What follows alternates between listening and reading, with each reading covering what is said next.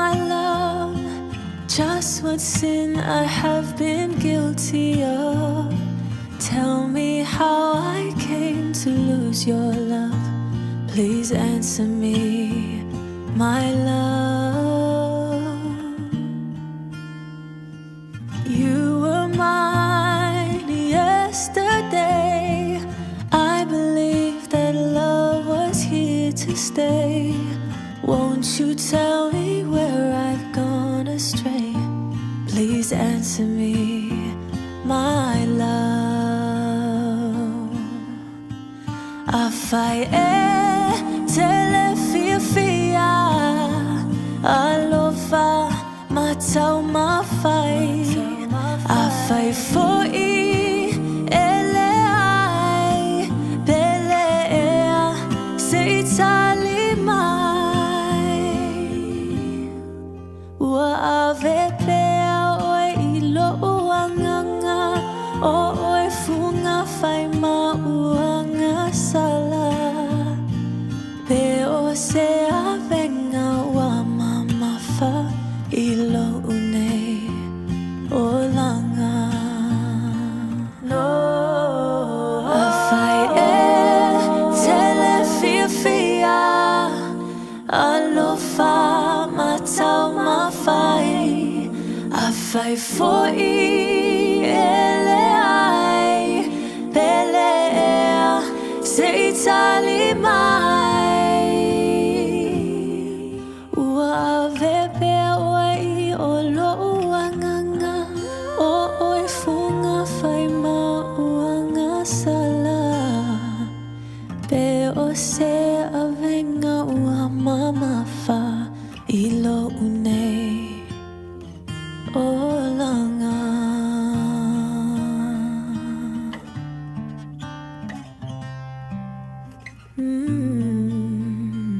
Taraflava o David Tuale nei, olo e whaafonga mai pēi le Radio Samoa, tasi lima i watolu a mo, Samoa i amanuia lau whaafonga ma lau whaasausaunga.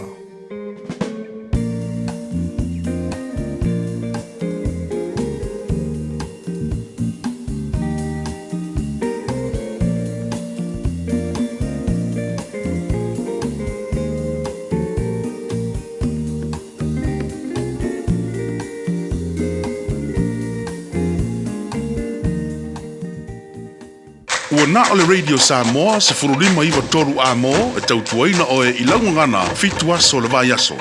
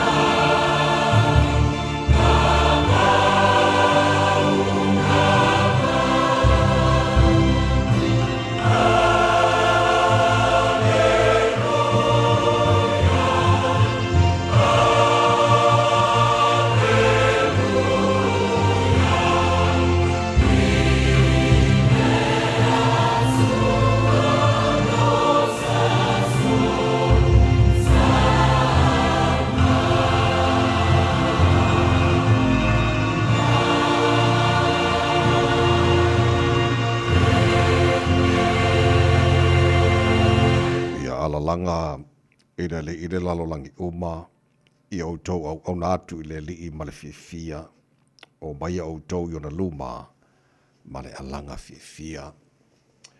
Ua mātou alau sule tai hao pō, ma le alanga o le fia e pese o vi inga lo mātou tua. Awa o lele fo i ua tala mai e le langi ma le vāni manimo le siri ese o au lavanga luenga mamana. Ua tele ai fo i tala i manua i titi mala ina ua mātou maua le nei asa fau ona o loa lofa mai lo mātou tua. Ua mātou whaafetai ai ante oelo mātou tua ma mātou whaape atu e pa ia lava oe le tua ma malu. O oe le tua ma mana, siri ese ma le matautia. Ei fo oma i ante oe o mena e whaia. O le tua e soifua ma le vavau e o le whaavavau. O le tua e la eile vi ingon ma malu o le tua e pulpulu le mātango fie. Whaafetai tele lava tamai lau mea lofa lo la fau mātou maua nei tae hao. Alua lofa o le fau ua whaapopo nei asa fau le whaita wino aso la soifua le tunu ma le mātou wala. Wa mātou au li ai le nei as tofis fulfa ia aso o kuso o le mātou folaunga o le nei tau sanga.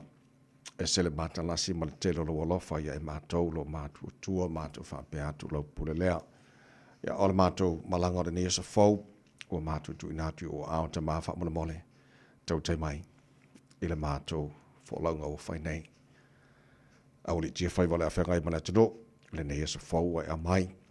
La whangia fo ina ia mātou whanau ta maa, atu nātu lantou ia o aonga, mātou wala au i le paolo wa ao, leo ina ma malu tia ina ia mātou whanau, au sa iri poto e ala ia o aonga whamuria fo i whaiva, o la whengai malim tamata whai a aonga ta maa, wa leo o ina na ia mātou whanau, mātou te mana tua, sa mola tinu pere le mātou te talo whamuria le tino, a o anga atu ilana whainga palota, mātou wala au ta maa, anga le nei whaamanuia, ia whai malata mai, ia palota la tino, fili e tai, a wala whaafoina o sa moa mo le sili matau sanga o lo manai, na ia mātu te ngata uma, manai ainga sa moa whapenale an lala male pāpa awai so se tafora nei ke lope, anga le nei whaasafua iai au lava whaamanianga lo mātu tua.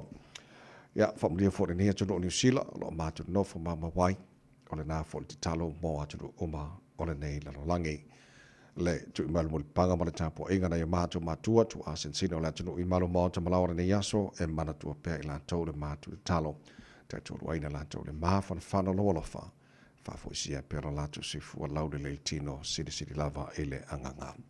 Ia o mea umana whara mātou whaira ne yaso faulo mātou tua mātou whaia lava ina ia fo i atunu vi inga i ante. Oe, whaamuria mai ta maa whaamure mole i le tautua Radio Samoa ne yaso a toa. Ua mātou wole mātou wala au i nei mea malawa e ala le swafa mana malo Yesu Kiriso lo mātou ori i mara mātou whaala. Amen.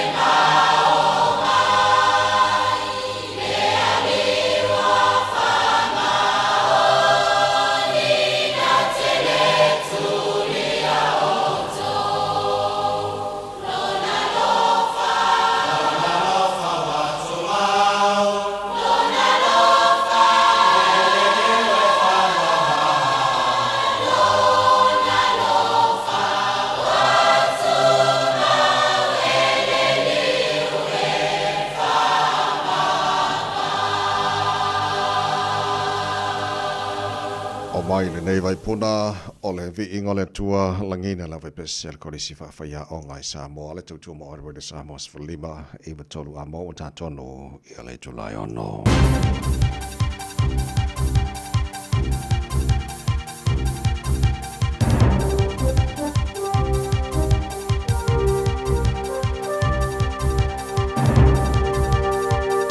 In this update, Chris Hipkins has stopped short of revealing if an alleged political element to the COVID inquiry played into him not fronting publicly. The Labour leader and 3 former ministers, including former Prime Minister Dame Jacinda Ardern, have declined to appear at public hearings next week. The hearings have since been called off, with commissioners confident it won't hamper their efforts. Hipkins won't yet confirm if the fact the current government launched this inquiry led to some mistrust. I'm waiting to see what the outcome of this Royal Commission is, and I'll reserve my judgment until they've reported. Ultimately, I've answered every question that they have asked. Prior plans means no parliament for Chloe Swarbrick today, even if she hadn't already been removed from the House.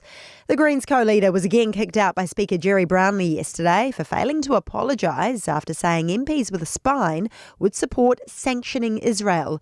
Swarbrick says she's heading north to deal with other issues in her Auckland Central electorate. The likes of homelessness and inequality and poverty. So, yeah, I'll be doing my other mahi that is expected of leaders typically on a Thursday.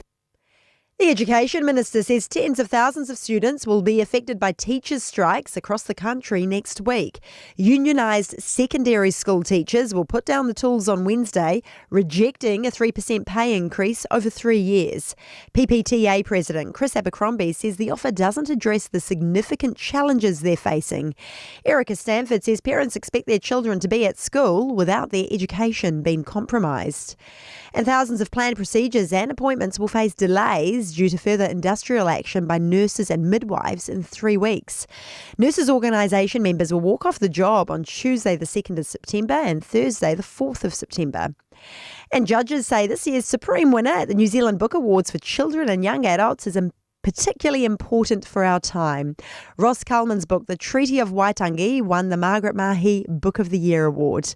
That's news. To sport, and 2 former Silver Ferns captains are at odds over whether Kate Heffernan is the best option to replace Emiliane Ignaccio in New Zealand's shooting circle for this year's internationals against South Africa and Australia. Phil Davui, Saviour Tui and Martina Salmon are the other goal attack options. Anna Stanley's told the Inside Netball podcast Heffernan's too slight, but Dean Wilson expects her skill level to combine well with Grace Wickie. Auckland FC have advanced to the quarterfinals of football's Australia Cup knockout tournament via a 3-0 win over South Melbourne. They'll meet Sydney FC in the last 8. And 45-year-old Venus Williams has received a wildcard invitation to play the women's singles at the US Tennis Open, which starts Sunday week. That's sport. I'm Diana Vezic. Ua na o le Radio Samoa se furulima iwa toru a mo e tautuaina o e ilaungangana fitu aso le vai aso. O mo nei tai au no whaatalofa mo whaafelo ai whaatu lima foi le matele lava ma le whaaloalo sa mo le watanu pele e le po ia ma le mamalo lau whaafunga anga ma lo lava le soifua mruia. Ia whamalo fo le tanu fo lau. Whaatalofa le swafa ma le malo le tātu whaolo i suki riso le o tātu maua i le ola. Ia ma tātu maua ni aso le aso o whaia le tua tātu te ori ori ma tātu fia iai parpatia le anga le lei o tātu ma tai siri le langi. Ia le fo mwhana mori malu tu si fua ma le mātu malosi. Le o tātu fisi te whaia i fo i marui o nei tai au. Ia vi i ailo tātu ma tai. Alo whamani tātu o tua. Tau tai tātu fo lau ma nei fo i aso tofi.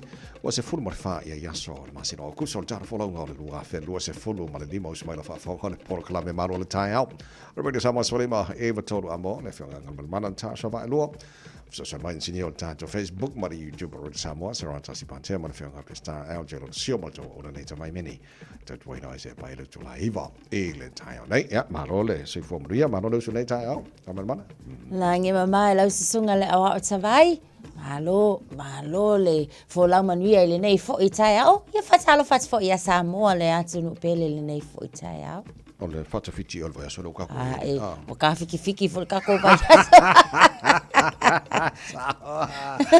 ya le lei Samoa la mai mama la fa fo mai nei tai au o le helu itau mo le aso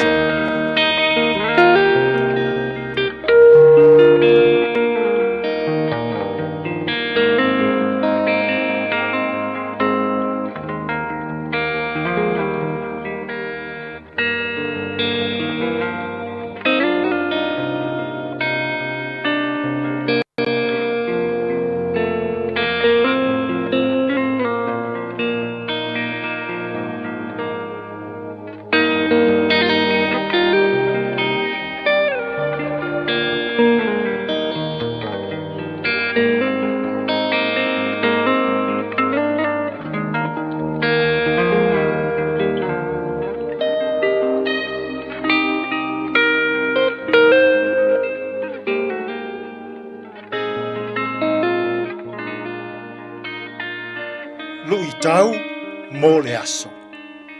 E leo leo oe e le atua. God's protection upon you. Lau tusi o le salamo se lau luas fulu maletasi a olona foi upu mua mua. E whaasanga e umata i maunga e oo mai ai lo ufesoa soani. O lo ufesoa soani mai lea li i lea.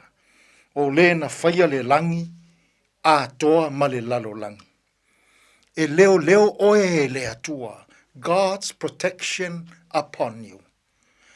Tasi le nei o pese lau i loa. Na fatuina e tā vita le tupu o Israelu. O le anganga a toa o le nei pese. E leo leo ina oe e le atua. O le tautinonga le a tā vita faa le faa tua tua. E va ai lona loto ma lona anganga i le atua. I teimi whaingatā ma aso vale. Ua tele ina whao ngā ina e tangata Israelu le pese le nei a tāvita. Pe a o malanga i Jerusalema. E mafua o na pe pese ai tangata Israelu. A wafo i o loo ti ngā ina e sāva vali masopo. Se i tau wha mā losi. Se i tau wha loto tele. Se i tau wha la ei au. I le tangata malanga o loo mafatia i le ala. Samoai, a te tele mea whaingata e whea ngai ma oe. A lu tia oe i puapuanga. A whea ngai oe ma mea whaingata o le ola ne. Ia e mana tua le pese lea a Tāvita.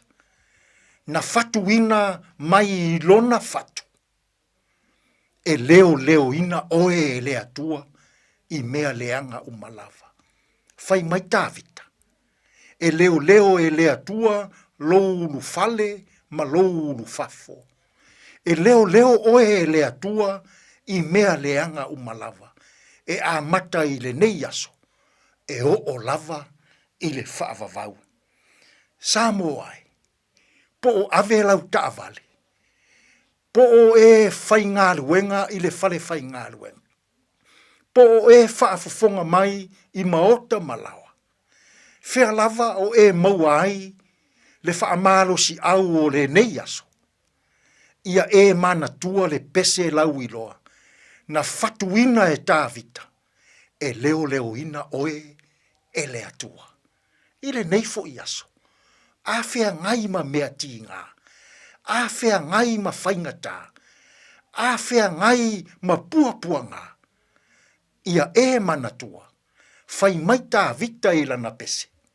E leo leo oe e le atua i le ne yaso. Tātou te tālo. Le atua e. A oa o maia i mātou. Ia o mātou wola whaatua tua. O a ao alofa, e leo leo ina i mātou, i taimi ti ngā, i taimi whaingatā, ma taimi o puapua ngā. Tātou ia malau o fio i le nei yaso, e manu ia ai mea uma. Lou lava suafa Yesu, ua mātou te tālo atua i nei. Amene.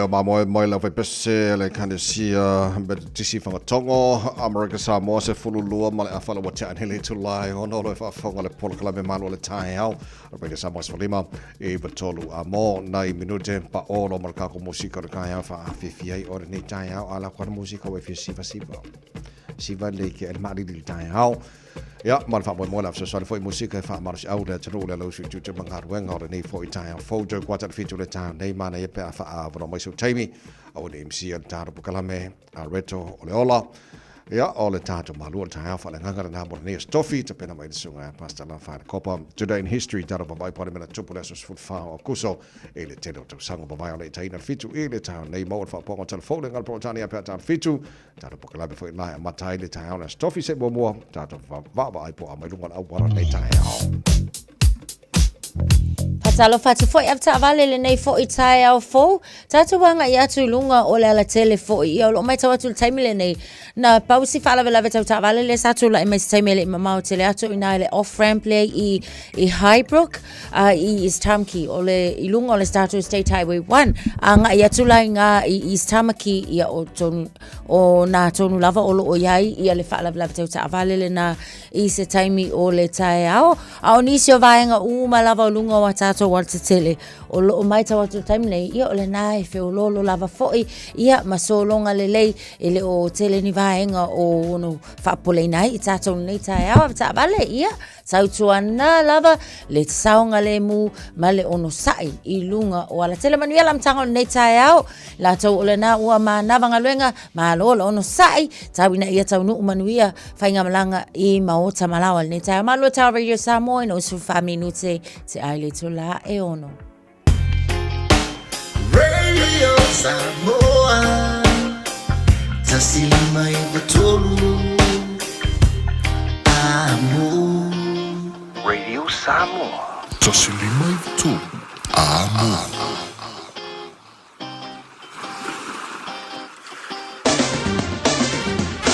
Mai ngā matal nei talo le tawara nei fo i tai au fau tamaki makaura wau kilani no whanga whaasalanga Radio Samoa limolo il mahalulu nei taimi o le tai au winga wha ma wino le tau le so wala langi le leile tau le telo vaenga au kilani awa oa inisio taimi sifu lima Maurunga whanau i le mahalulu o le ea mo au kilani le so lima ilona mawalalo tai au pe au lia le langi le leifo le tau le telo vaenga au kilani tutusa le lia le marulu nei matai house for di mai lona maulunga lo bainga yon tua tua la fa so fo na langi de dele sto na e pa utimu la sala de dele so ngafua pa utimu la so lua langi de dele so lulu o yaso o luma na yatu o fa babonga la vai tau le o taltala ya te o mo lo sirfia e le nei fo itai au fo e fo ia ia por kala me fo o nei so fo ta tu lia tulanga masani a whanga solo fo i le proklame malo le tae au lam whaintara bawail tulanga i le tau jere si vai ngori sila whapena fo le tau Samoa mani sa vai nga o le Kelape. Se fulu male ono ua te ai nei ia lei tula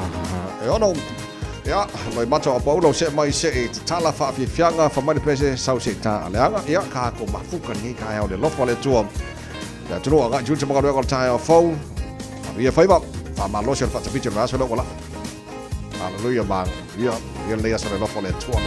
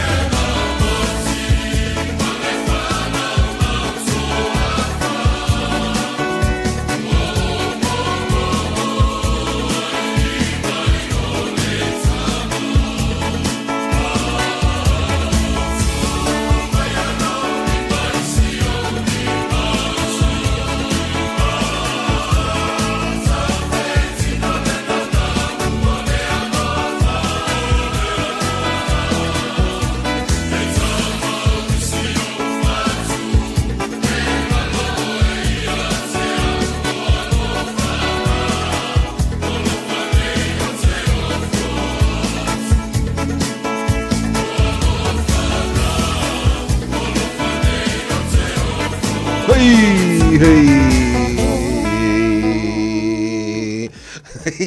lo su tasi o tele tula oh no for kala me malo al time with some for me tolo mo ya malo fa tai o ka he o ko ke for ka ko wa ngalo fa tala fa mai nei tai alo fa tai tele lava vi ele tu mo for ne ava no ta to si fa e manu nei tai o lo for le tu ma ya va simone talia ma lo si fu manuia nei tai o fo le malu pio uso kamar le yelinga ya so fa mo e sauringa so kofi alla fatu Pires Towers yo papa sabedi male o le siba mona matotia Specio Josefo fa wina Tanielu Nicola Tawa Sam ya ma pali isina limbs le pali ma lo lava si fu manuia mama madu backlets good morning mama ma lo si fu perena tete Nicolao ya marco kere ko wainga no ka ko mafuta nei tai via le o le melo facilità le tua motato nei aso le olla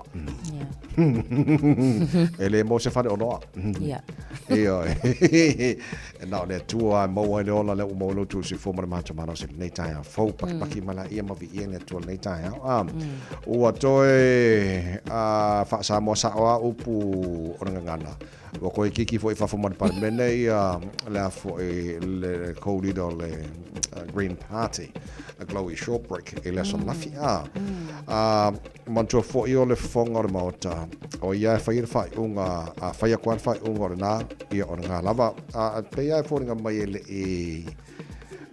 usta ia glowy le vanga na ave le tsanga le fonga le mota fa to ese ia ko fa o fo le ona ia tono fonta pe sa tam fai lava fo le ina ia tu ia le ava no le na ina ia ma fai ona tu fa o ina pe ia ona tiu te fo tono le mauta e pe la ole na pau lava le tu nga sai ia fa to ese ma ia to e fai lan fam tang fo e ko fa fo mai ia le fam talang fo sai ia la fo ina pe tai ia e mai tawa tu lava sa te ena lava fo ia ele sweet tai ole greens ia ole ala la na ole ala to fa tu la ia nafi ia si lei on ko tu muli ia mana tu mulia but e la lan fam talanga fo ile lo la na tu mulia ma vala au mai tu no palmeri fe mai e mai tawa tu ai ole ala vai olo na no ta inga e le fa sa lo to ina lava tanga Palestina free Palestine be ola na fa punga lava na ole fo ina faia ia manga ia fa fo fa ali lava fo ese la fina ngalo mata of yo nisi fo o ila to no palmene pe fo yo na sa no nisi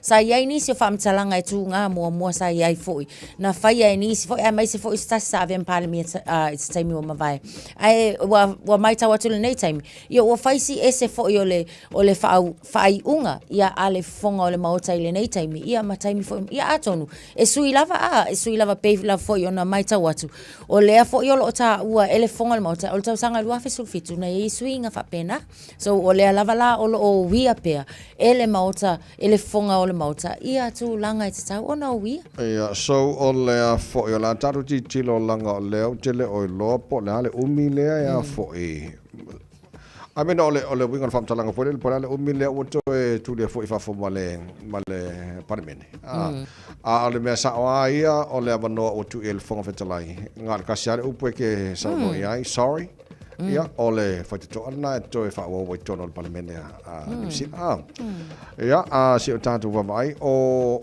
anga ma winga mene o fa pule la titilo e fo e maro lo si fa pule langa e la to legal advisor e fa foto ina la to so fa pe langa ke lo ie o lai fa mai lana legal advisors o lai sa or me na fina wa ele kai foi a fo ile e se longa o ka u me la mana o ia ai o le tono fontanga al parlamente o me nga fili longa ku malo e alwe le fina mo me le mo lo ne tu malo je lo le si va nga le mana e fa mai le fa mo le alu o fe lo e mo lano longa ku malo ko a me la e mana bia e fa ko sa wa de tono parlamente pe fa pro tu manga na la tatu tilo atili pe ia po le vai ala fo o mio le o to be sei na mai tono parlamente ni sila ia le suite tai le o le Green Party le lei le lope na ini sina si le falo lo por supermarket de Woolworths te lo tai le te blanga o kilani ia la to special na fine O le pe fōringa mai e leo fia to tēra tangata na whaatau ai I na masala po le quality o pepa nga special ta isfuli mata la masala po kere po ngā iwi po angi se vai ia ngi vai na I tono le pepa olo meat ia nga whaari e fōri ngalo tangata lunga na social media kwa kere ia whaari konguri Ona ole mai tau fo ile la ilato e pe o se container ia o kipi ai o le fasi sosisi ia o savloys o luncheons o salami o tono fo ia a tono ole wali potile fale o loale tasipa I'm pretty sure afa pe ole fale o loale Woolworths o lona winga e tau lava fo ila ona ia I tono ni se fale o loa but ole tulanga fo ile tala fea ngai ole tau ia male meat ia wo tu uina fa akasi I tono ole tama le container la ititi fo ilea ma le taulale na e se fulu lima tala o iai but ole vainga fo ilele ina ua au mai le tali ale countdown po le Woolworths o nisi o taimi e whaia la tau sei o po la tau whaatau whaapitoa whaapea ona tu whaatasi le ongi meat whaapea ua le alu le taimi sa te tau ona expect e te tau ona alu ai ku whaakasi le kongi inga whaile pise kama I pusa lunch fo ilele ia ona mix le te tonu I ma le whaamoe moe whaapa ule tau ina ia mautinoa e whaao ngā instead o le mau fo ilele ia matoe pe a whaapea le whaatawina tangata but ile tangata o lea na ia whaatawinga o langa ia mau makua I le kalawhea ngai lava foi malona fofonga tau mafa le tu ai ngā mea ai wa whaafewhiloi ia olo o iei maisi meat ngake le sila fia le ingo le meat but o le tūlanga foile ia o le ai ata tau lava tātou tangata whaatau o tātou o le e anga ia wai ki ua waku kako ki ua mai pe ngase ai fo I seisi fasi meat a wata wala le o le alawa le o toi whaatawina o le o toi mawalai I le Auckland Metro supermarket ia le o loa lea sa iai le taimina moli mawina ai ma whapena foi ona whaatala noa ina ona o le taungata o lo o iai ia mai se o le toi ngā meat e le o mauti noa tangata uma le saunga le mua le foi meat mo le fonga tau mafa Ia, wa manto fo o tangata whaatau. E fo lato ia te tau fo le au atu I le lato wa ai le o le lei. Ia wa te lo ina le na pu ai to te lo ni so tangata whaatau. Fo le ki lo ko pe ia ongi e pe ongi meat fo le ave whawhanga ngi ka I whau wanga fo le whau mai le tunu. Ia pongi me ai me ona fo le vane ale whafonga sa mo nei tai au. So ai la me le wa ai tangata walanga o ka I ka fo I fuala ka whakau I la ka vai. Akala ko ki kilo o manga I kele vanga lea ia whakau le a ki kilo aku I kele a whare tonu le ia ona whaile fo whang so le whae ngala Woolworths nga whae o koe avese o maula ko vanga ia langa leo tele tangata leo whai tiwanga ia ia wale tau whena ia ia tau tangata whatau ia walanga pola ki wala koe le ia meet ke wa whainga longo I so I fo malolo ia ona whale tonu I leo le vanga ia malo wala ai ni se fa finga lenga Woolworths ia le te lo le la tu la le tai le tablang ia kila ia malo le onsa el ma fui e sa lo paro le no ta nafi ia o le vainga lava le o fa so longa lava le o ma fui mai lava fo ile vai asona tuana ia tu o le lava fo so on the east coast of the North Island le o mai ta watu ia nafi sa lulu ele ma fu ela na pe male lata ile ono ile asona nafi ia pa ole ile faalinga ni se lata ile ono afe ila to na lata langona ina le lulu ole ma fu ele nei o lata ia famtalanga ua matua malo si telefoi ia le ma fu to te male ono le malo si le sa ia ma ile taimila le nei ole le mai le famtalanga mai le GeoNet o ila to ia ole ala to te monitoring ia le malo si fo ole ma fu ai mai se foi o tūlanga uma mō tangata a walo lātou sanga le mu. O le taimile nei, ele o iai se tūlanga foi le mauti noa ia ua saunga le mu po le a leto iai ni mafue. Na pau lava foi la alfa malo si mal fa mafale wa au mai. Ia mauti noa tangata uma, mauti noa mai sila fia o wa ia wanga e fai. Pe a onga ke wa kupula se mafu ekele, ele leila ngai lulu ia o la lulu a fale. Ia o la ia saunga le mu, al mafu ekele ia eta tau lava. O ngai loa o ula ia o le ki o kamale o lau mei. Awa fo yo ka ko a lo la ma fu ia ta ula ile ngan Peritania turtle safe lo na winga ia ma ko fa pu pe lo me drop you hold and cover ia nga pe ya lo me le fa pu Mangai. So on ma fu e 2 kilometer le tu South Joe Hastings. Le na lo pe a ma le tu fitu ile ono le fia na fia. Pe tolu se fulu kilometer le loto. Foringa mai pe a ma le ono afena tu na fa no ina fo ilu no ma fu e ile vai o le lower part of Port Peter la lo le motu matu. E Hawke's Bay mai si vai ma fa pena. Eu jeri loia o tō whaafonga mai Hawke's Bay, mai si vanga o mana pena o tō whaafonga e pēng kōlongo naina. E re lulu o mawhui ala tūlanga nana e nawhi le whiawhi. Tō los puru iwa mino tolo tō tāno le tū la. E whitu o le whaafonga po kalame manu o le tāi already samos for lima iwa tolo a mola tātou wawai o le ua tau le si strike a whaiaonga. E auna siri whira. Tino pia mai whaafonga mai le RSA. Ma lolo sui fua whaaftail whaatis mai le po kalame manu o le tāi already samos for lima iwa tolo a mo. Good morning.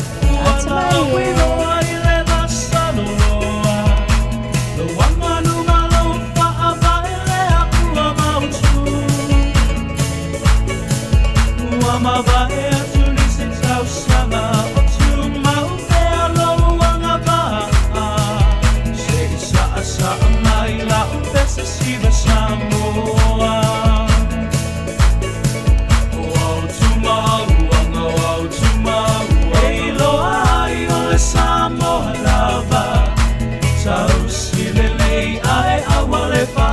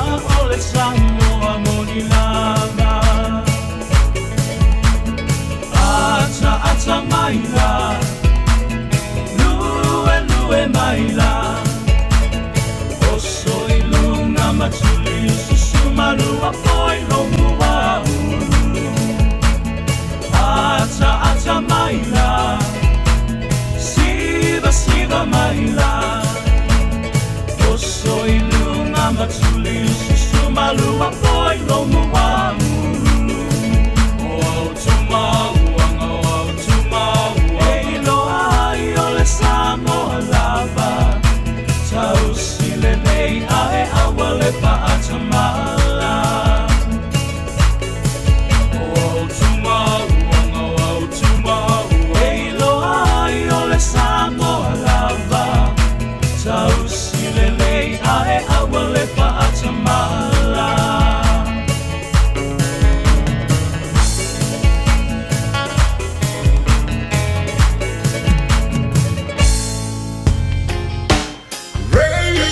Samoa Tasilima ivatolu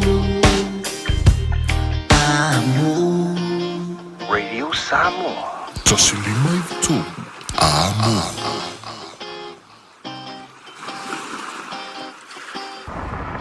O te mana o ia whaafaingo whiewe malanga inga, o le ala lea o lo palota. O te mana o e saunga le mū lo ua inga I lo mātou pitunu, o le ala lea o lo palota. O te mana o I se si o manga le lei, o le ala lea o lo palota. Mātou te mana nao ia iaise leo o le mātou pitunu, o le ala lea o le mātou palota. O te mana o whaonga te taua o rates I mea talawhia ngai, o le ala leo o lo palota. E te mana oi ni mea sini ona le lei mo Aukilani. Ia mautino e te palota le palota mo pitonu o Aukilani. Mo nisi whamtalanga tanga iane I le voteauckland.co.nz.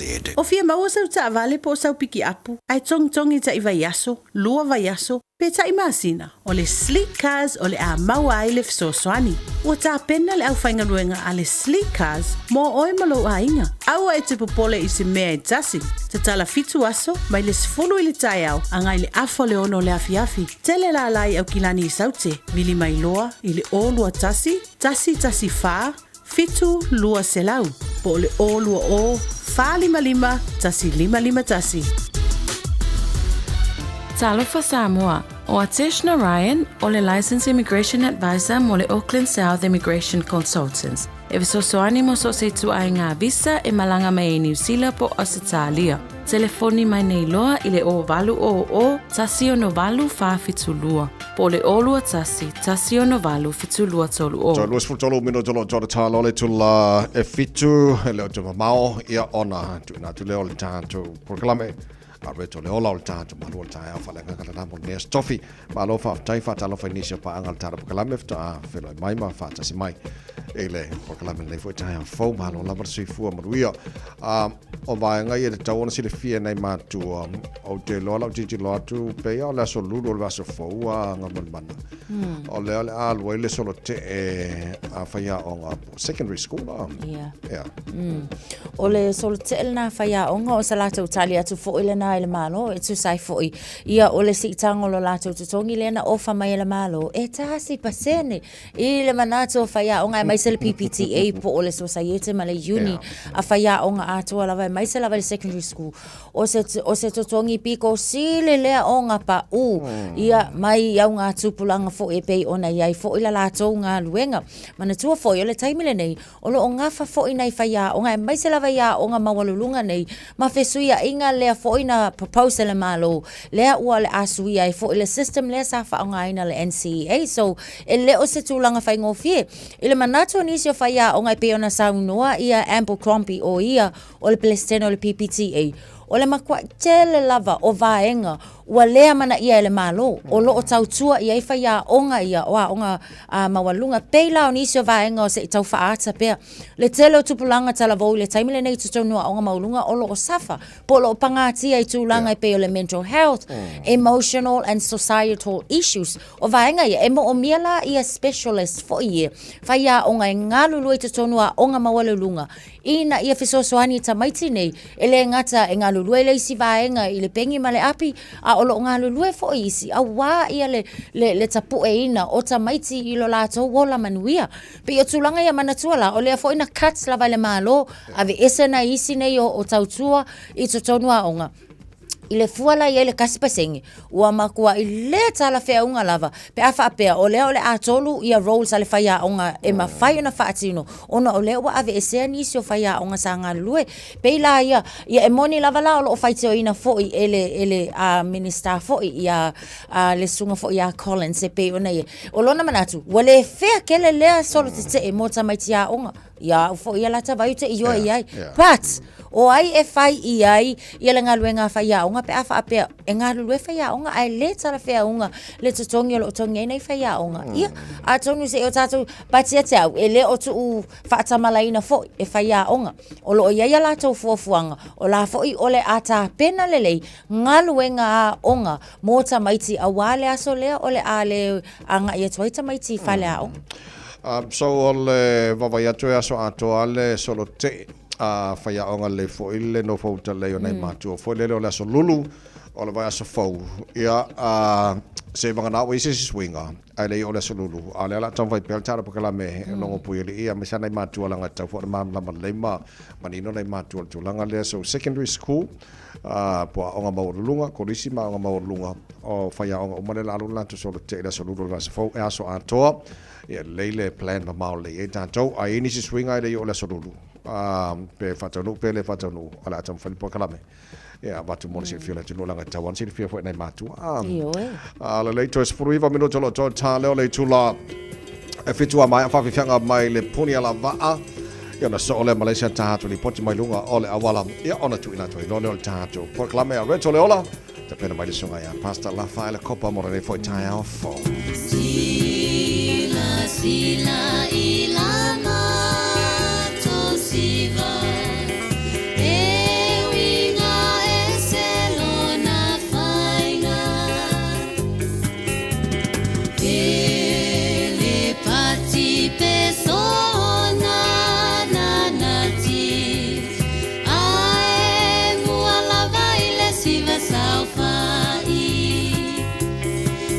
Sila ia itanga le tene o le vaela ala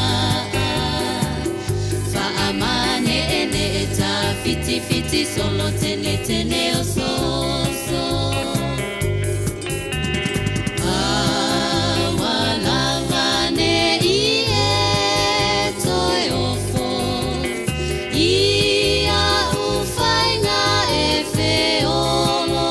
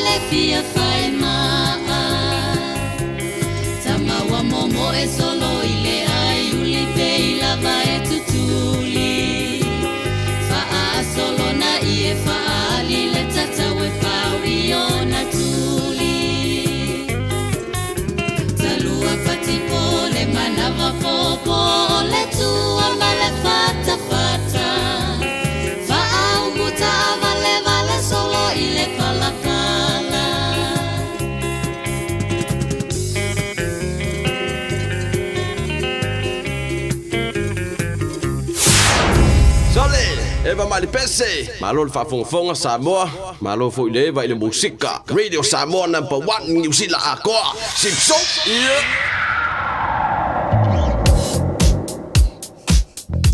Le whalavala tau ta avale lea sa lipti atu I le tātou li poti mua mua I na East Tamaki Road to Highbrook Drive on a northbound o lea ua toi whaelo mai o le nā ua ki lia le lei foi ia le vaenga o le awala sa poloka ina I le nei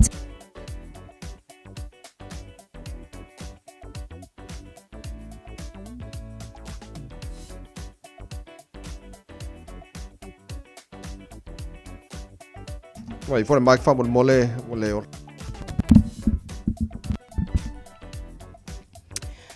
Weary on State Highway lua se fulu ia o lea o lo o mai tawatu le nao lo o faisi pisi le taimi le nei I le lava lea takanini anga I mai Manurewa on State Highway 1 o lo o mai tawatu fo I faisi pisi le taimi le nei Mills Road takanini fai lava si mafa le traffic le nao lo o mai tawatu ia le nei taimi o le tai au lungo tato State Highway suma leono le nao lo so lunga leife o lolo tato fa pena fo I le anga ia tu le vaenga le nai matu o lo so longa lele mai I le nei taimi o le tae au avta vale tautua nā lava le saunga le mu ma ia lava le ono sai I lunga o le ala tele utoe suli ma minute o na tā lea o le itu lai fitu Talofa, we're the Katinas, and you're listening to Radio Samoa on 1593 AM.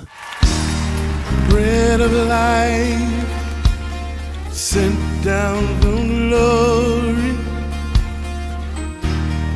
Many things you were on earth, a holy king, a carpenter, but you are the living word. Say it now. Come on.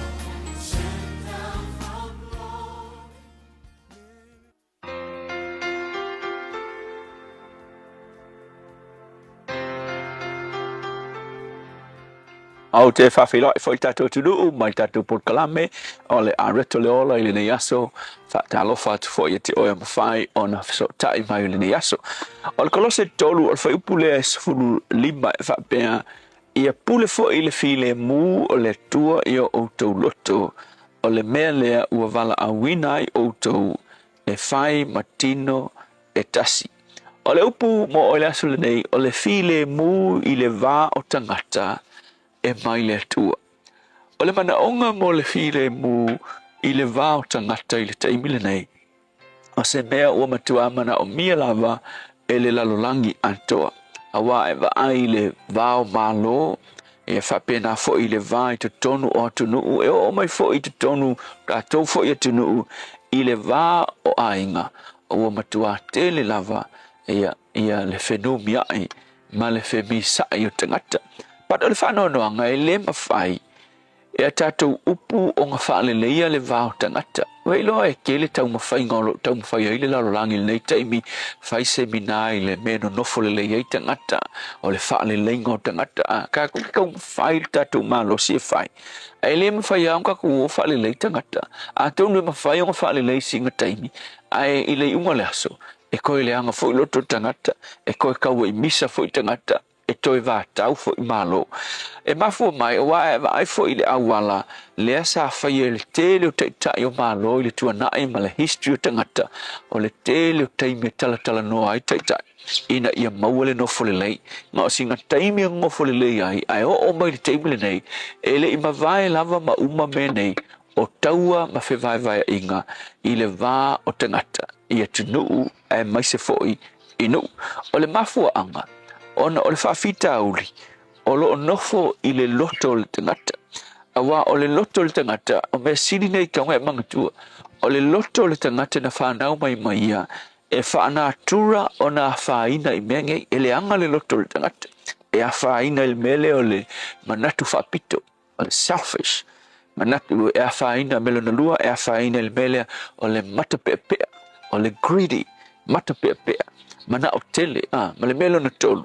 E a whaina le loto le tangata, le melea o le loto leanga, jealousy, loto leanga. Pake lola, o le natura ia e ali mai, I le loto so se tangata, e whanau mai, I le lalolangi le nei. Le ke wa ai al tusi fo ile ia ko polo na mta upe whafa. E mai whea taua ma misa o lo ia teutau. Ai wa ai kalanga I lalo e whai mai, e mai le loto.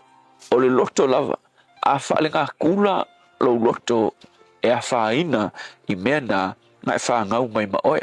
O le mafuanga lea, tātou te mo mi ai, o na talia lea li whaola o Yesu I to tonu o tātou loto. Awa a fio Yesu I lo loto. O na wheliwa ina lea ele tua, o lo loto leanga, manatu whaapito, fia sili, wha maualunga, mea umanga kumoe lo loto. Na te suia lo loto le ngā ua pisia I le angasala. I le alofa o le tua, e nofo I te tonu o lo loto. O le mana o ngā siri la o na mo mia, e tangata I le nei taimi, e mauail file mu. O le wheliwa ina wha le anganga I te tonu o lo loto. A wafo, a o ngā wheliwa ina lo loto, o na maua le oe, le loto fau whai mai ai tala kuspeia.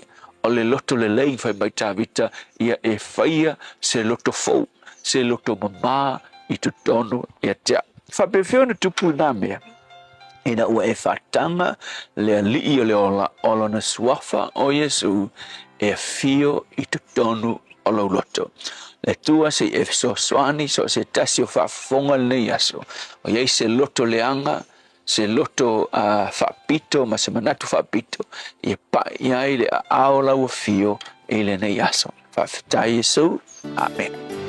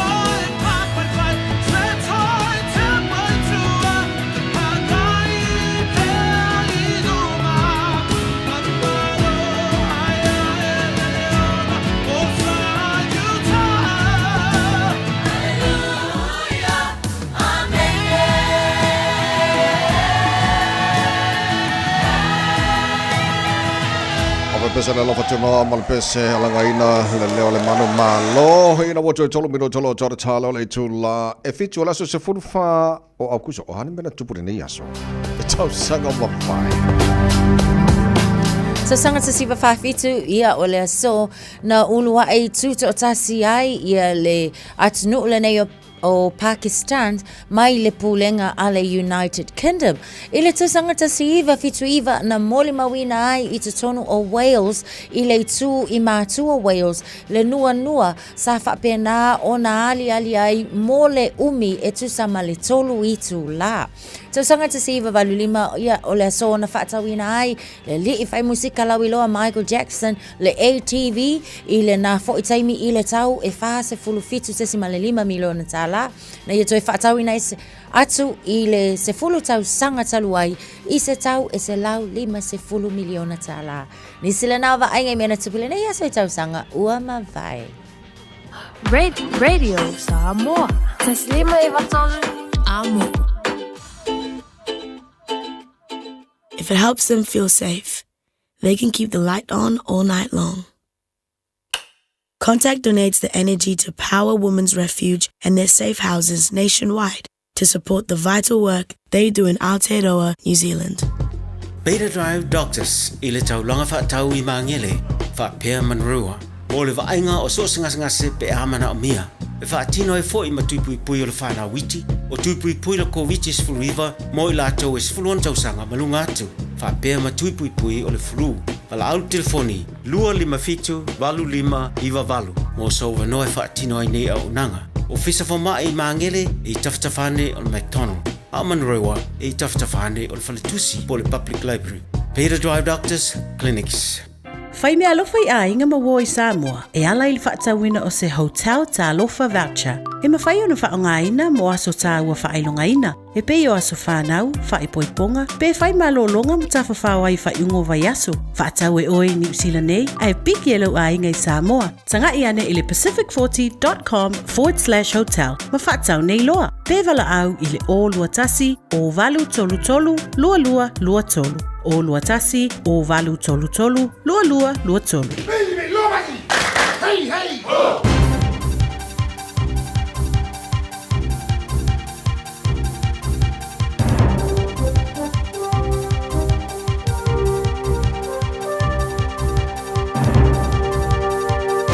In this update, former social media drug buyers claiming criminals are using code words to sell handguns, shotguns and assault rifles on private Facebook groups.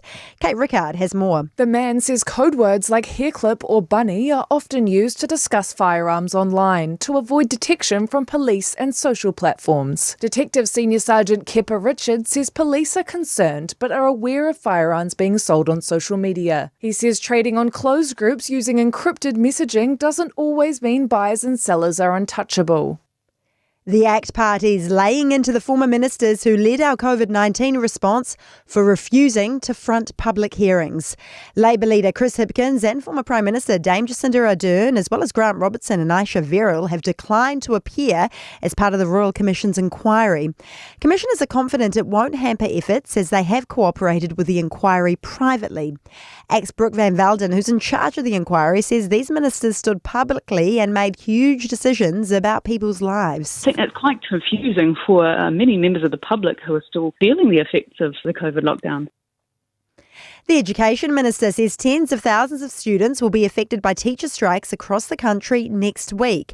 Unionised secondary school teachers will put down the tools on Wednesday, rejecting a 3% pay increase over 3 years. PPTA President Chris Abercrombie says the offer doesn't address the significant challenges they're facing. Erica Sanford says parents expect their children to be at school without their education being compromised. They don't expect their children to be used as bargaining chips after only 6 days of negotiation. And let there be light. Road access to the historic Manukau Heads Lighthouse has been restored after 2.5 years. Auckland Transport has wrapped up construction on a new section of Manukau Heads Road, which was rendered impassable by a landslip during Cyclone Gabrielle in 2023. That's news. To sport, and Penrith coach Ivan Cleary has called on League's NRL to change the rules around tackling attacking players in the air ahead of tonight's grand final rematch against Melbourne in Sydney. The Storm benefited from the law during their round 23 win over the Broncos when wing Xavier Coates was awarded a penalty try after being taken out during the act of scoring.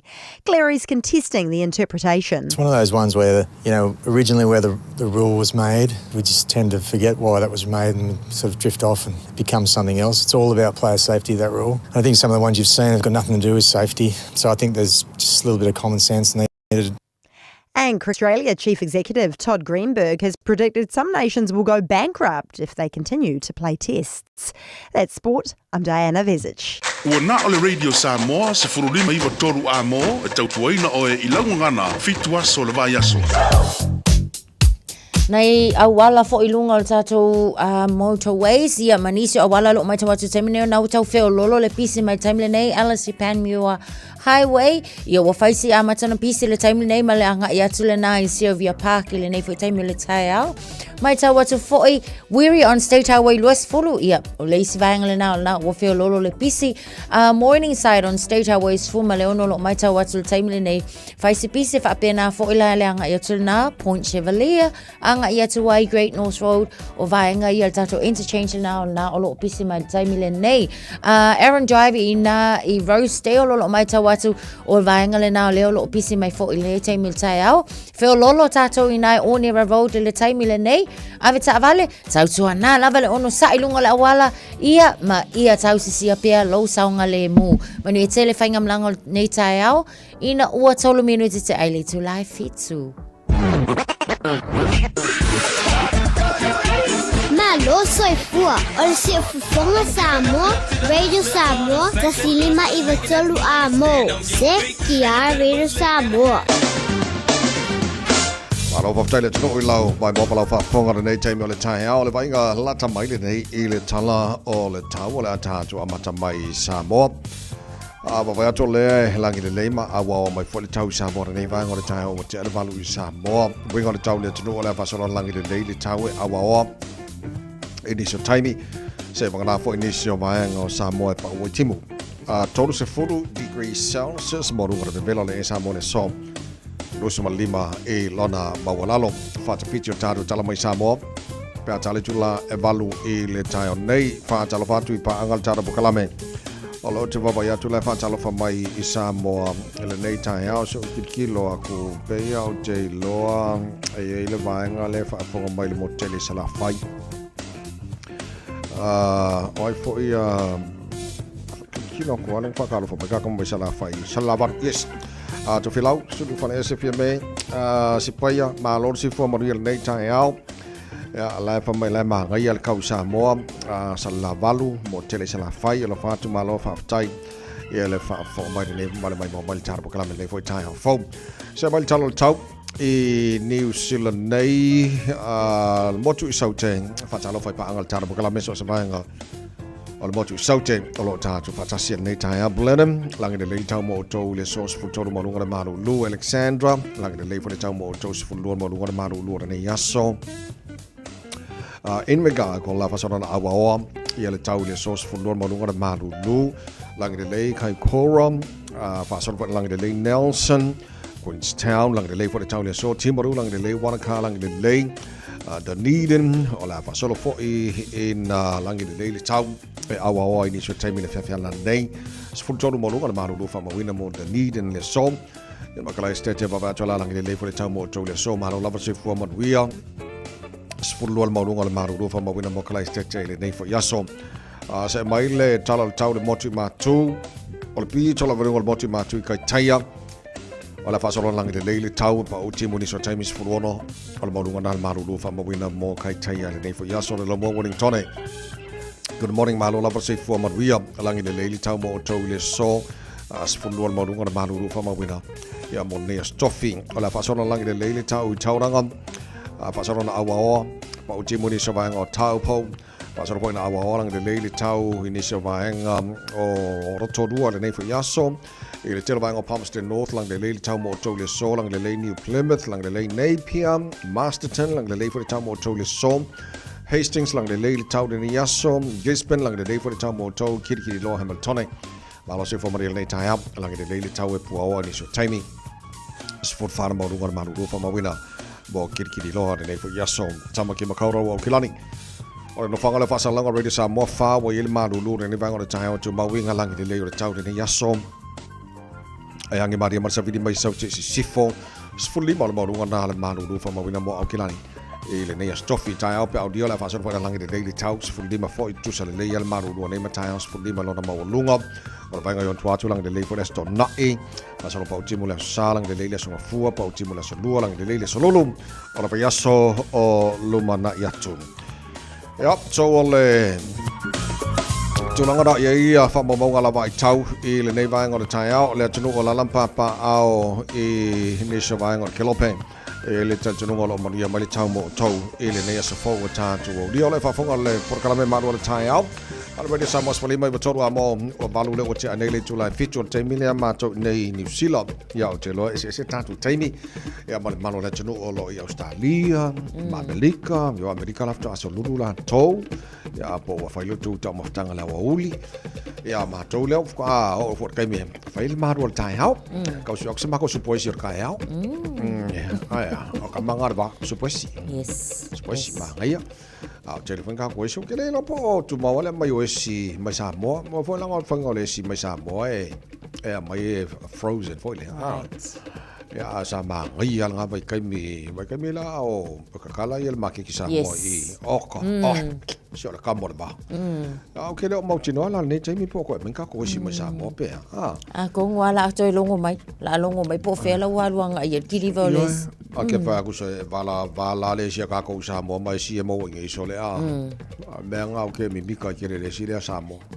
kamar fa so pos ya ke rin ka ko si fo mo wa ya fa ska ko so pos ngi ka fa mo le ska ko si ma ngai for ko si le o ya la o ya le na o ti la ngon man o te le no pala le mele fa mai mo tanga le ngo tu si e fa nga fo le o fo si ke o fa maori la ye te akatea ata maori o le fo o pu maori tono tu si ke le la pala me la le ko printing ai ngi si ku si fo le po le me manga nga fa palangi o mai fa fe la nga o fa maori wa le fo fia o la ka fa maori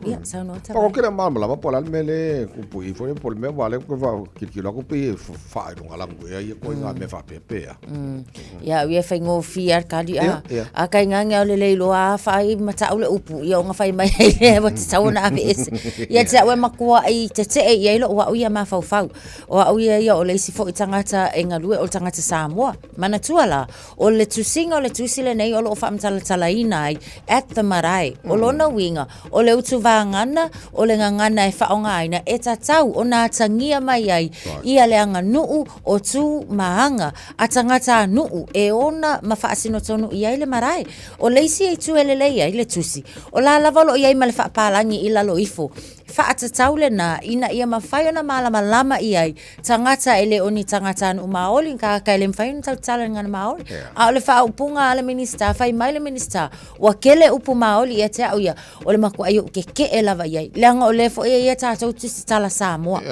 Mana o mia tātou ona whawhanga se vai atu le whaafonga le tunu. Ta maiti e tutupu mai i ngana ma tātou upu. E te tau lava ona tusi e tātou tusi i le ngana Samoa. I ona whaapopo le iai ma le ingilisi. Ina ia malama uma isi ta maiti. A o le tūlanga ia o lo o fi nau fo ila. I lātou na tusi a le tusi. Ai mai se i lātou e patino tonu i ai fo i ia le whaalapa tonga e onga le nei tusi te akatea. E le tele le nei tūlanga e mai se le whaalaptonga o pulea onga na ia onga Māori. O se tūlanga e atangi ai. Pei wa whailonga lanu e pei ona sa o ai foila. Ia o saunoanga manino lava nā nei pulea onga. Pei ia wa whaisi whailonga lanu tele. O lea whai unga o tu ina mai. Asa ya wala tiji la tola le ko printing ngi kopio kusia ya ngol mafu ngara wa kele bu Māori la ki bu palang so ko asa o eri o makua ke le alfa le kongo le tulang ia pa me fa kai le kusi Samoa wala nga mga me fa ka ko kusi fa Samoa ye kongo kusi o fa Samoa ka maki mana tu a fa pela le mana onga e mai le ata o le fare o le marai ai a fa pela manga e fa matala i upu na o le fa Peritania e le mafai ona maua le upu fa Peritania na le ano tonu ia male sa o tonu o tonu nei fo a tulanga e pe o tatou fo Samoa o le o ye fo la maka kusi fa pe tu si tonu ale tu tonu fo le fale a onga o le mana ye tavai e ka keilo ai fo e ka ika onga kailo le upu maoli o le vaenga o le fale a o le a fo ile tu ai nga anga male tu a wa vaenga ye tavna o ina pe ye nei tamai sai pe la vai le upu fa ngofi karakia o le tatalo ia e tu mai e tatou karakia o lona winga tatou tu lai mo talo le mas fainka a ko ngula langa yesu sunga le fia upu maoli ia tatou la vai o se tu langa fa manatu fo i mo tatou tu sala ai mai se fa ia on Samoa le nga afa pe o le wa maka onga kafanga i le tu maoli o lona winga po afo ini se tau sanga wa maka fo i ona tilo ane le nga o tatou ngana o le isinga ngana na o le official le tonu o New Zealand okay le ai ni si ba sadona si le Pitone Dental Care Center e le lo Wellington o le titilo atu wai mana ia fo ia fai mafango mo i tatou e alu e fai lo difo ia po lo fo ile tonu fo ilea te o ise me tupu ia te o e pe ke ua ise me fa le tono na fai ke ua fai nai ia se vaenga o lo ia fata te inga la o tala ne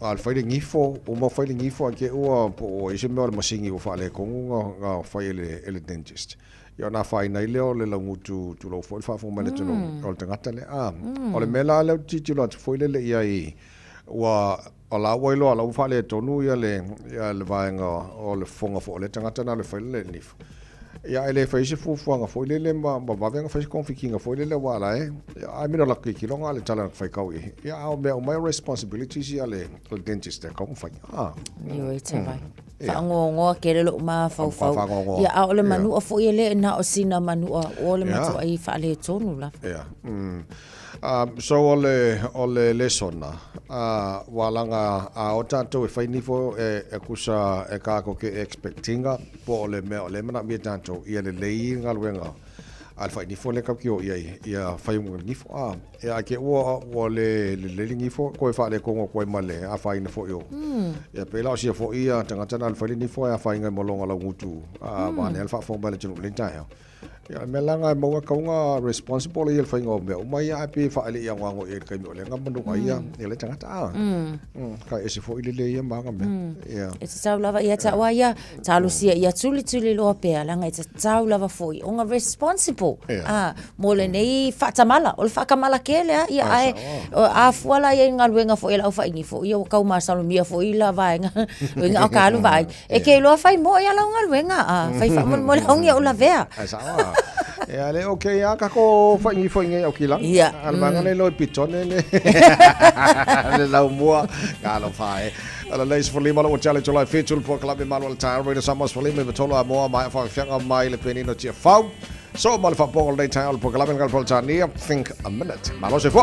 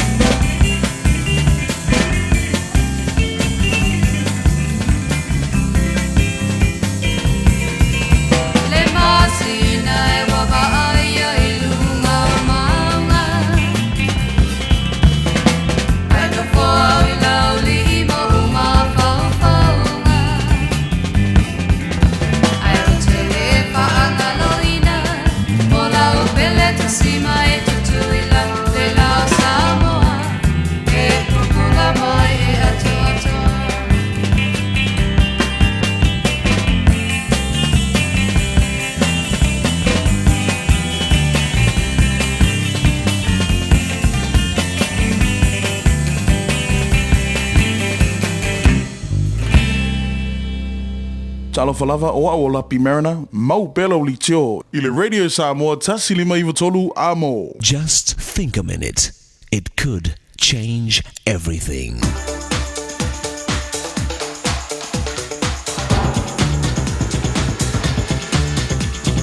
Think a minute. A famous blind woman said, "It's better to be blind and see with your heart than to have two good eyes and not see yourself as you truly are."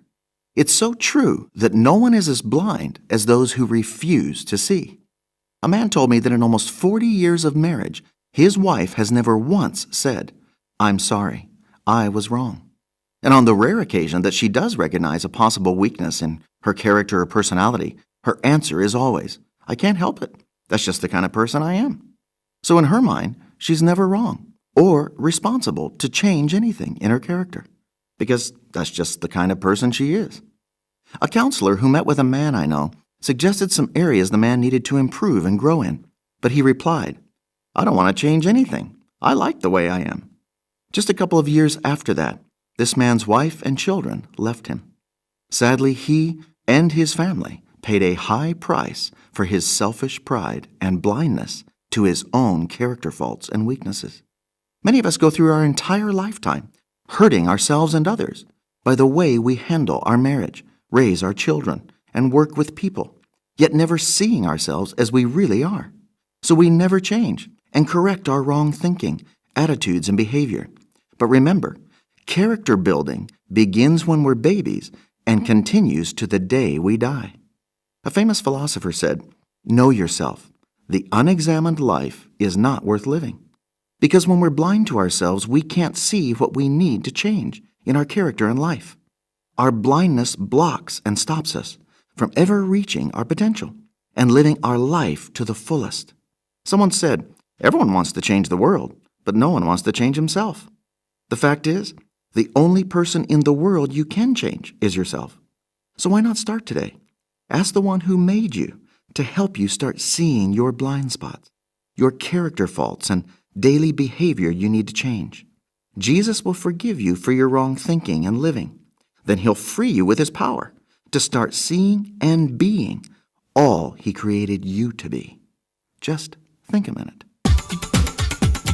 If you'd like a free CD of our top 40 programs, write to us on the internet at www.thinkaminute.com and catch us tomorrow at this same time when we stop and think a minute. I'm Annie Pulitiwatua and you're with Radio Samoa 1593 AM.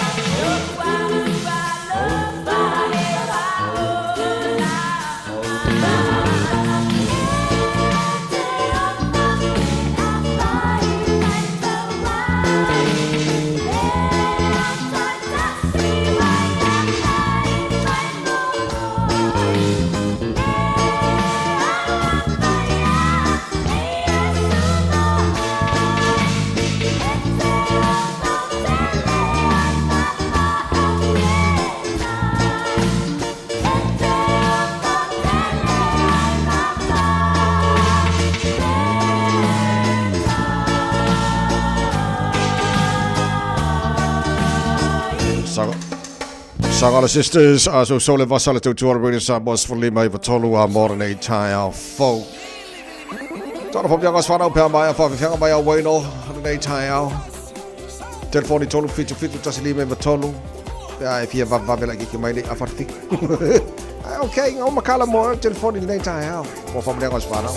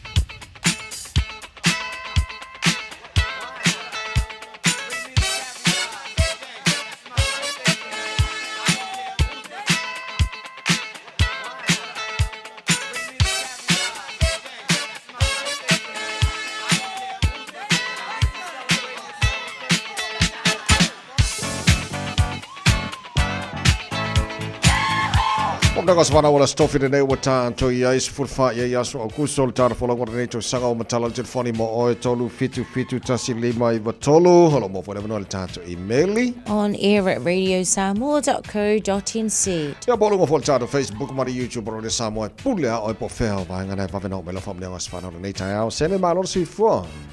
Ia malo si fo manguia la sunga la o tawai ya me se fo il kama ka yol moka. Ia malo soifua malo le usu malo le ongsa. Ia o le aso sofange o akuso. Ua ulia mai ki ngā ole ainga po ki ngā ole whāngau. Ia e me se fo isi a ulo le popo wha pelepele inga.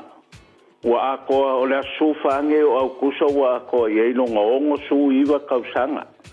Ia e le whaikikia le inga e si le rii ma le whaamangu lea kua.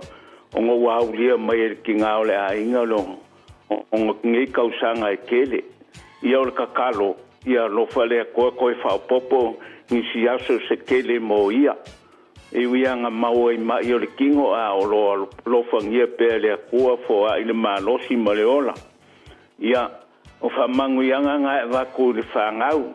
Ia le emo o pepe o tioli.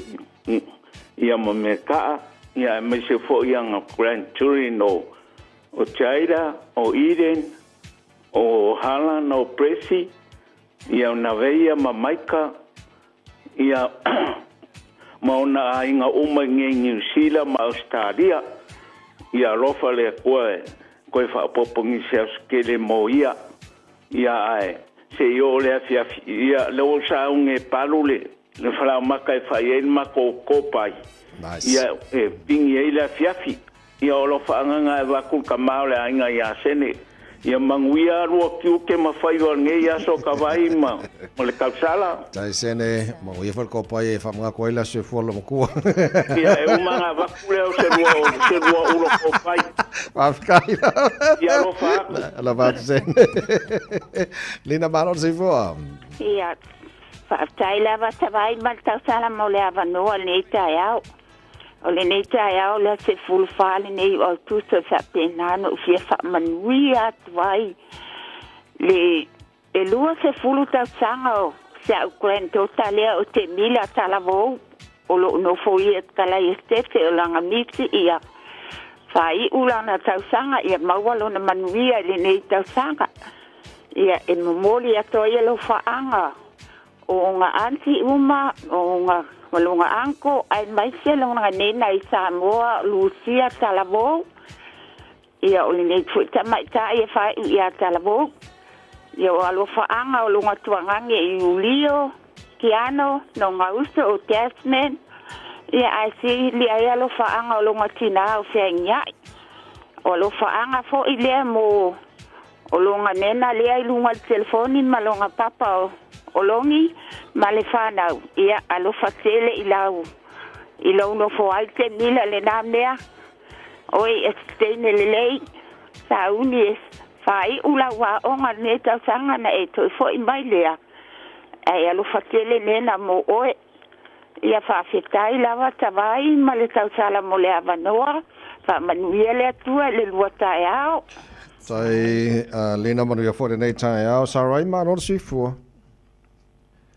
Sarai. Oi, taro whatawai. Good morning. Ata tai mo lo ua wanoa. O le whamanianga o le asofana o le ide o kirisi masi au tufunga i nei manueua. Haftai le lo whamaleanga leo le atua wa e au via mai le tolu sifuru ma le fitu nei o tausanga. O le mātitalo, na ia lo whale atua whapopo pea le ola ma le malosi ate oe te whianga i e whia mga aluenga. Tau si ai lo to lua malau whanau. Ia ai mai se fo ma ua mātua. Alo whale atua toe whapoponis tau sanga stele. A wā oe, ia malo ola i le nei o langa i le tūmau. Ai mai se le tau singa o le au o le atua. O alo whaangana e watu i nei lo to lua i ana kita. O wālesi, māsao, o vaimea, o taira. Ia o uso mau tua whawhine. Ia e whaasirisiri ai o mātua Sarai ma la pule. Whawhtaita vai mania le aso. Tainam Sarai moni fo nei tai o fo avei. Ta lofa ma lot si fua. Ia whawhtai lava. Pata lofa fo le sunga le au ai mai selu tau sala tai au. Whawhtai mo o avanoa. Ia e vili atu moli atu whaamaluanga mo le whaletua le na ia fia.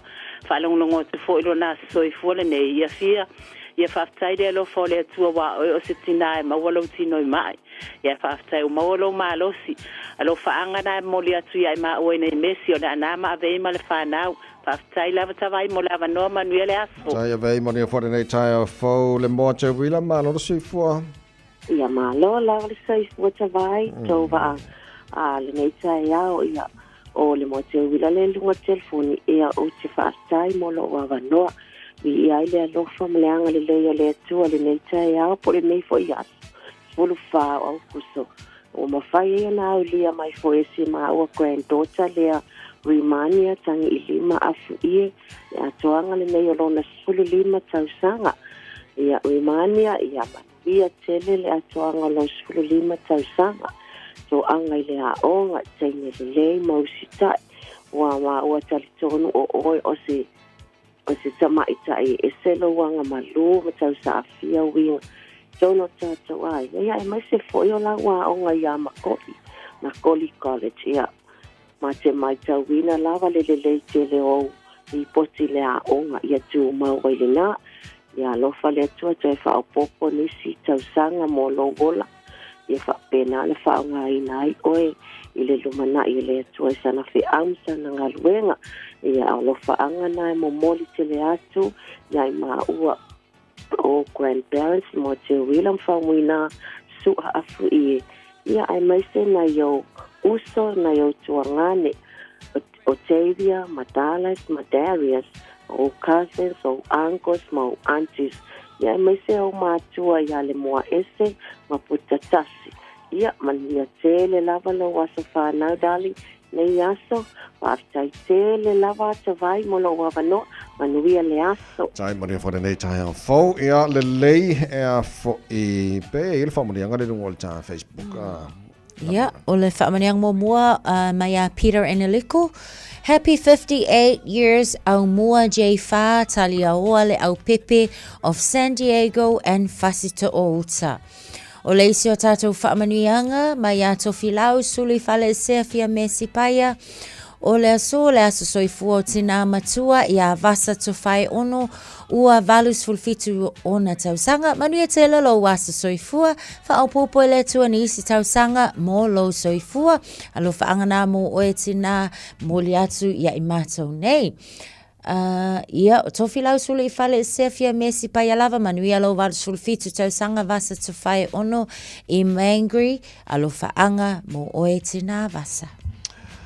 Pe o whamunga o mana nei tai o. Ia. Le lei ma lo ia o le pesere nei o le a wha manuia toi fo le pulenga ma la whainga venga radio Samoa.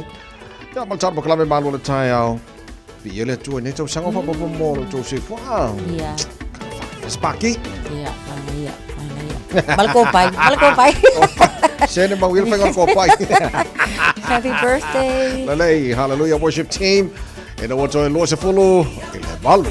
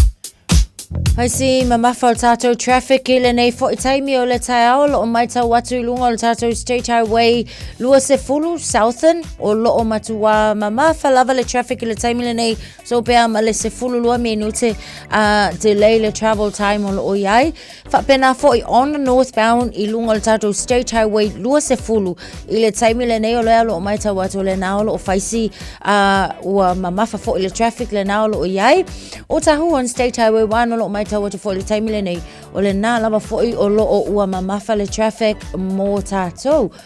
Route 5 o lo o mai tau watu on a north westbound and a south eastbound o lo o faisi mamafa o le traffic I le nei fo I taimi o le tae au mai tau watu fo I whapena le wa ngai atu le nai o ne hanga on State Highway 1 le tatou off le na I 9 Nelson Street o lo o fai lava sipisi whapena fo ilanga I ane Mangry Bridge le taimi le nei o lo o maita watu le na o lo mamafa lava la le traffic mō tatou Manukau to Green Lane I lunga le tatou Great South Road fai sipisi le taimi le nei Papkura and Drury le va le na o lo o maita watu fo ile nei taimi o le na o lo o pisi Mount Wellington on State Highway 1 matua fufusi lava le tatou pi o ngatele le nai nei taimi Kaipa Pass Road and Jellies Avenue o lo o maita watu foi Avta Valley vaenga umana o le na ua pisi le nei foi taimi o le tai au ia tautua nā lo saunga le muma ia ono sai I lunga o le ala tele malu o le Tau Radio Samoa nau tu es fulona minuta na tā leo le tu lai valu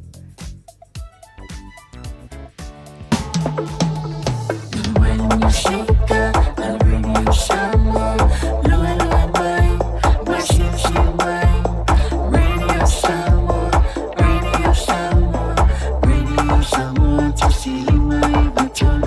Radio Samoa.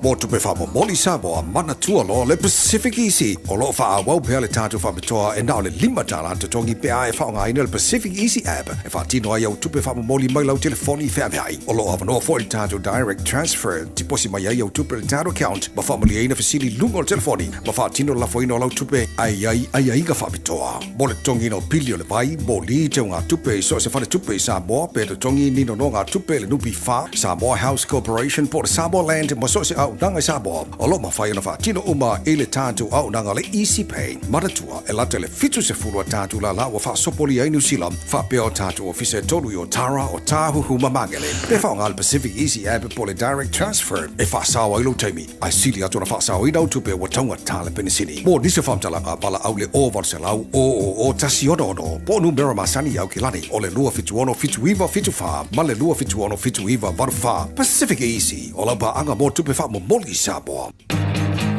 A whaialo esa I lina lau papalele ma ananga tā mō whale Samoa, New Sila, po le Pasifika, o le Woodmart I Penrose, wa whainatile nei tautua ini tau ngofie, ma wale finance wha apitoa se fululua masina I lea se interest, peha o vai le 5 awhita la le whatau. E ka le sia, ma wale 5% to e whafo I molenga renga le tua, su mai le 5 fitutasi Great South Road, Penrose, Vivala au ia Chris Ulberg, I le numera o lua tasi, lua whaono, 5 fitu.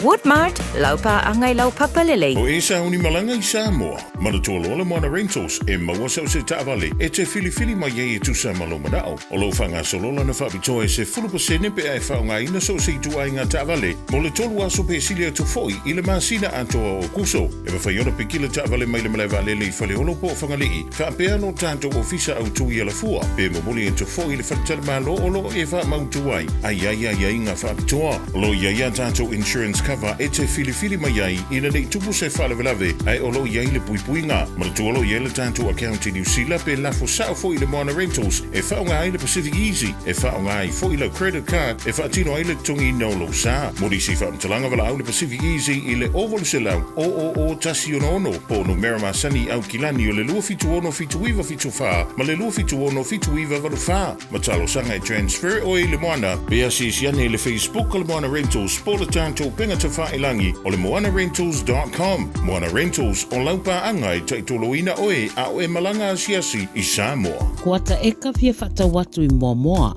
o le whanua o lo o si o le pā ma e lua whale o lo i lunga o lo ola fo i le tise ma le vai o le tau o lo o fia whata wai whaselau di masfulu afe tā la Samoa o se ofo la talata iai. Mo nisi whamtalanga whapso tai telefoni o lua tasi o lua iwa, fitu walu iwa whawalu po o le o lua tasi o walu lua tolu fitu whani malua mo whaso tau lua po ai lua o le emaili levusi.levy2023@gmail.com. Joyce se fulma lo mido jolo jolo talo le tula valo tala mai samo pe tala valu e le tai on nei fia nei time le tai ha fatis mai e le suite tai o Labour Party o ye foil so upu ale Labour Party mo Auckland issues specific peoples so upu foi mo le tangaruenga to mai tai on Paul Carmel Sepoloni fafte tele love mo time. Thank you so much for your time, Carmel. Welcome to the program. How are you this morning, Carmel? How are you this morning? I'm very good. Yeah? Very good. Okay, I can see a smile on your faces. A couple of polls came out earlier this week. Good news for Labour, but I think maybe you still need a lot of work to do before the election next year, Carmel. Yes, you're right, Tabai. No one can take anything for granted. And the only poll that really matters is the poll that's exercised on election day. And so we're not taking anything for granted. We're just continuing to keep our heads down, do our job, and respond to the things that New Zealanders care about, which, Tabai, they keep telling us. It is jobs, it is health, it is homes, and most of all, it's the challenges that they're facing with the cost of living. Right. Looks like people in New Zealand are starting to lose their trust in the government at the moment. Do you think what's going wrong from your side as the opposition side? Well, you can see why they've lost trust. There's so many things that were promised at the election, particularly that reprieve and relief from the challenges of the cost of living, but things have got worse for New Zealanders. On top of that, there's a whole lot of things that weren't spoken out about before the last election. Things like the Treaty Principles Bill, the things like tax break for landlords and tax cut for the tobacco industry and getting rid of smoke-free policy. All of these things, they were not things that were talked about in the election campaign. So I think a lot of New Zealanders, including our Samoan community, are going, hang on a second, that's not what they told us they were going to do. Now what are they doing? Yeah. Honourable Carmel, would you know why the former Prime Minister Jacinda Ardern and Chris Hipkins and a few other cabinet ministers wouldn't want to stand before the Royal Commission inquiry? I just want to acknowledge how much of a kind of fulsome investigation has been taken as part of the COVID inquiry here. There were a lot of, my understanding is there were a lot of private interviews behind the scenes. And my understanding is that the need for public hearings was not seen to be a great need. And so it hasn't gone ahead.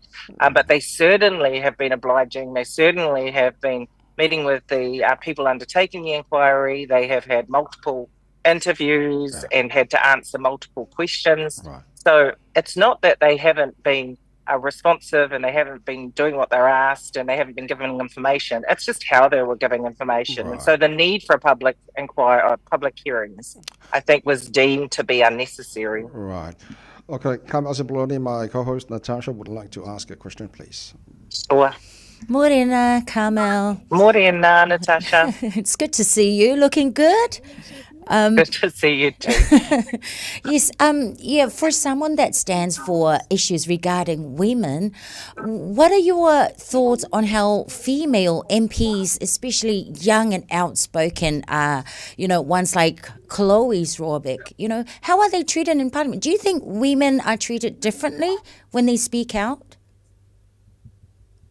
Well, I think when it comes to things like online abuse and bullying, we've certainly seen the research just to show that female politicians get it much harder than our male counterparts. And we've had that evidence put in front of us. And it's really clear. We've seen it with some of my colleagues and friends, people like Jacinda Ardern and Naya Mahuta, Tory Whanau and others. So that is clear. With what happened with Chloe this week, I don't agree with that. The thing is, women barely ever get evicted from the house. You look at the track record, it's usually the guys that get kicked out. We're actually quite well behaved. And saying that, I did get kicked out a couple of weeks ago for the first time ever in my 17 years. But, he set a new rule based around something she had said. And it's like, well, I don't know why it had to be Chloe that had to be the stand-up example here for everyone else when some of the men in the house, their behaviour is a bit questionable at times, and some of the things that they say. So, I think that you have a point there with your questioning. Right. Okay. Do you agree with the Speaker of the House decision to kick her out of the Parliament a couple of times? No, I don't. I mean, I think he was right to ask her to leave the chamber for her comment, because there are terms that are deemed to be unparliamentary. In the debating chamber, you are not to question someone's bravery or courage. And so, of course, when you say that they're spineless, then you are doing that. And so he was completely within his rights to ask him to leave. But I've had colleagues, Willie Jackson stood up and said this, where he's called people liars. He's been asked to leave, and then half an hour later, he's invited to come back. Whereas Chloe was then not allowed to come back, then was allowed to come back, then still made to apologise, which she refused. I mean, the thing is, in the standing orders, it says really clearly that once you've been kicked out and you are allowed to come back, the matter has ended. You don't need to then be pushed for another apology or for an apology. And so I know I'm a bit disappointed with the Speaker's rulings here. I think he's kind of made things up on the fly a little bit. That's what it feels like. Okay, so as Labour's spokesperson for women, what are your priorities for improving outcomes for women across Aotearoa? The absolute priority at the moment is fighting the agenda around pay equity. I mean, we've got 150,000 women that are going to be worse off now as a result of the government changing the pay equity legislation. And many of them are our women. Māori and Pacific women have the biggest gender gap and earn the least in this country, and are going to be detrimentally affected by these changes. And so we're still fighting this. The People's Commission Select Committees, People's Select Committee, met earlier this week. They're taking submissions. And, we said really clearly, if we get re-elected, then we will reverse this. But it's such a terrible thing that this government have done, taking all this money away from the future pay of women to effectively pay for their budget. And why should women be thrown under the bus for them? Okay, Carmel, looks like gender-based violence remains a serious issue. What policies or support systems do you believe need strengthening? Yeah.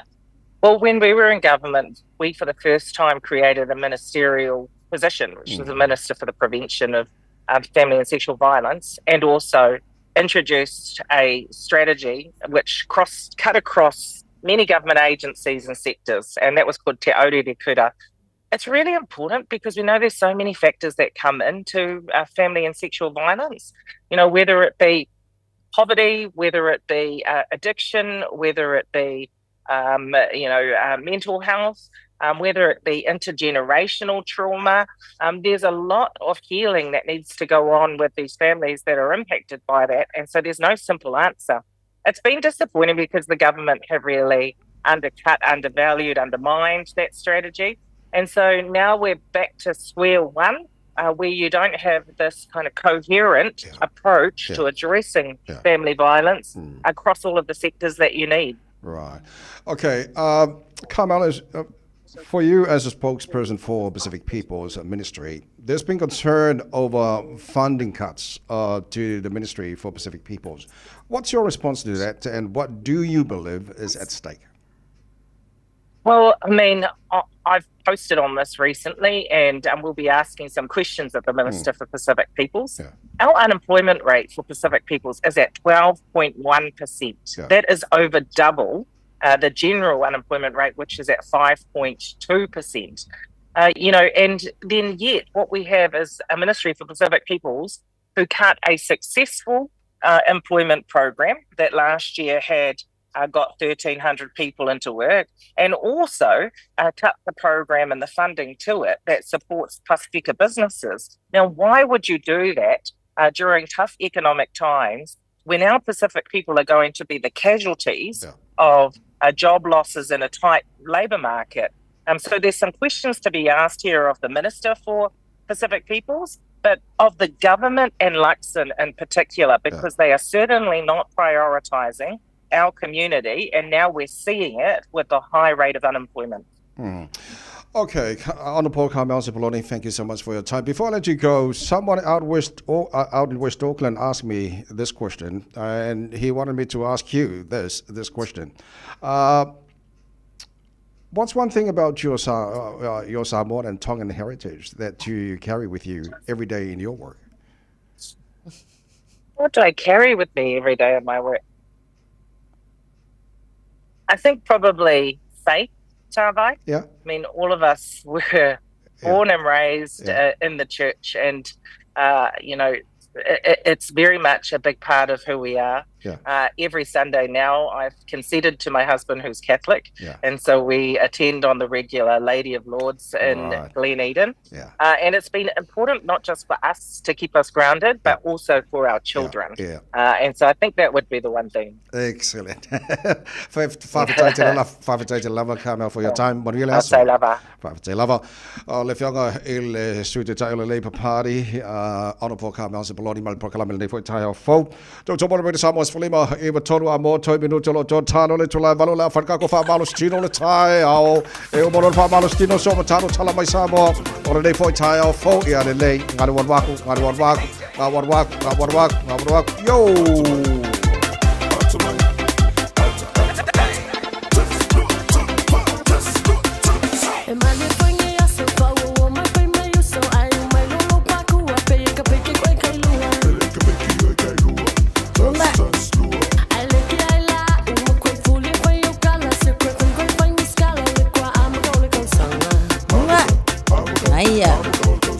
Kaluluma, manaya, bunga, solo, pa, uma, ua, solo, pa, manaya, aya,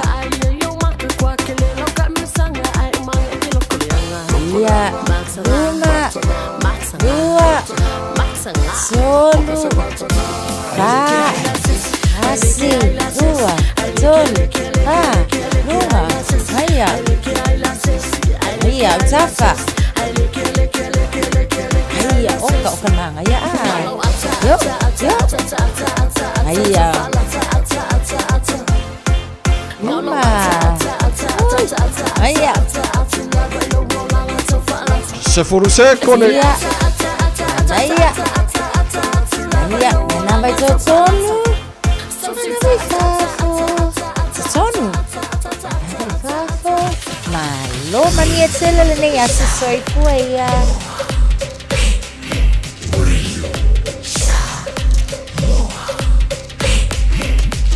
Tasili moi votu. Amo. Usi mai alau whaafofonga o le whaapoponga fo ele nei o talafau mai Samoa. Awina sa mai mo oe e lau leiti o whalongolongo le Radio Samoa. Tasili mai vatolu amo. O te whataro whairu tātou o tunu o nei o sa fōu tātou mafuta ma whairoa i whaata whiti o le ngā ruenga o le nei vā yaso o tala mai Samoa. E whitu se lau valu sfuru ono a whelua se lau lima sfuru valu tā la, se tino i tupe ua taua au nei e le malo Samoa, o se whaamaniaga ua te tongi mai e le au nanga, i te tonu o le Pasifika e tā ua o le Pacific Catastrophe Risk Insurance Company, e mafua ona o a fianga o le atinu mai le ngarulolo, po le tsunami leana mafua i le mafue, e valu tesi ma le valu lona malosi le masini fua mafue, sa lulu ina i se vaenga o le atunu o Rusia, i le lua vai aso ua mavae. E tu sama le tasi le mita le mawalunga o ngalu na fiai Samoa, mai le ngalu lolo talu lea mafue e malosi, le ana lulu le aso tolu se furu, o le masino i ulai. O le tupe ua te tongi mai e lea company, o whaalia se pepo o whaamtalanga, o le ama whai no te tongi eini mea na wha leanga ina ono o a fianga o le ngaru lolo, e pēna sa lapata i ai Samoa manisi o atunu o le Pasifika, ai wha pēr fo inisi o atunu o le langi. O le fionga le minsta o tupe o le malo tausi, le fionga lauti mu ia a fōwele se va ai, na ia taria ina lea se le ni tere mai se sui o le company insure. E lata le tolu se lau tūpulanga te le vau o le atunu una lātou pāti patia, le whaamana tuina o le aso o tūpulanga o le neitu sanga, ma le whaamoe moe au tū o le malo e la mai le mtanga aluenga o tina mta mai tai, a tina e o fioanga maanga fiso tai, o tūpulanga o le atunu o le lumana i manuia leo le a tina e o Samoa. O le ofisa sili o lea mtanga aluenga le malo na sao noa, i le whaelunga ino le aso tūpulanga, le Samoa Youth Development Day. O le wha moe moe o le nei aso, wha au tu e wha apea, ia fo lau maselelei, a wao ape foe, uma e se e ai tatou waa. O le nei wha moe moe o le Youth Development Day, po o le aso e tapu e ai se le lei mo tupulanga talavou. E le na o se aso whailonga, a o se aso, ma se awala e tapu e, wha asoa, ma awili ili ai awala metotia. Fisoa soani ai ele mati matina o le upenga mosa lumanai manuia o tupulanga talavou. Tupulanga Samoa, mo Samoa manuia. O le autua poklame o tausanga o tua nai sa fa autua fa apea. Mati pantinga mo se taiao manuia. Mati matinga mo se taiao manuia. O nisi vaenga sa mawhai o na awao mai fina ngalo tupulanga talavoi pokalame o le tausanga o tuanai. E au fia ele whaatuina o le komiti fau tua a tupulanga talavoi Samoa po le Samoa Youth Advisory Group that was endorsed by the cabinet. Whaamalosia au wala mapupuinga I whala au whaasaina maa fianga o le mawhau whaatino ele kone seti o le say no to violence and drugs.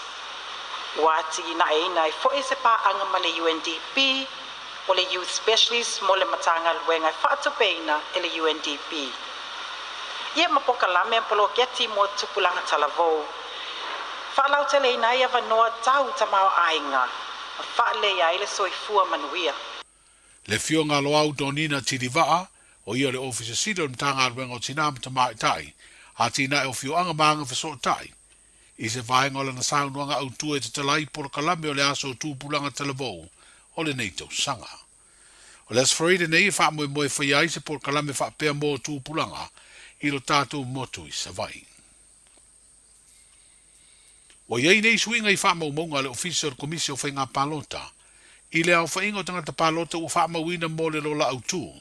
A wale whainga palota tele I le aso lua sifuru iwa o le masina nei. O le anu mela ua au fiai ma le sifuru ono. O tangata palota mai le tu malo o whale a lupo na whasiringia. Lo lato wanga waa e ala I se tangi sai luma o le whaama sinonga. Pa maruru aku le ngumela o wakua le kakwhelo inga mōmua. Ere I mai anga via senga ka fui o mali liu ma. Ngumela o wakunga last week salau malua kol salau ko lua salau ko luomo. Ya ere o renga baku ngumela e mai a le wha via sengo o kaka mali liu. Ya makoi ku kongol se fulu ongo le lewa a whadarupo leo koe ame kua lako matapu. Wal kako ngumela la lea lewa ka oko maine. Salau markasi, iwa salau valkasi. Salau markasi, iwa salau valkasi. Wal ngumela la ngā lewa iai, ngā vansu fiku pasenge. 87% o le alfa inga fuilele le ngā salau sufiku wafelo, salau lua lima le ngā mai le mai le tanga luenga wha mau kaka umanga le voting population ngā mai le luoa kas e kau mai le kaimi ngai e pera wha ngsi le fia le wawe se ai ka ngaka hui e le ako le lua kasi la schools full o au kuso se kawia apelila ka sanga lea wanga I ka sa le skala mai sa pre-register le wha moe ka kusa I wha peo apelila ka sanga le whele palo I ape kai an le ua Fababe ma fai ia wale eligible lai langa kanga. Ko langa rusu kasi la school sufula mai ua. So ka ko mela la lea there's a final number. Le walo lo me ka ko lola. Salau markasi iwa salau markasi. O nisi o tāpenanga o whairoa le komisina o whainga palota, le fionga tole a fua tu ia Filolo Alexander John Stanley. O a o onga mole au wawa ai palota mo sui tau vale e tā ua o scrutineers. O le vai sunei wa amtai lea o onga le tātou motu I savai, ma le wha moe moe a maea o na se mai lea I le motu au ponu. O nisi o aia inga sa wha tonu wholau waira ngā lue ngā tu sitala ma le au wha asara lau. I le wha lau I loa ina o tau urumanga o whainga palota o tātou utunu I tau sanga ua mawai. Ai mai se lava i le palo ta tele muri le tausanga e lua tasi. Ua whaafaingo fia nei, ina ua toe whetutu na i le vāleo le ofisio le komisio whainga palota, ma le whaalapu te putonga po le asosio tu stala, ma le au whaasara lau i lo tātu u tino. Stasio ai inga sa i li tata i ai lea ngā luenga, o le selau mita o le mamau lea i le vāo le whale palota, ma le vaenga e tua tuai le po e ata ma se tu stala, e whaatino le ngā luenga. O le utu mai i lalo le 5 mita le mamau, ma ua mari lia i ai le asosi, ma le ofisio le komisio whainga palota. Wa iei manisi o a ia inga wa toe whitutu nai, i le au tue whaafeingo whiere ngā rue ngā tu stala, ma le au whaasala lau. Wa saini aila ma se marianga, po se Memorandum of Understanding le MOU, e wha mautu wai lea suinga i le wha moe moe, e sanga wha le lea tidi ai le mafutanga, a le asosi ma lea au nanga tāua le malo i le lumanai. E whaule nei tai ao no le tātou sainga pia ina lewa mai o na whaatino nei tai ao ma te mua fole nei ua whai ese me whaape nei i le vāo le ofiso whainga pārota ia mala sosi tu sitala Samoa ko lau whasan lau ia mai mo le lea nganga whaapetai i le whionga komisina ona o le talieina foi o se ni swinga na tu ina mai le traps le na mai ia ele whaingo fia foi le teimina swala pule ele mta upo no le tele la sila fia mo foi le tatu basenga ia whaafitau ni sa whenga matatou tau sanga o tele ia o lewa ia swinga nei ma o tatu tono la whapena na whaingo fia o na tatou ngā lue so tau au ma le ofiso whainga whalota whaatino ino tatou pito la au ia ua po ele tau tua ino le atunu. O le Memorandum of Understanding le uma makaparo. A karonga i ranga i ruma i whaisisi kako MOU mo ranga i ruma whaawa e pēr kako whainga pāanga huere ni. Ka uanga ngā rau tu stara mara whaasara rau. Wai i mō malo whakem kalas. Si fie fo i peo kako. E koru o ngā pillars ke kele ia o le whainga malo, o le pālemene, ia ma le tūlafon, whamsinonga. A le songa pila ke lea, ia o rau whasalau ma lau kuskala. A ka uanga o ngā ruenga whasalau ma kuskala o le siaki. Pesa siaki fo le o pillars ia koru. O le whainga malo, pālemene, ma le whamsinonga. O le lipokinga le o whakinga o ngā ruenga, po o le lei, po o mingia. Le ka ulu whaafore po transparency, po accountable, ia whapenga fo i le good governance. Pi o upunga o lo afifi ko. Le pi mafu le ngā ruenga kuskala ma la whasala i lo uleilo. E o e kilo, mamaka i ku e maripoki. Ia ka ua fo i ia mea. Ingi me kulai me ngā ruenga al ofiso whainga pāroka. Ia ko nga vape nga whairo mai e oko. Ia on whapenga fo le kilo ema bakuru le whamtalanga fo le kurango ngā ruenga. Ni whinangaro whaalia mai komisina o whainga palota, le whionga to le afua tu ia whelolo Alexander John Stanley. Ma le tamaita i pele stene le asosia tu stala ma le au whaasara laua le tino. Tali ilangi keresoma, ina ua mai a sainia le marienga. O talai o le nei aso, saifua. Talofa, we're the Katinas. Talofa, this is Pat Lam. Talofa lava o aola pimerana, mau pelo li tio. I le Radio Samoa, tasi lima iwa tolu amo.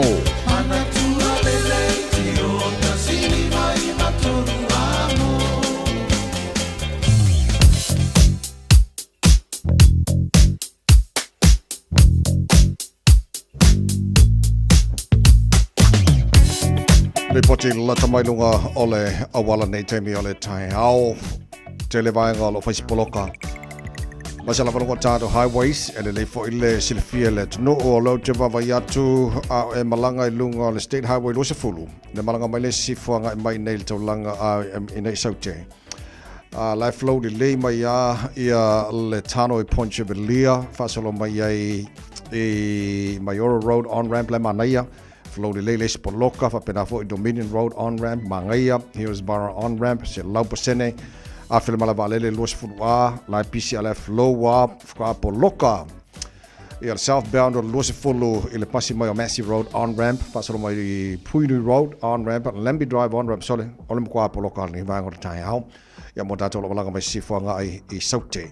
Na wo le link o Lucy Fulu nga i southbound State Highway 1. Ne vango le tai au. Tato le lunga State Highway 1 citybound ne vango le tai au, malanga tu le Saute nei nga i le taulanga o Kilani on State Highway 1, la flow le Leia, Drury, Papakura, Takanini, se Laupasene, Manurewa. On-ramp Poloka, whasaro mai Manukau, whasaro mai Te Irirangi, is Tamaki Road on-ramp, Oka, Poloka, nei te matai au, whasaro tuai Highbrook, Mount Wellington on-ramp, lai Poloka fo nei te matai au, Pasilo Green Lane, flow le leia se pa ili taulanga iau Kilani. E malanga mai Sifo, Poloka mai le link or sifuru waluanga sifuru ono around Westgate, Royal Road, Lincoln Road, Te Ara 2, Poloka, lai flow le leileva Rose Bank, anga i Point Sevelia, Tau Point Sevelia, Western Springs, Poloka fo ia. Ina nei vanga o tai au. So, tu langara nao, alo ilungan a walam. Tātou fo i lo o malanga mai North Shore, citybound, o le Northern Motorway, Vavaiatu Poloka, ia pasi mai Albany, Rosedale, Wairau Valley, Glenfield, North Coast, Esmond Road, Poloka, Lungara wala papa. Ia whasolo tau langa o Kilani flow le leile nei vanga o tai au. O tu langara nao lo iai, ia lungara walam.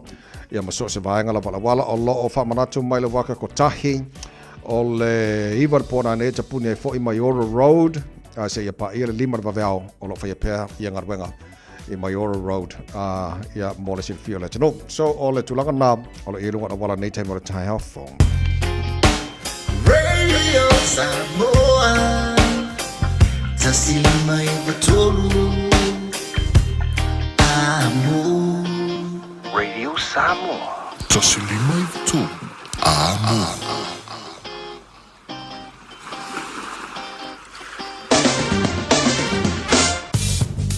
Paikalo tamai le talo le taure nei vanga o le tai au tātu amata mai Samoa, lua se furu ma le lima lau te vavai atu le vevela i Samoa o te ale iwa i Samoa nei vanga o le tai au tu mawinga langi le leo le taue awa oa i niso taimi e fwoi vanga o Samoa e pa ua timu e le nei fo yaso o lau te vavai atu e o le tolu se funu degrees Celsius mo lunga le vevela le e Samoa le so lua se furu ma le lima e lona mawalalo.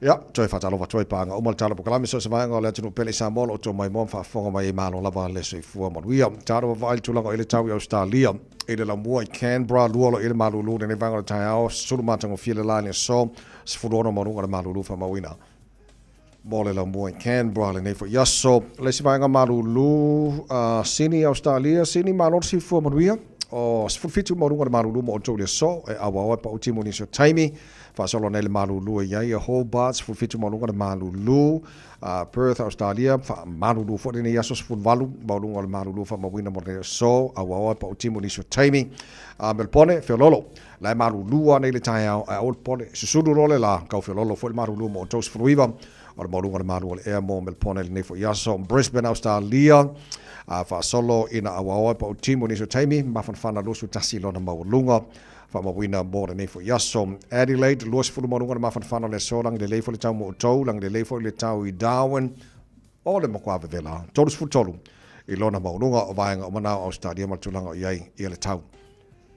Mōle nei fo astofi o tātu o lia se mai le tala le tau, le no whanga whasananga Radio Samoa, tamaki makaurau, Vavai atu whafo oka, manga i fo sulo le laia. A wui a vai la ele i a fo ingo kwa kore masinga la, ki kira kore masinga la, lunga kongo ana malai vade le fale olo, oi mangele.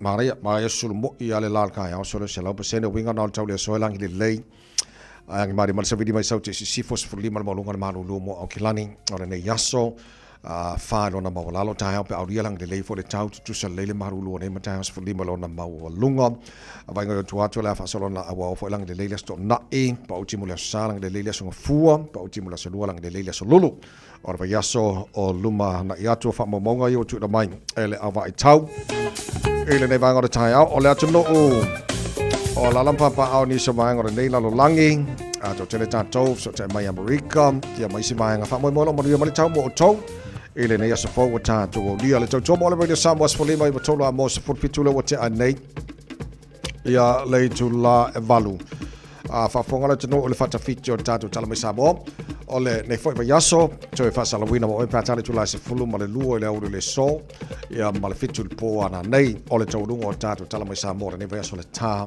ole balu e le tai wa tai hau ya ole tulanga na ia yo te lo te pisi tele nei ele fionga le komsino fanga palota malon ofisa ta penanga mo tatu fanga palota ba su fitu percent o le lola palota le a filfilia le malo sa mo le silu nai mai tu malo e limas fu maltasi e a pera fa fonga tu ai nei foi tai o fau unlucky po wale manuia la to foi le sa fa mo a to la to rusu tasia o ke topa e ma fai ona palota fainga palota le sa tu u fai le tu sang fau ya tal waila ono le ua tu mai lu malta fainga palota tu sangare nei wale ma fai la to ia ona palota na le antola to lus futasi le sa fa mo o topa ia ona fai role ona palota to sang fo al tu na ia so o le percentage na o le ua fa mo ni mai o le a fit fai el fainga palota na tu fit el fainga malo ia mo fainga palota sa mo le so sulu iva masina nei o kuso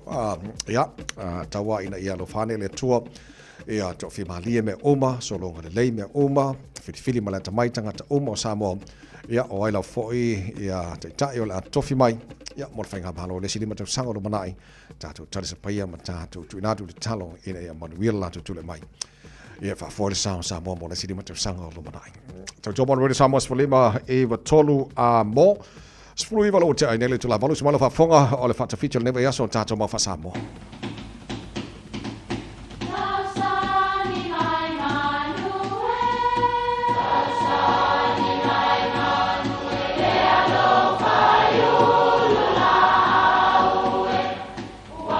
E o whanga manu i ululu o la au, awa e whawhanga i funga o la au.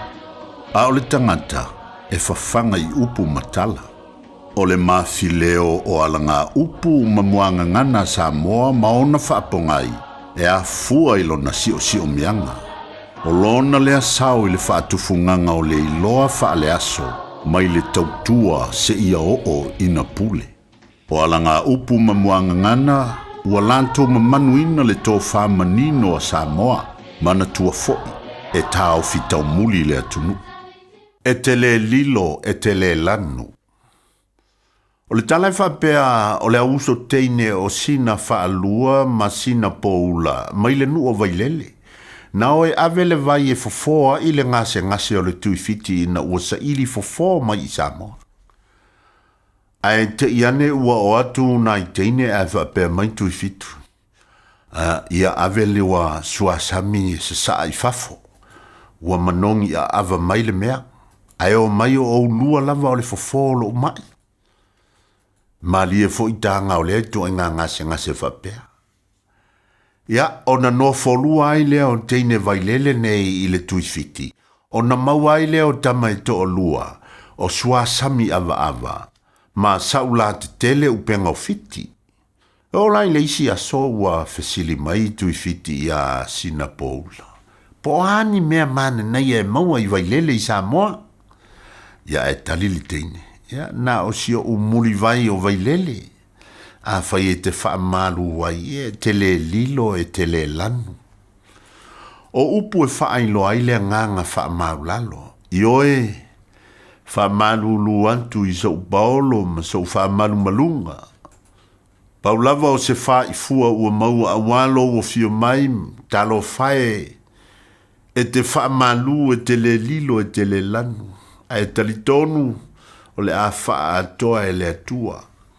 Manuia lau whasaunga. Oh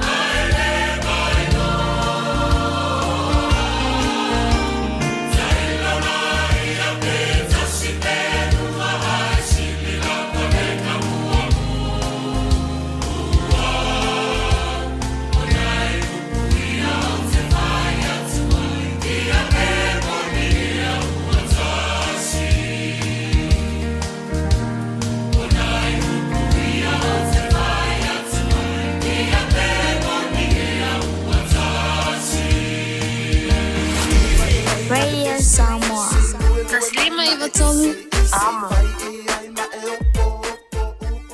Experience the crew care difference. Crew care. Looking for an opportunity to build your own business? Start your own cleaning business with Crew Care. You'll be joining one of New Zealand's fastest growing commercial cleaning companies with 12 weeks professional training, flexible working hours and a guaranteed income after 2 years. Find out more today. Experience the crew care difference. Crew care. crewcare.co.nz. Whaafonga mai atina matamaita i tutoa, ma malolosi o le Pasifika, wa lātou lavea ina lalangi. Whaftai moa o tō ngaluenga lelei uma, wa whaia mo a inga, ma tangata lautele. Ae peitai, tu salava pe tutoa ma malolosi tina matamaita. E lātou te moomia lava, una whaia lātou siaki whafoma. A whai ua whaasfulu lima, I le onos fuluiva tausanga le matua o lo soifua. Whaatonu nei loa so wawanoa siaki fua ai o susu, mo le siaki ina, pe ua afia I le kānesa o susu. I le pressed, screen, Aotearoa. Wala awane I le numera. Oval se lau, lua fitu o, lua o. Awa, o le whaia o le siaki mawhaata o susu I le aso. E lavea ina ai o tou moa tai au.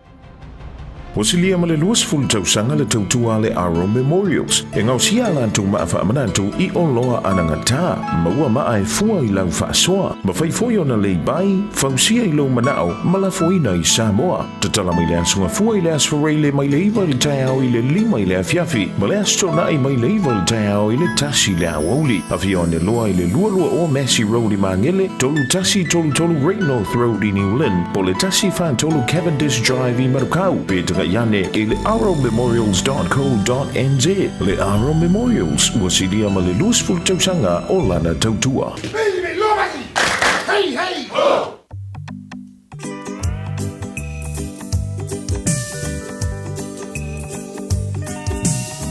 Early in the morning, she would gather all her island goods and pack them as she starts another day. Carefully she makes her way beside the mountain streams as she sings an island chant of long ago. Sweet, sweet lady of Waihole, sitting by the highway, selling her papaya, green and ripe banana.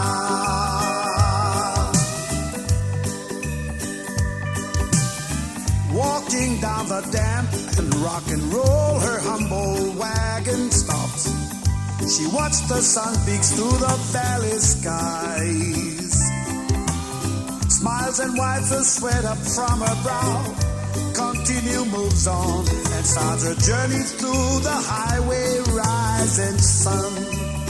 And she would sing, sweet, sweet lady of Waihole, sitting by the highway, selling her papaya, the green and ripe banana.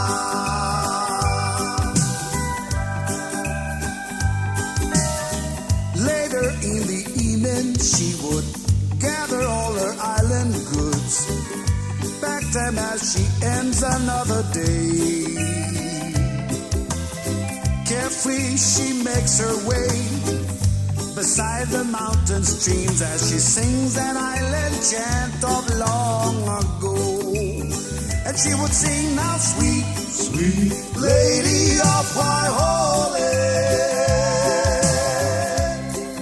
sitting by the highway, selling her papaya, the green and ripe banana. Sweet, sweet lady of Waihole, sitting by the highway,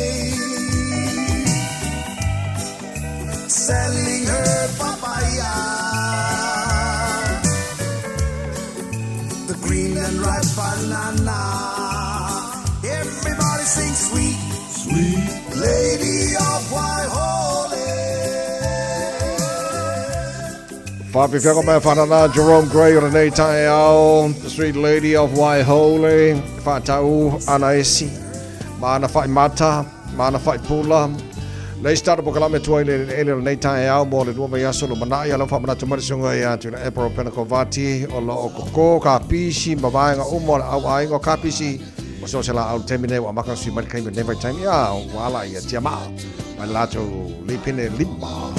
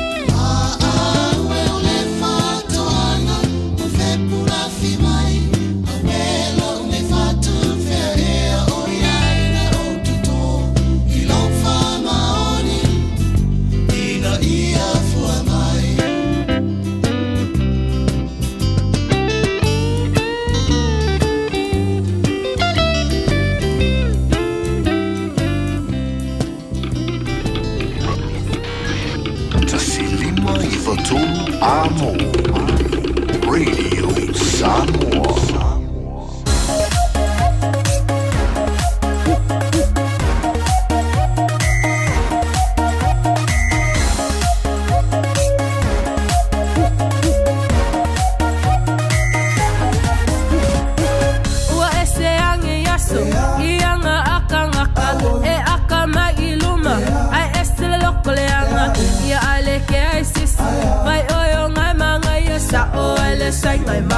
Mangaya le mangaya uma o fokuanga uma makima inga sa sikaya inga ua feu kalinga ai afaya kupei aka veio ngole sifiole aka makua ile make sense a sole sunga lo wolanga Uale make sense alenge yoranga kelele au fai ishumale au fai kakala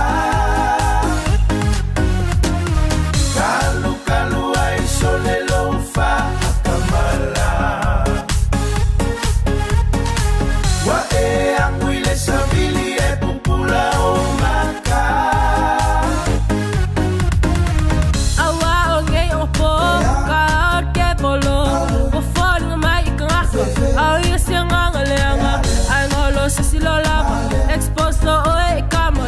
salmala silo masia stella wala la fiesta la le wal follow low toi pa ya yelang kom wala firfia kaka ai lele wokilenga sola le ami olenga ai kulilo inga kaka kuli kalo fala le wo pala si wale make sense alenge yolanga kelele au fai ishumale au fai kakala kalu ai sole lo fa akamala wa e anguile savili e pupula o maka wa umale ka foi a kuya keo e kulo foi kakala maku e se bailo wisu bai de pisigisi a iska ngaka ya e fai akwa e fai lava loko kala kiki no loko maa ya vai o ke poka o e ngalo no manga kua ya e koe ko kuri mai o makua ma awange i whakai ka i fua le skama i de o langa o le skama ia ka mawhai lava o e ia make sense la o langa Watch your makas, ma ia kukusa no fai kakala Maro ka ele mama ia so upa Ai so ia wa paula baanga ole olanga Kako feo la fa akasimanga ngaleanga Paule mea ia suki mailo fia fia Suki mai suki aku ai suki fua fua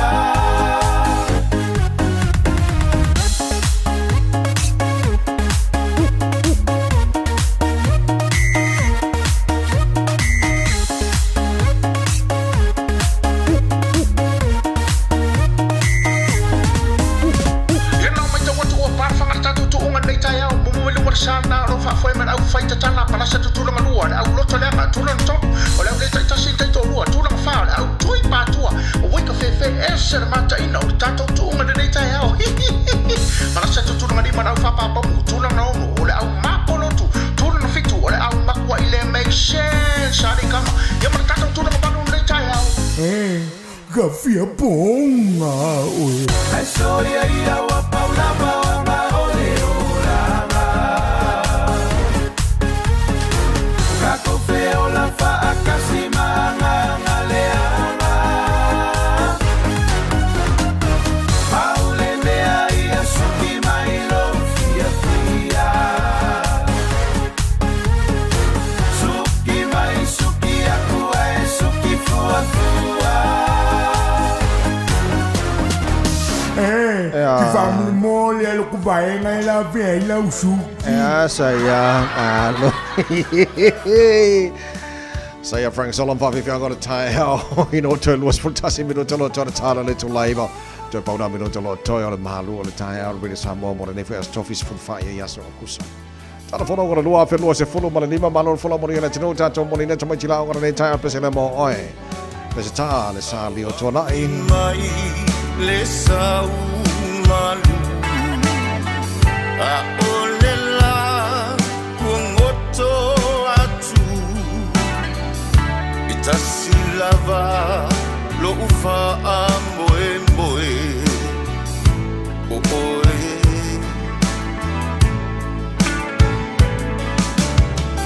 le lalo langi ombo onga e wana oe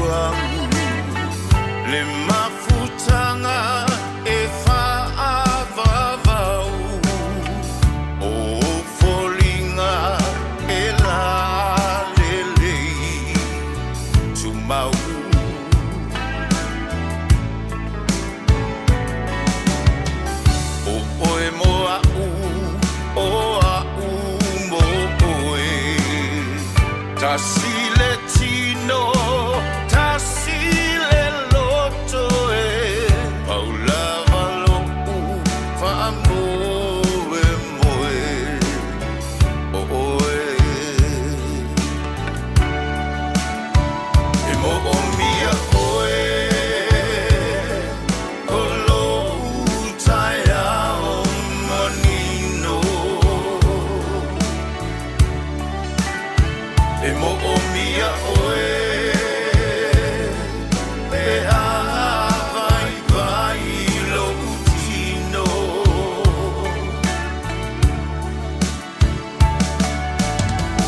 o oe o lo umano si anga a o mai o asoleanga paulava lo fa'amoe moe o oe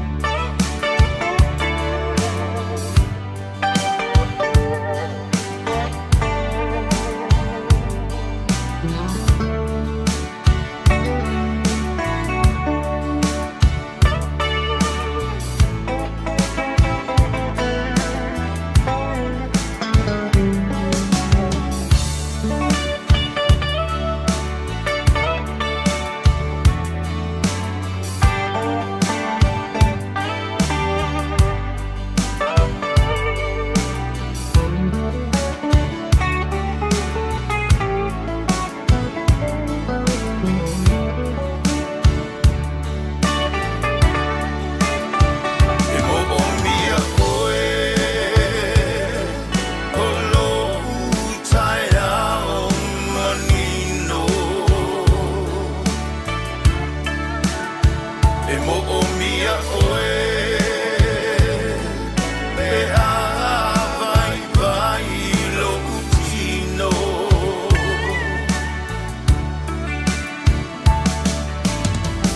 o oe o lo umano si anga a o mai o asoleanga paulava lo fa'amoe moe o oe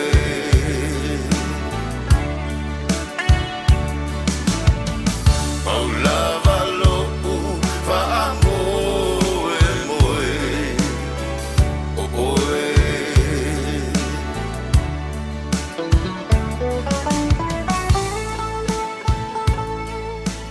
Talaflava o David Tua le nei, o lo e whaafonga mai pēi le Radio Samoa, tasi lima i watolu a mō, Samoa i manuia lau whaafonga, ma lau whaasausaua.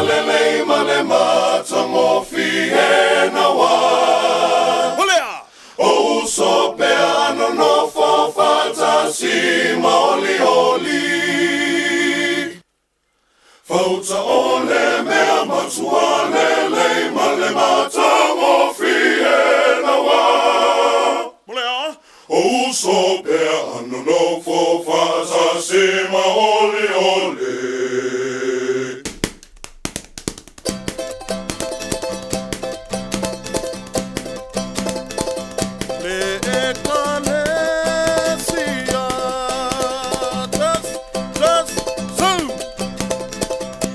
Le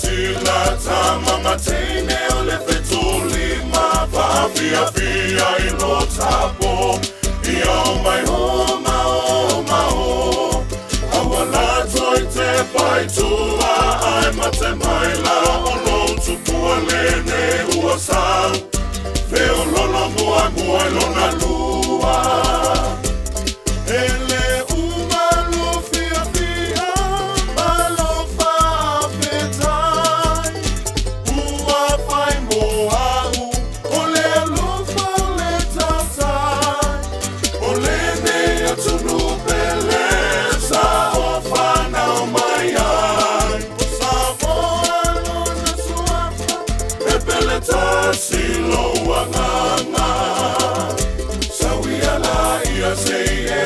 sila tama matene ole fetuli ma va via via ilo tapo ia mai ho ma ho awala toi te pai tua ai mate mai la ono tupua lene ua sa veo lolo mua lona lua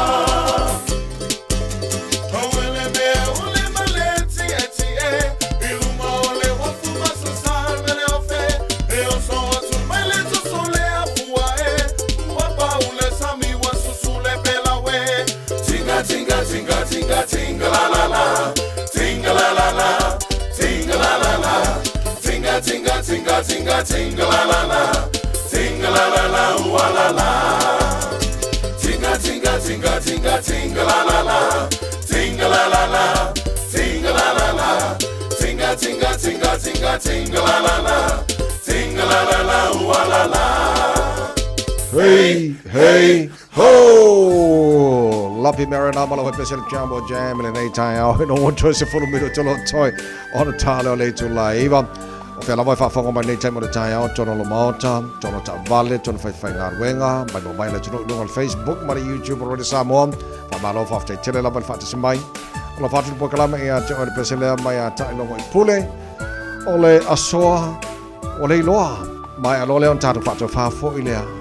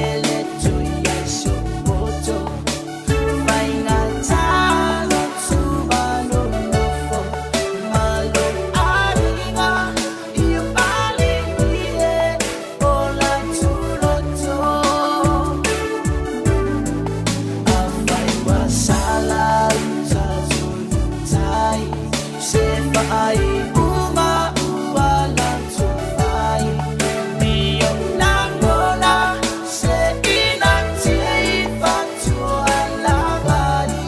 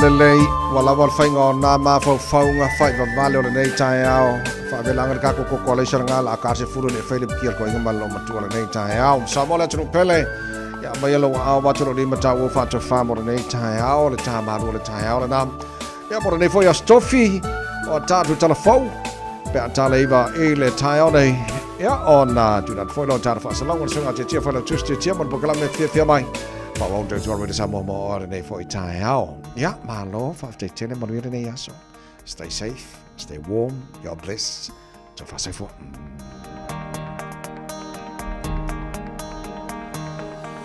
le fea ngai ngale tau sala wa se en mo oila na pe asila fa a pepe mai o mata a fa ta fai a wanga e beini me aula langa e tinga ai o fatu o tama Savini imamala o au moenga tama lota lotoe via Havana Tomaya le au afa o malama iananga e momoli ai lota ngalala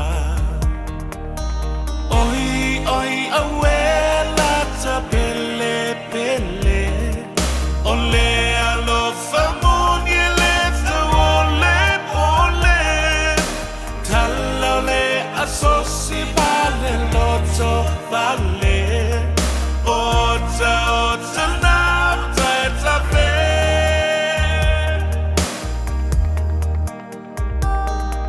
Tumaya se au manga ela e ibanga nana tata soai tu basa se tau tai mata pala lana ba ele fau sala atumua e fai aile aleana le fea ngai ngale tau sala wani aina fa alala esa sala fa apua o le fasa le ki o malama sawa i le pata tala e su enga tonu wailo ufimata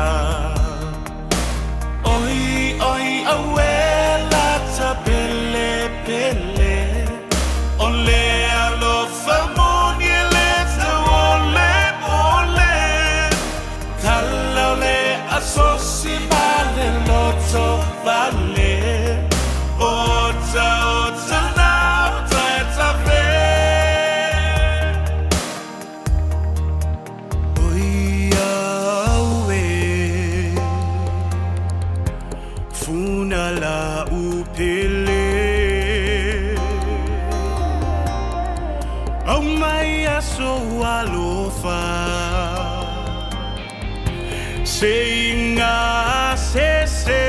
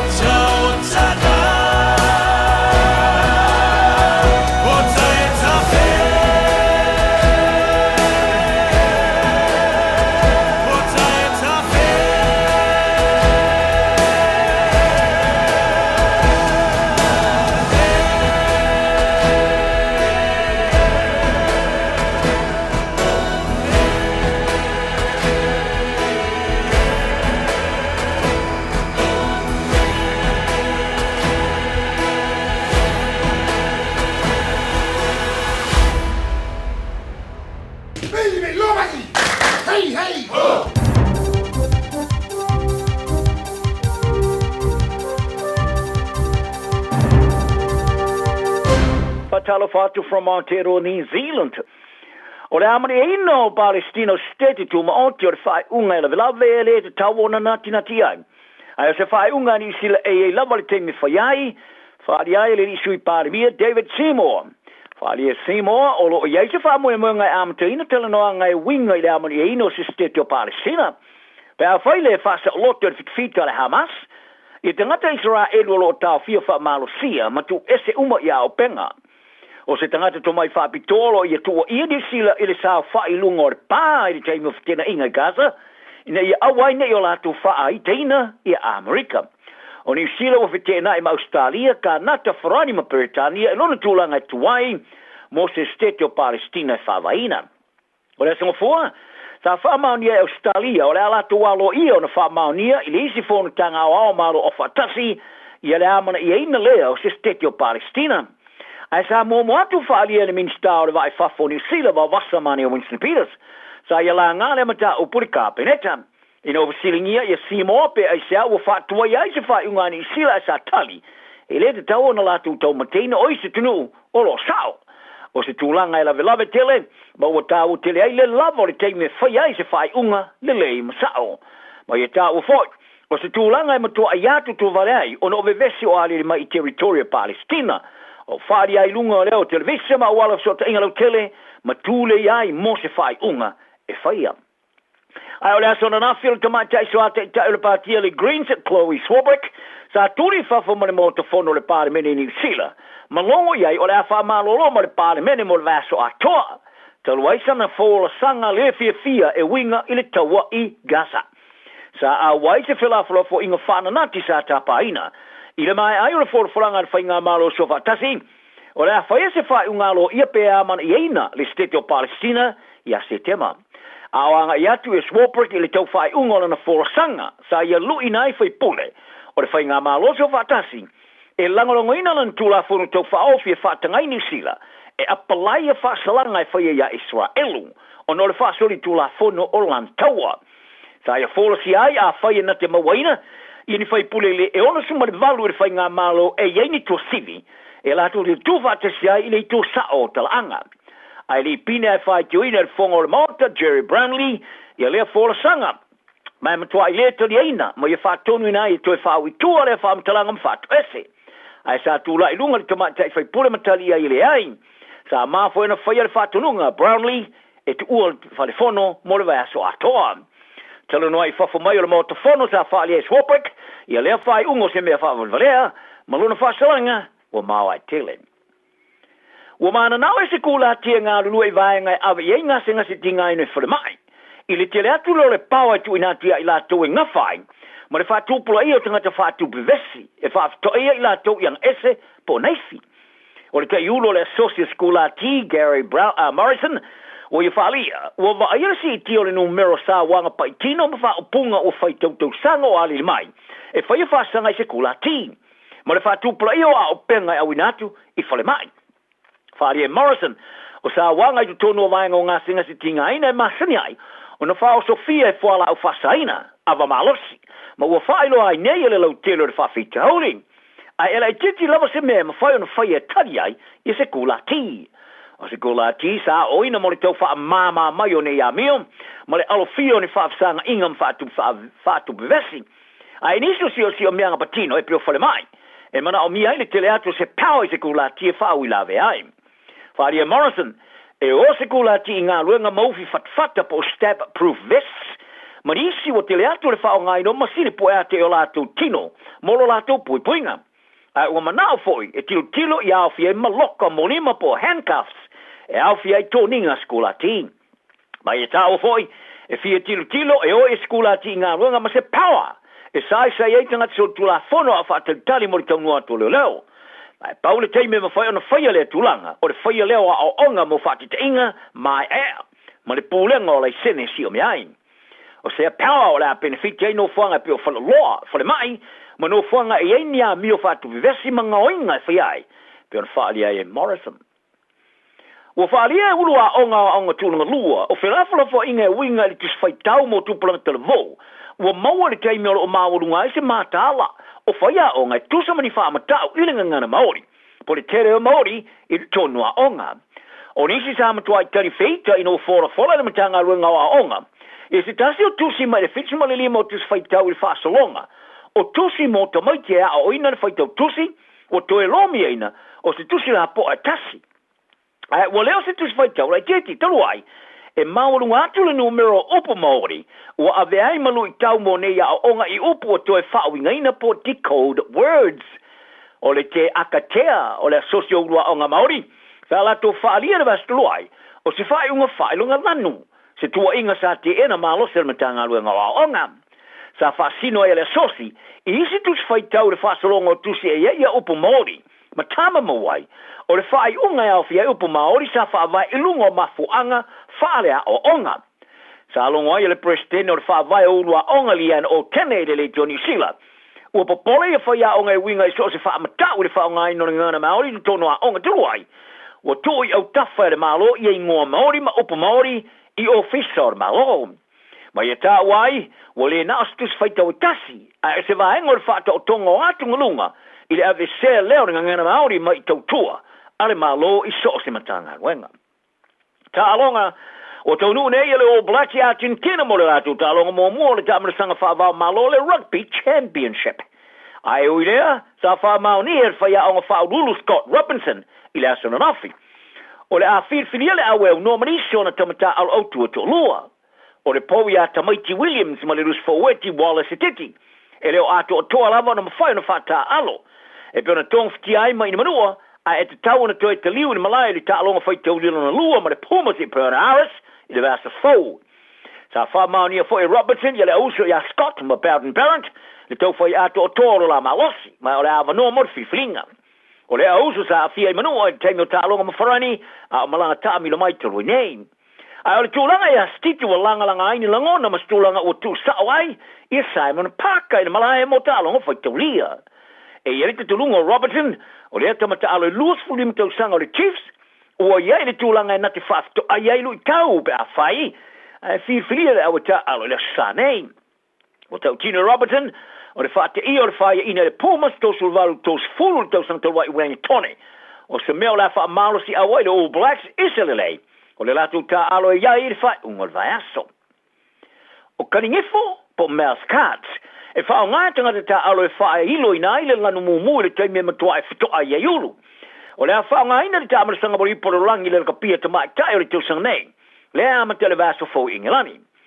O nei tali nifo e whao ngā i mori uoiloai o LED lights. O le a wha emo ina i le lanu mumu pe a whai. O se feto ainga le ulu e lavaron tu ngā tele e whao na mafuai le a fianga o whai ai por concussion. O le teimi lawa e wa aiai le emo lanu mumu mai sikanifo.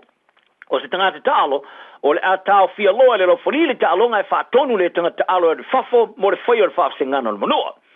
O le awala whaatengoro losi sa whaate te ia le ta amusanga kalapula ka pia Amerika le Major League Rugby, o le tiosanga nei, ma o se i tu aingo tali nifo fau lea o le i tu aingo tali nifo lo iei nei.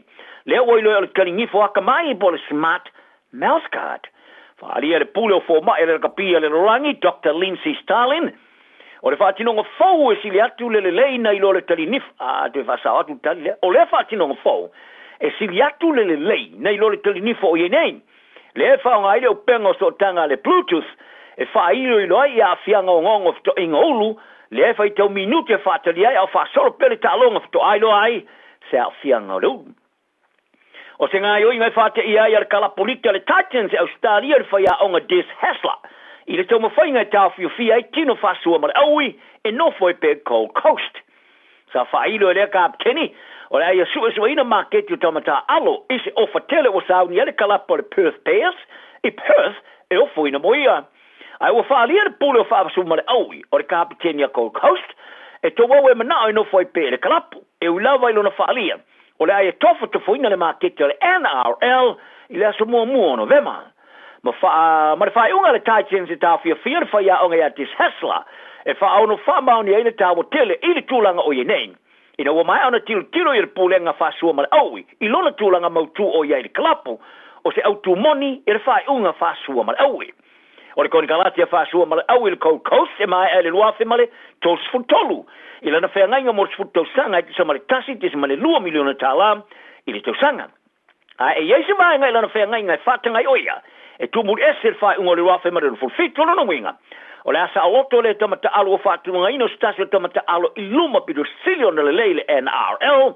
E mata ina lan ta alo i talanoai. I isi kalapo e amta mai i la somumu November o le tausanga nei. Ai o whāsua mare au i lea sa i whaalia lo nāwa no e ta alo i mo sa mo pe a whiwhlia. O lo mate i tuina re whaia o ngale Perth Pels i a Melmaninga. Le o saungi a waili ta amarasanga le NRL i waf mare fufitu. I se o whatele pe o nā ngia i tasi tes mali 5 miliona tala i tau sanga. Ina ia li liwa tua i ta alo i Pels. Tala nal ne yaso, manuia le tunu, soi foia.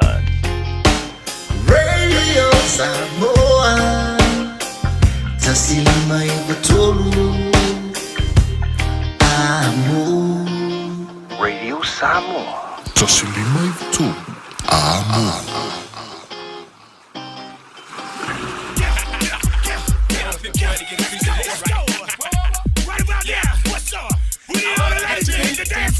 Countdown. 5, 4, 3, 2, 1. It's gonna be some stuff you're gonna see that's gonna make it hard to smile in the future. Oh yeah! In the mix. But we had one more important sound we wanted you to hear.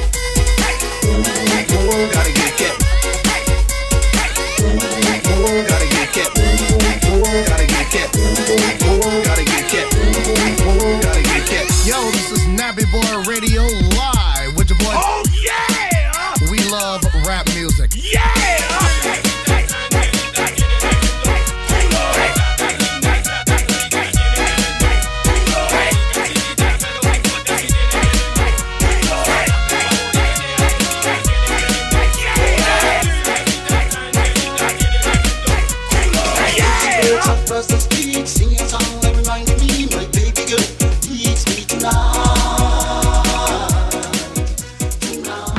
Radio Samoa. Taslima Ivatolu Amo. Faitauina le upo le poto no le tautua matavela linga Fusi and Sons Funeral Services I Mangele ma Samoa. I taimi o mawhatianga ma whaanoanoanga ona o le maliu. Mana tualinga Fusi and Sons malana au nanga o le a whaamama avenga atu mo oe ma le ainga. Wala au I le telefoni lua fitu lima tolu o fitu.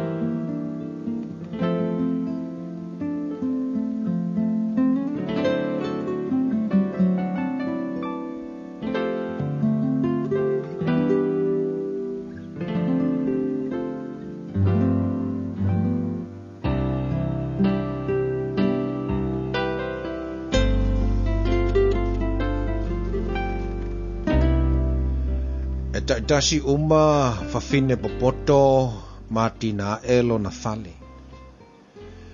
A o le fafine valea na te lepeti ai iona lima. O lo sa vali la nami o tonu leo o matau le li.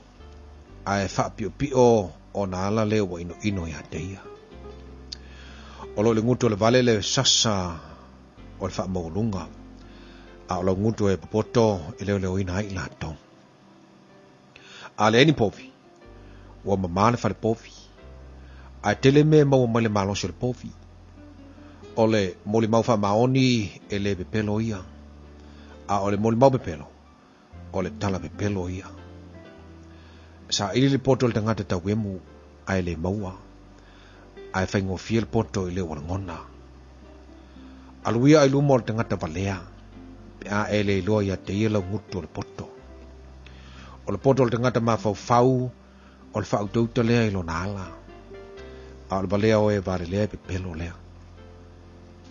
Ta wemu o e vare lea I leanga sala. A e whel fani e mua meo sao. Wai loe le loto lona lavati ngā. E lea ia fo I tangata ese lona oli oli. E wha o matia le whale o ea meo leanga. A le whale ia o ea meo sao e uruola ia. O ia ile ala wa tonu le manatu le tangata a o lona taunu unga o ala ia e oti ai. A o ata laba ma faa ua faa no le roto. O le unga fo I o le oli o le faa no lea. O le ua tu muli lona loto e ma ona o ia I ona lava ala. A o le tangata mio le lei. Ma ona o ia a I ona lava ala. O le ua whaingo fie talia ia upu uma. A ole ua mawhauwhau, o whautauta o ia ilo nala. O matau tangata poto ma alo ese le leanga. A ole vale, wha maurunga o ia manofo wha tala noa. O le itango fie wa mio wha valea o ia. O tangata fo I wa whaitunga fiti leanga wa ino sia o ia. O e whaingo fie whai mo latu tofi le valea. A o e mawhauwhau e wha paleine la tau le poto. Waifo e wa mio leanga I luma o ea mio le lei. Mai e anga sala waifo I la tau I whaitu toa o lea mio tonu. Mo ino sia leo o mativa I le lante tua oi. Ai to te leo e alo lofa I le mau oa. O le ino I le lante tua oi wa anga sala o ia. A o le alofa I e o tinga ina amu ia lava o ia. E leo wa se e o e whaitonga fiti leanga. A o ia I le lofa marfa maoni I e whaitonga fiti lei. O ia le mau inga ruenga uma. A o le upu ala ngutu na ala mativa hi u iai. O le pale o e popoto lo la to o loa lea. A o le balea o e vale lea. O le balea la balea. E la vea ina tangata e le mo le mau wha maoni. A o le mo le mau pepelo e tautala o ia i me pepelo. O le mata uileri. O ia i le wha atua tuanga malosi. O ia i fo i le malu mo lana whanau. O le mata uileri o le puna o le ola lea. E alo e sea i mai lei e oti ai. O le totele o le nuu o ia i le mamalu o le tupu. A o leo sange. E ia i le malai o le li. O leo whato toa te lelo na mawhau. A o leo waitango fie wha e aina i lunga e ia le balea. O le loto le lei o le ola leo le tino. A o le mataua o le mea e pala ai iwi lea. O leo wha sa wale te ngata mativa. Wha lumaina ia le na whaia o ia. A o leo wawa ia te ia.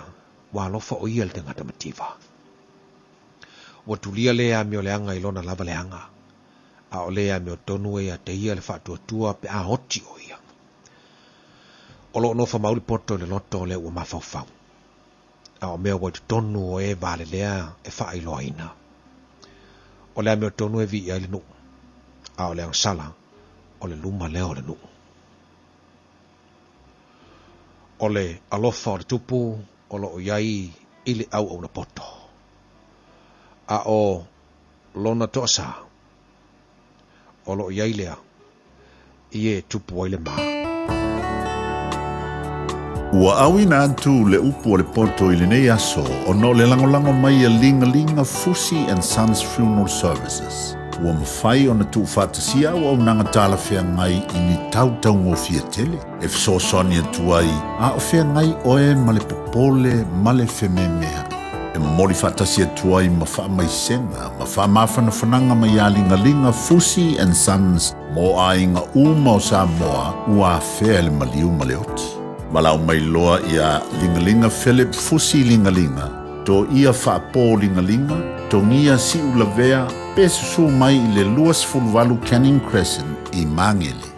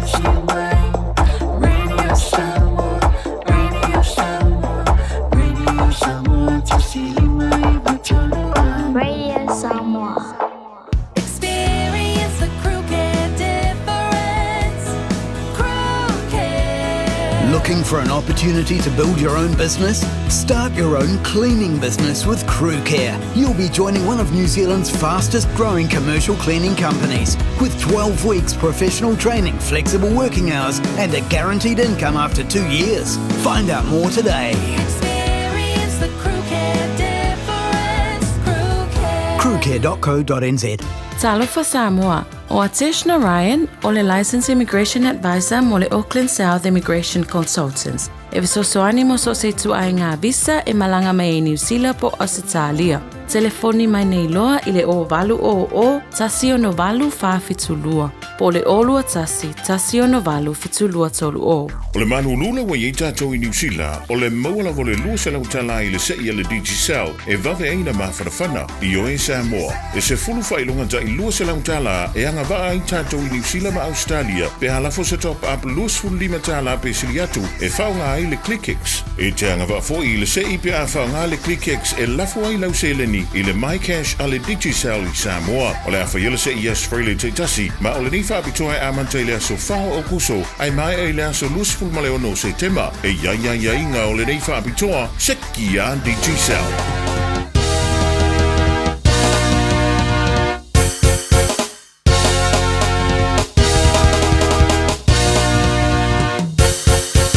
Mana ya foye bangale olanga Mafuli ya ile tele otangata Ele ilo asemea Wolo fatata imulmuli ya nutoyo maifale anga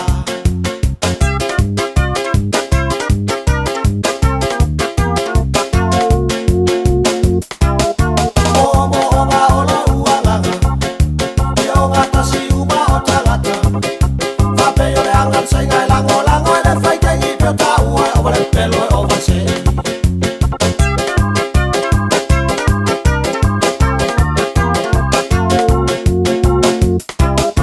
Tuno fumba fau ino olanga Jalu ya Amerika po samba Tele foi Amerika e tau sia ida file bu po samba Tele ola tau lo lama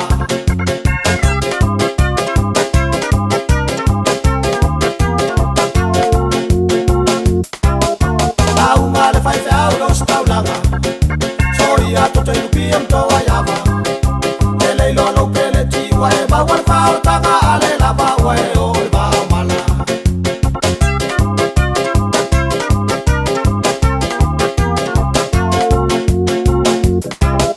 Pape o se tai fai bia babi Esa u masala news para belave Ai foi mas para mago o le tele la la ngi fatu so inga ya Amerika po ya pani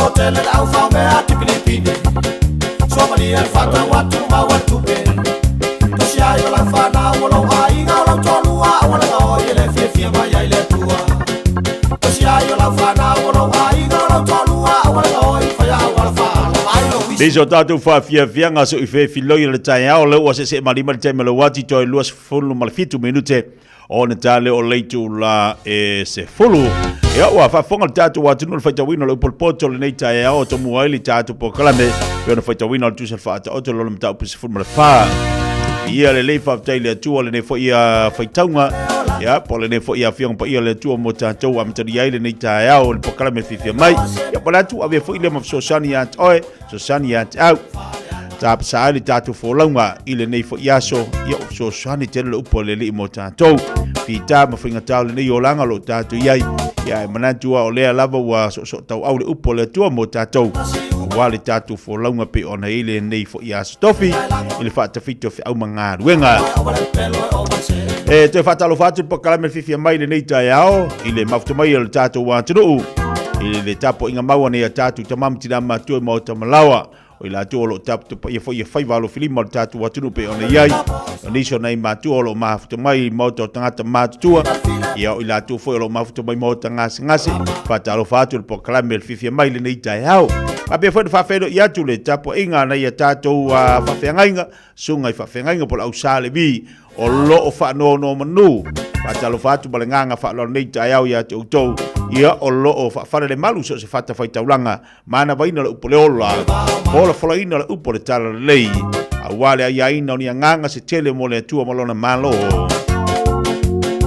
lo tatu wa tunu o lo mafuta mai nunga po kala me leva anga le tai au wo pa anga uma la bar fia mai fe leva na te mafuta mai ai ia fa talo fatu ma nganga fia su mai matala mai au tatu mafuta fatasi matatu e vai nunga po kala me fia mai pe ona yele nei tai au le stofi aso a mai ele tua mo tanto e ui le malu lu le tunu e ui le malu lu le tunu a o leu a mata na tauma fanfana ina ua susulu mai o le lao le tai au su ia ingo le tau o le nei aso a e tu maua le lofo le tua ia te oi ma e fa maoni a le lofo le tua ia te tatu so se mea tatu te iai ala le o tatu toi pat patia le nei tai au le aso fa popo ia so lo sui fua ma so wola io a vea foi maso foi tau li o le nei o langa lo tatu iai ma lo fa aftai io ia fa aftai i le tua wana le se no ia te tatu ele ma fai ona to e mo le nei aso malo lausu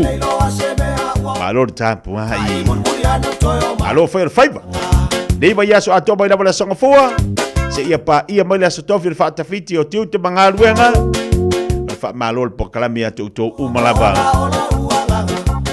e se le matango fio le nei fo itaiao tatu we vai va tu ila ia se pa ia se taimi lo le so ala lava singo la feng o lo fengai mal tatu wa tunu tai tu ina pe tatu le nganga so sano tatu matai si langi ala lo nganga pa ia tai tu ina o ma le yaso o la manu ia yo fo fanga pe ona yai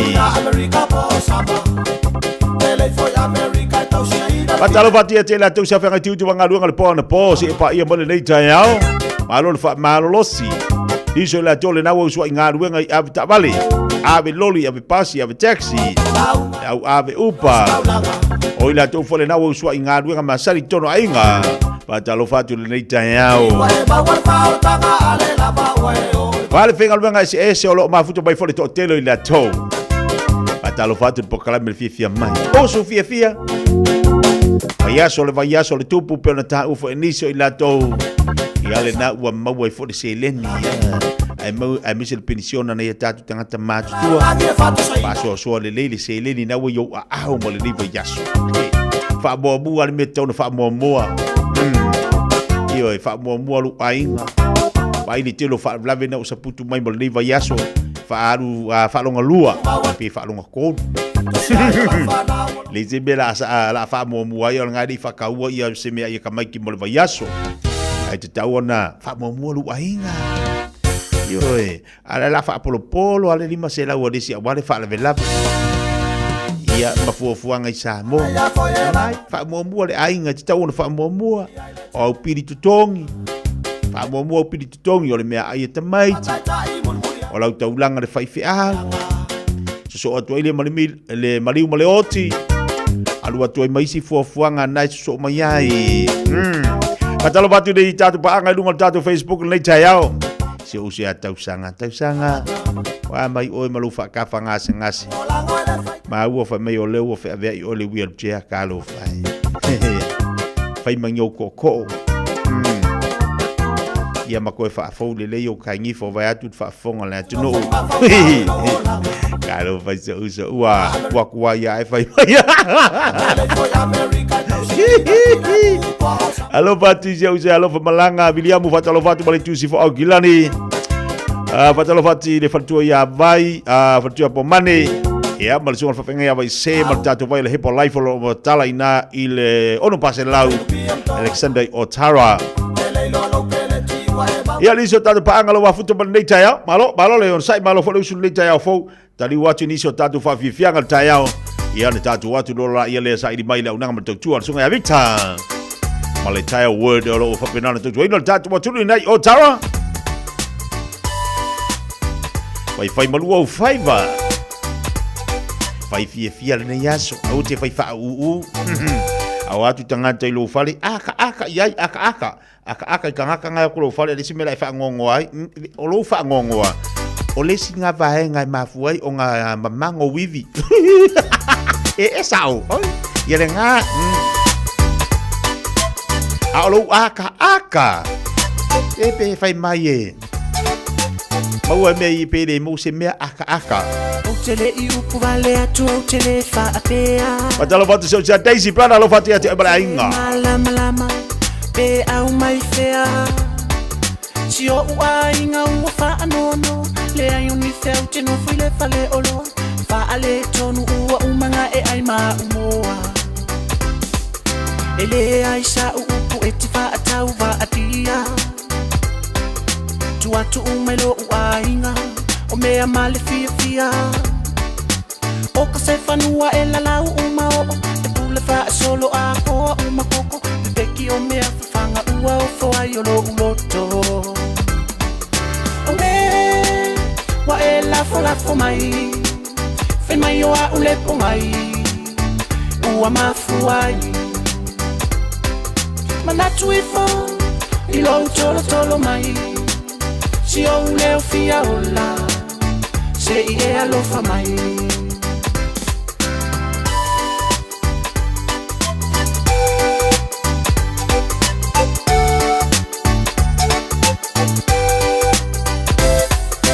O tele I au tilo pe fa alilo lilo. Te alofa monita ua. Ua tino ya ke riso. O yesa o sala fai me mafai. Ai o te pule ia e no foutai. Tu lo ua ali ai se lo vai. Ele ai o so umana tutia tati te a. O te mana o e te toe sau. Su ile upenga. Wa ai uma e pua alo umanga. E talu ai lo fa alongo tala. Sau e no mai e mama o e te sopo o le vasa. Awe, wa e lafo mai. Fen mai o a ulepo mai. Ua mafuai. Manatu I fo I lo tolo mai. Si o leo fia ola. Se I e alofa mai.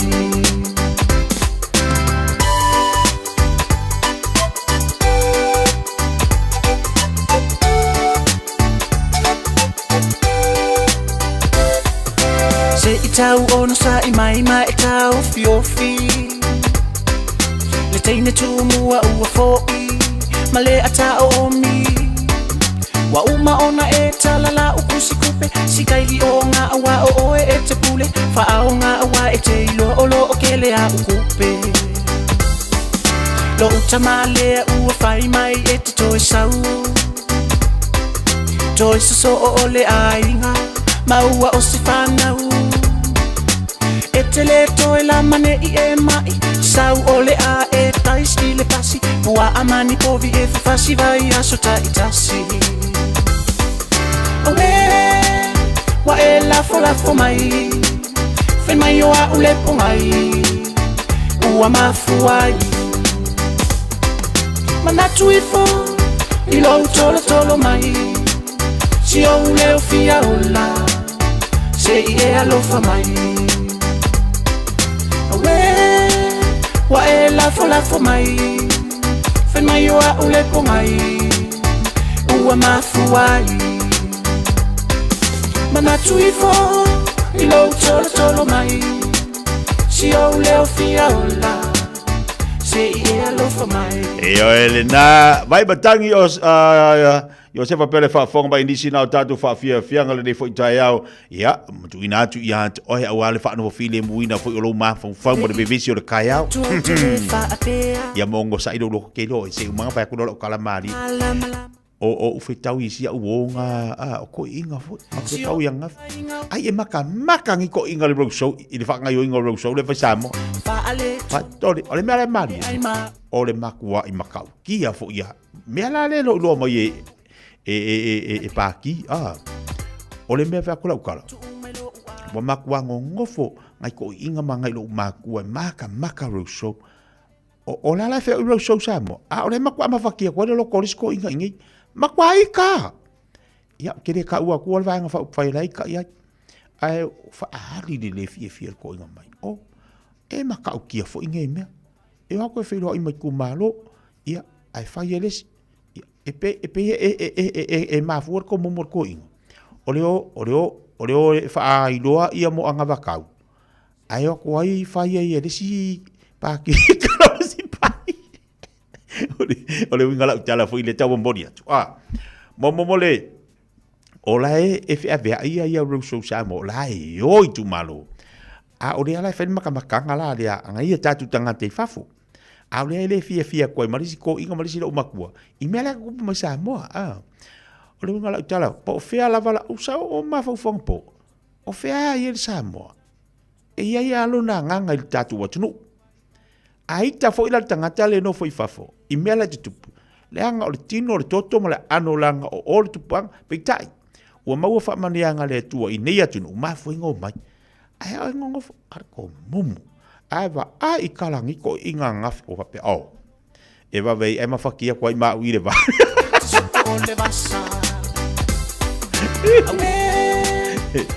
Wa le fia ko inga roso le fisa mo. Lua ko mumu. Ia ongo sa.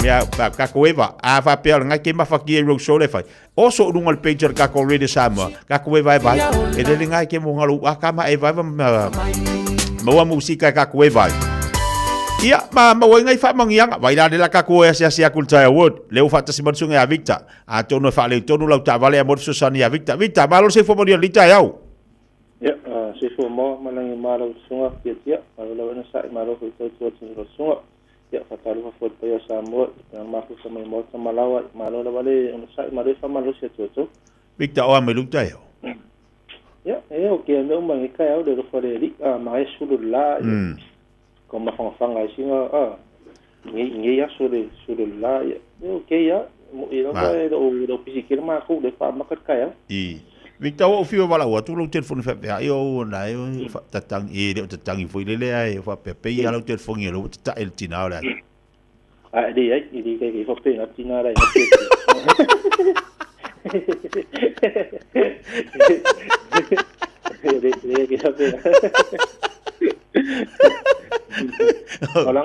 Ole ke vidi mai ko pe arma telefone o yo ngai de ya wa umal ma ya ole le kai o fa ko lo fa pe aso kai mi mo mo video ko ke fonge Victor de kalia a fa pe ya o ko sar ki ngara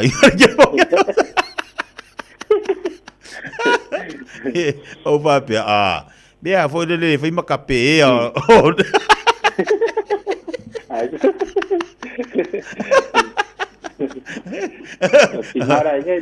Oyo le ya kinga kama kia. Ya power que foi o mal ya malo.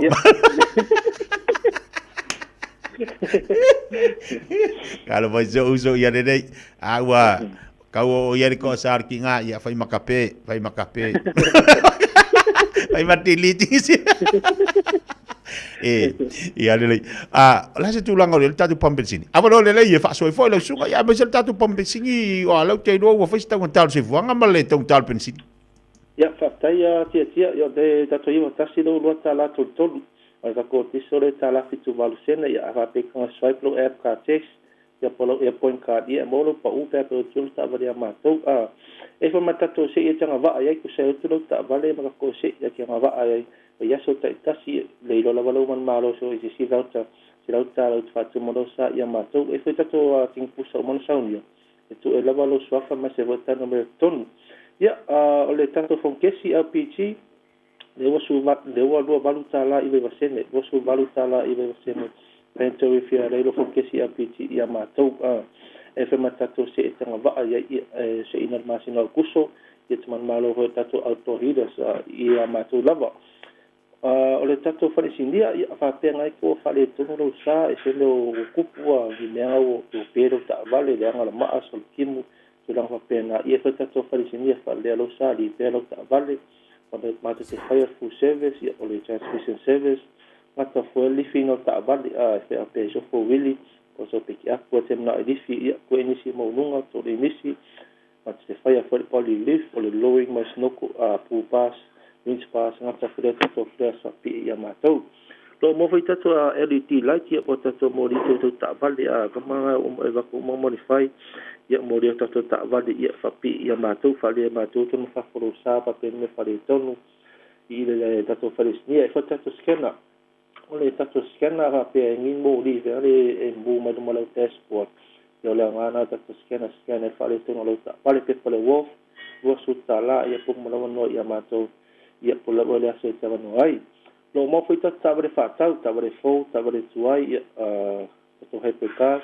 tato piki afu lo ia le fo range highlight ni sen ta vale uma modified ta vale uma la vale fa uma se pe uma modified uma te uma tengo que ta vale ngata foi leo ka ko difi o le snoko pu pas i tato ta vale fa ia le se mete por le fa tu lo a fa pe so ta vale tu ia ma tu i fo ton tarifa ta to tu i lunga tato finance to tongi ia me tato te ole tato telefoni o i valu fitu fa to lua o i valu fitu fa to lua o ia no mena tato faresinga tato farpau ta si fitu suru pecho ta su maiai pa fo pa tuai se que me fio so se sai lava so sta vale fo yo fi ai a su lima ma le sai su ngai lunga ya so si langu lava lo mo ia mato a fa pe to mo tino ia ta no na so sa mo se so sani sui pa faru ta vale furi me langa ia mato a sui pa o maktas to tasi ha to fitu ia so se pena mo lo mo apa peso piki apu sa mo na fa la po pa ya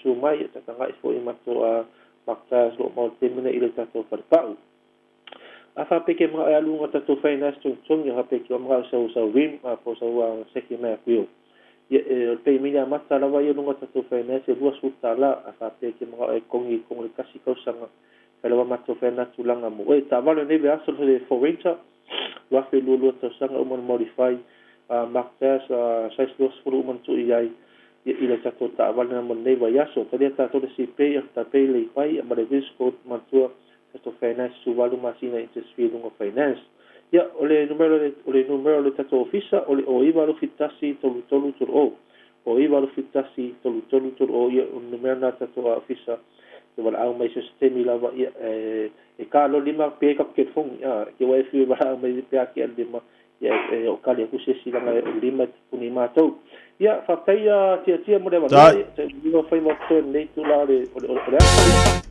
la so mo le lo pole ia so foi mai mami fatai lava tai Victor mo de ngalu ngal le tai au le sunga ya Victor pele fa fonga iai bala wane la ia telefone sunga ya Victor il lu fitasi tolu o lu fitasi tolu o ia ma la to nanga fa sanga tolu lava male tolu nga fatai o tara Tele tatu pa umana na ia Yesu ia lau ta vale male tatu pan pensine u wai lau ka vale pata sei male hafi lau ta vale tau na fa leia ta ko ni le yang fer wa ia lai ma kwa seki mai vai ma people ta vale a fai elo fa le o lai fa le tonu pa tau na fai se fainga people ta vale la tonu ti fo wa mo atu ni si sala ia matinga ai nai ta tau patalo fatu ni so tatu paanga patalo fatu ya Devi Isa ko malo si fo solo male fai upa no maltasi na i tara miu amo sa fatalo fatu nei tayau lo ma futu mai na i manukau malo se fo moria malo fo lang ma nei tayau fo to e var minute talo le tulas folu kali tulas folu to fa sala wina lo tatu tala i vai fanua i le tau tuba danga ale fionga ya se uli malau le fa fine wa sola Walu isiona inga masiona mata wa fula tapena mata maiti si male TV ave umana me afale ai malai oi sole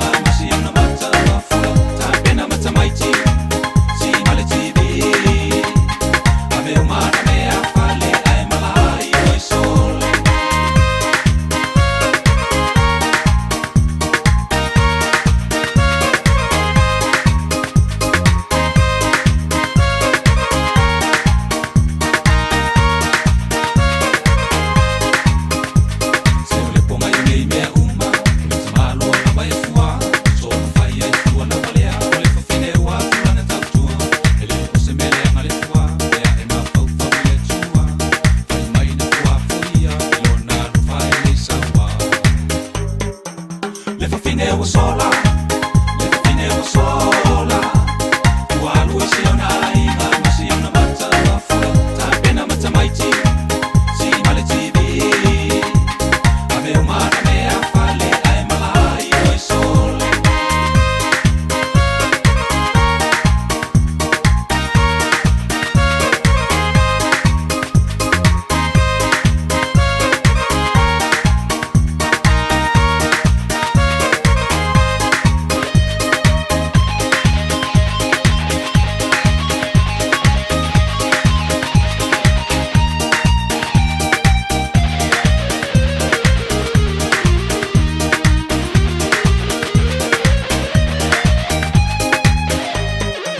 Le fa fine o sola, le fa fine o sola. Ua luisi ona inga, masi ona mata wa fula. Ta pena mata maiti, si male TV. Ave umana me a fale, ai malai oi sole. Le fa fine o sola, le fa fine o sola. Ua luisi ona inga, masi ona mata wa fula. Ta pena mata maiti, si male TV.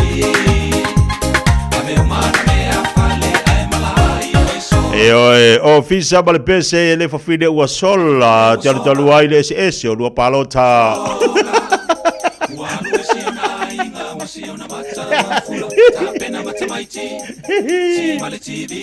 Ani so la ngapa figure ke me fai ah.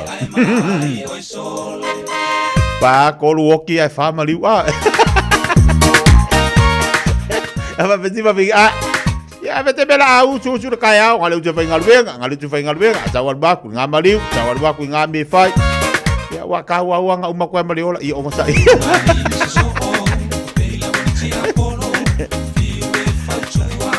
kawa e ya manganga fai de ya makwa umalo wolo ole ainga ya o ke popule fai kala kanga ka ai e lua ai ngor kanga ko ai kinga ma ai kama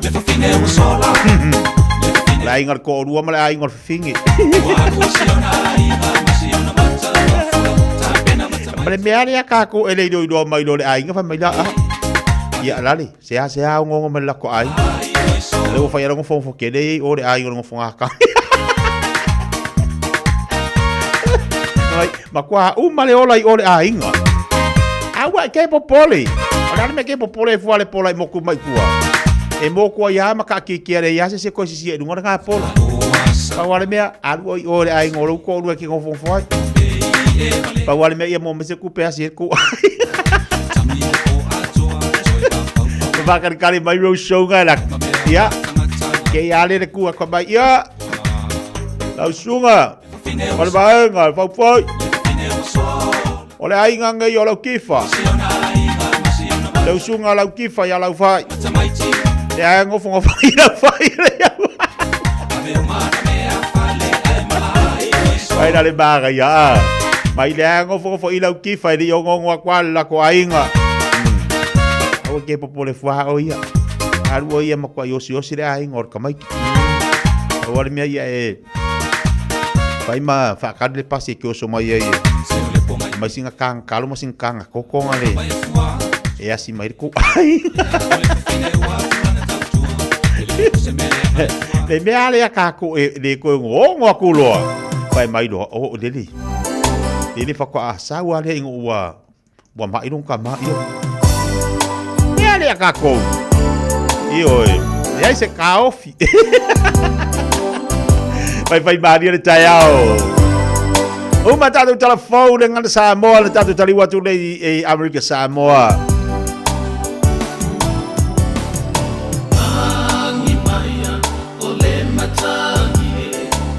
se uku fai mo fie momoli mai ai ma se fungala manongi masua mali e fa amata mo fie ai ma teu lo ula o ai la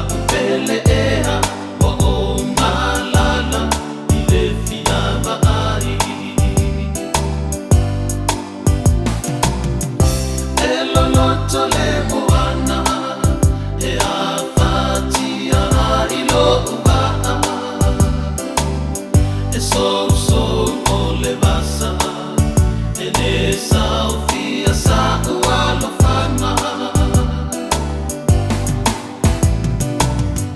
tau lai tue tau mai a po o fea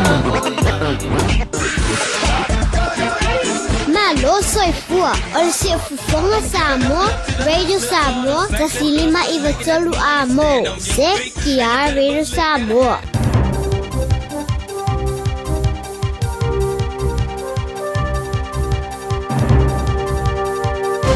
Fatalo fatu from Aotearoa, New Zealand. O le amari e ino Palestino State tu ma onti o le whai unga e la velave e le te tawona nati nati ai. Ai o se whai unga ni sila e lava le teimi whai ai, whai ai le isui parimia David Seymour. Whai e Seymour o lo o iei se wha mue mga e amataina tala noa ngai winga i le amari e ino se State o Palestina. Pe a whai le whasa loto le fikfita le Hamas, i te ngata Israel o lo o tau fia wha malo sia, ma tu ese uma ia o penga. O se tangata to mai whapitolo i atua ia di sila i le saa whai lunga o le pā i le teima whtena inga Gaza, ina ia awai nei o latu wha i teina i Amerika. O ni sila o whetena i ma Australia ka nata wharani ma Peritania i lona tūlanga tuai mo se State o Palestina e whawaina. O le asanga fua, sa whamaunia e Australia o le alatu walo ia o na whamaunia i le isi whonu tanga o ao malo o whatasi i le amana i eina lea o se State o Palestina. Ai sa mo atu whaalia le minsta o le vai whafo New Zealand wa wasamani o Winston Peters. Sa ia la ngā le mata o puri ka peneta. Ina o vasilingia ia Seymour pe ai sea ua whaatua ia se whai unga ni sila sa tali. E le te tau na latu tau mateina o se tunu o lo sao. O se tūlanga e la velave tele, ma ua tau tele ai le lava o le teime whai ai se whai unga le lei masao. Ma ia tau fwoi. O se tūlanga e matua ai atu tu vale ai, o no vevesi o ali mai i teritoria Palestina. O whaari ai lunga o leo televisa ma wala so ta inga lau tele, ma tūle ai mo se whai unga e whaia. Ai o lea sona nafil ka mai tai soa te tai le pātia le Greens at Chloe Swarbrick, sa tūri whafo mane mo te whono le pāre mene New Zealand. Ma longo iai o lea wha malolo ma le pāre mene mo le vaso a toa. Talu aisana fōla sanga le fia e winga i le taua i Gaza. Sa a wai se whilafula fo inga whananati sa tapaina. I le mai ai o le whorwhoranga le whainga malo so whatasi, o lea whaia se whai ungalo ia pe amana i eina le State o Palestina i a setema. Aoanga i atu e Swarbrick i le tau whai ungalo na whorasanga, sa ia lui nai whai pule, o le whainga malo so whatasi, e langolongo ina lan tūla whunu tau whaofi e whatangai ni sila, e apalai e whasalanga e whaia ia Israelu, o no le whasori tūla whunu o lan taua. Sa ia wholasi ai a whaia na te mawaina, i ni fai pulele e ona suma le valu e fai ngā malo e iei ni tō sivi, e la tō le tūwha te sia i le tō sao tala anga. Ai li pine e fai te uina le whongo le maota, Jerry Brownlee, i a lea whola sanga.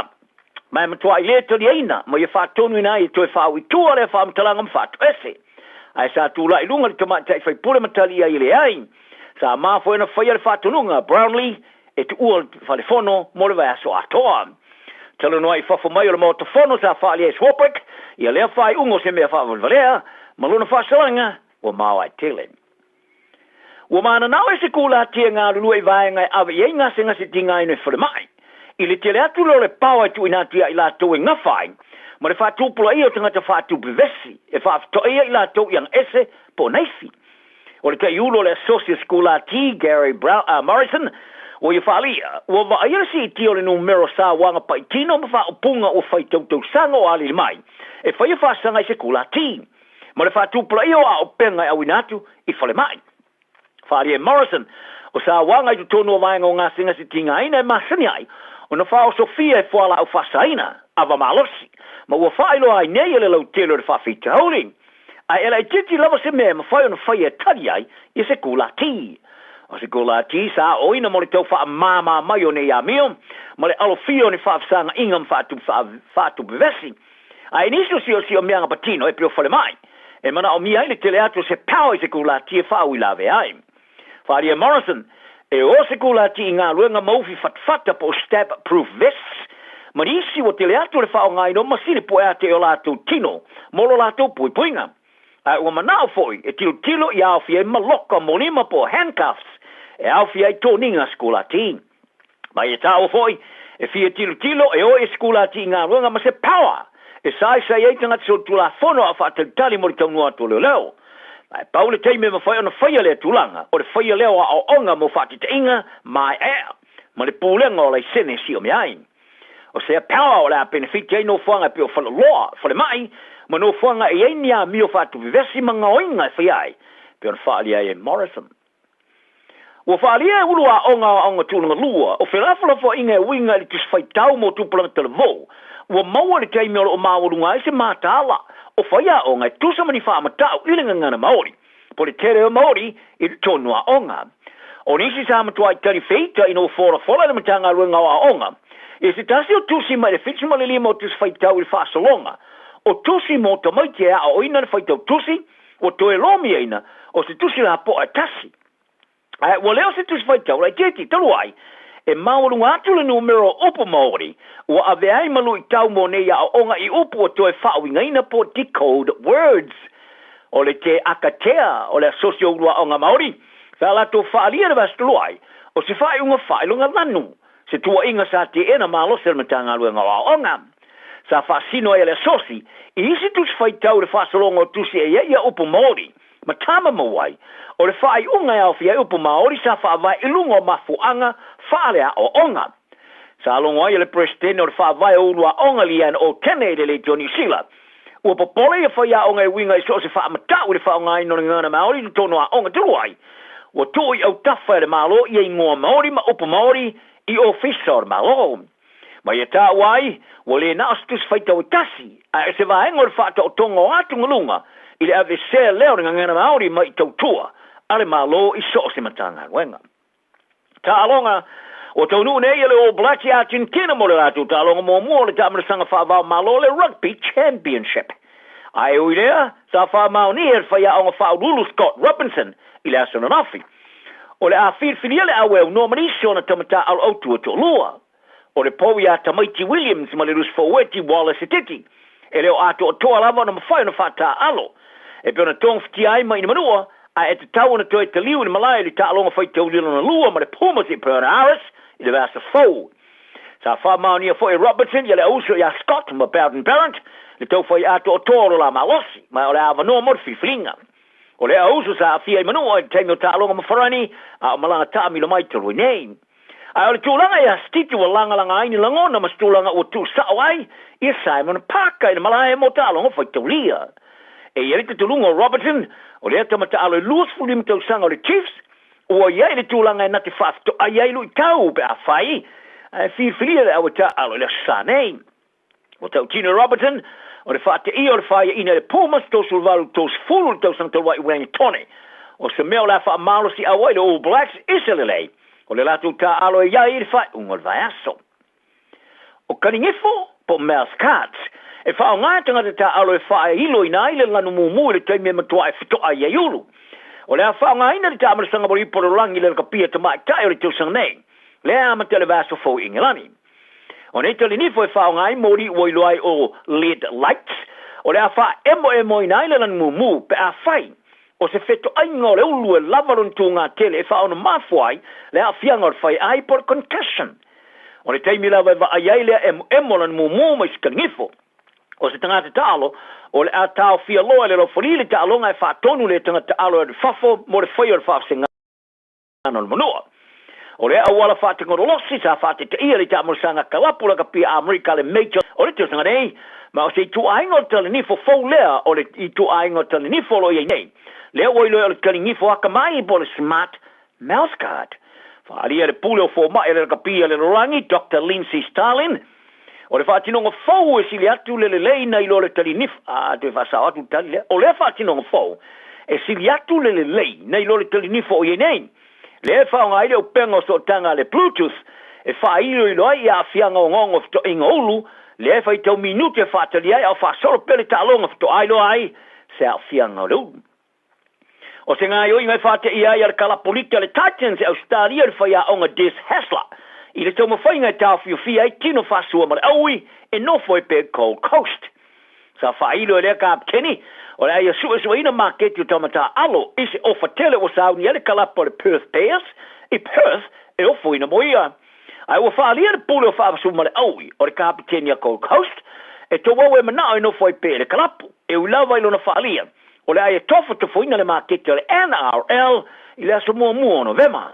Ma le whaiunga le Titans e tā fia le whaia o ngai atis Hessler, e whaono whamaoni e le tāwa tele i le tūlanga o yenei. Ina wa mai ana tilo i le pulenga whasua ma le aui, i lona tūlanga mautu o iai le kalapu, o se autu moni i le whaiunga whasua ma le aui. O le koni Galatia whasua ma le aui le Gold Coast, e mai e le luafe ma le tos futolu. I lana whaingainga mo le futosanga i tisa ma le tasi, tisa ma le 2 miliona tālam i le tausanga. E iese mai ngai lana whaingainga e whatangai oia, e tumuri ese le whaiunga le luafe ma le fulfito lona winga. O le asa aloto le tamata alo o whātunga ino stasi o tamata alo i luma pido silio na le leile NRL, e mata ina lan ta alo i talanoai, i isi kalapo e amata mai, i la somumo November, o le tausanga nei. Ai o whāsua mara au i lea sa i o whaalia lo nāwa no e ta alo i mō sa mō pe a whiflia, o lo mate i tuina re whaia o ngā le Perth Pels i a Mel Maninga. Le o sa unia a waili ta amarasanga le NRL, luaf mara fufitu, i se o whatele pe o nā ngia i e tasi tes mali 5 miliona tāla i tausanga, ina i li liwa tua i ta alo i Pels. Tala nal ne yaso, manuia le tunu, soi foia. 24 hours a day, 7 days a week, Radio Samoa streaming live on www.radiosamoa.co.nz.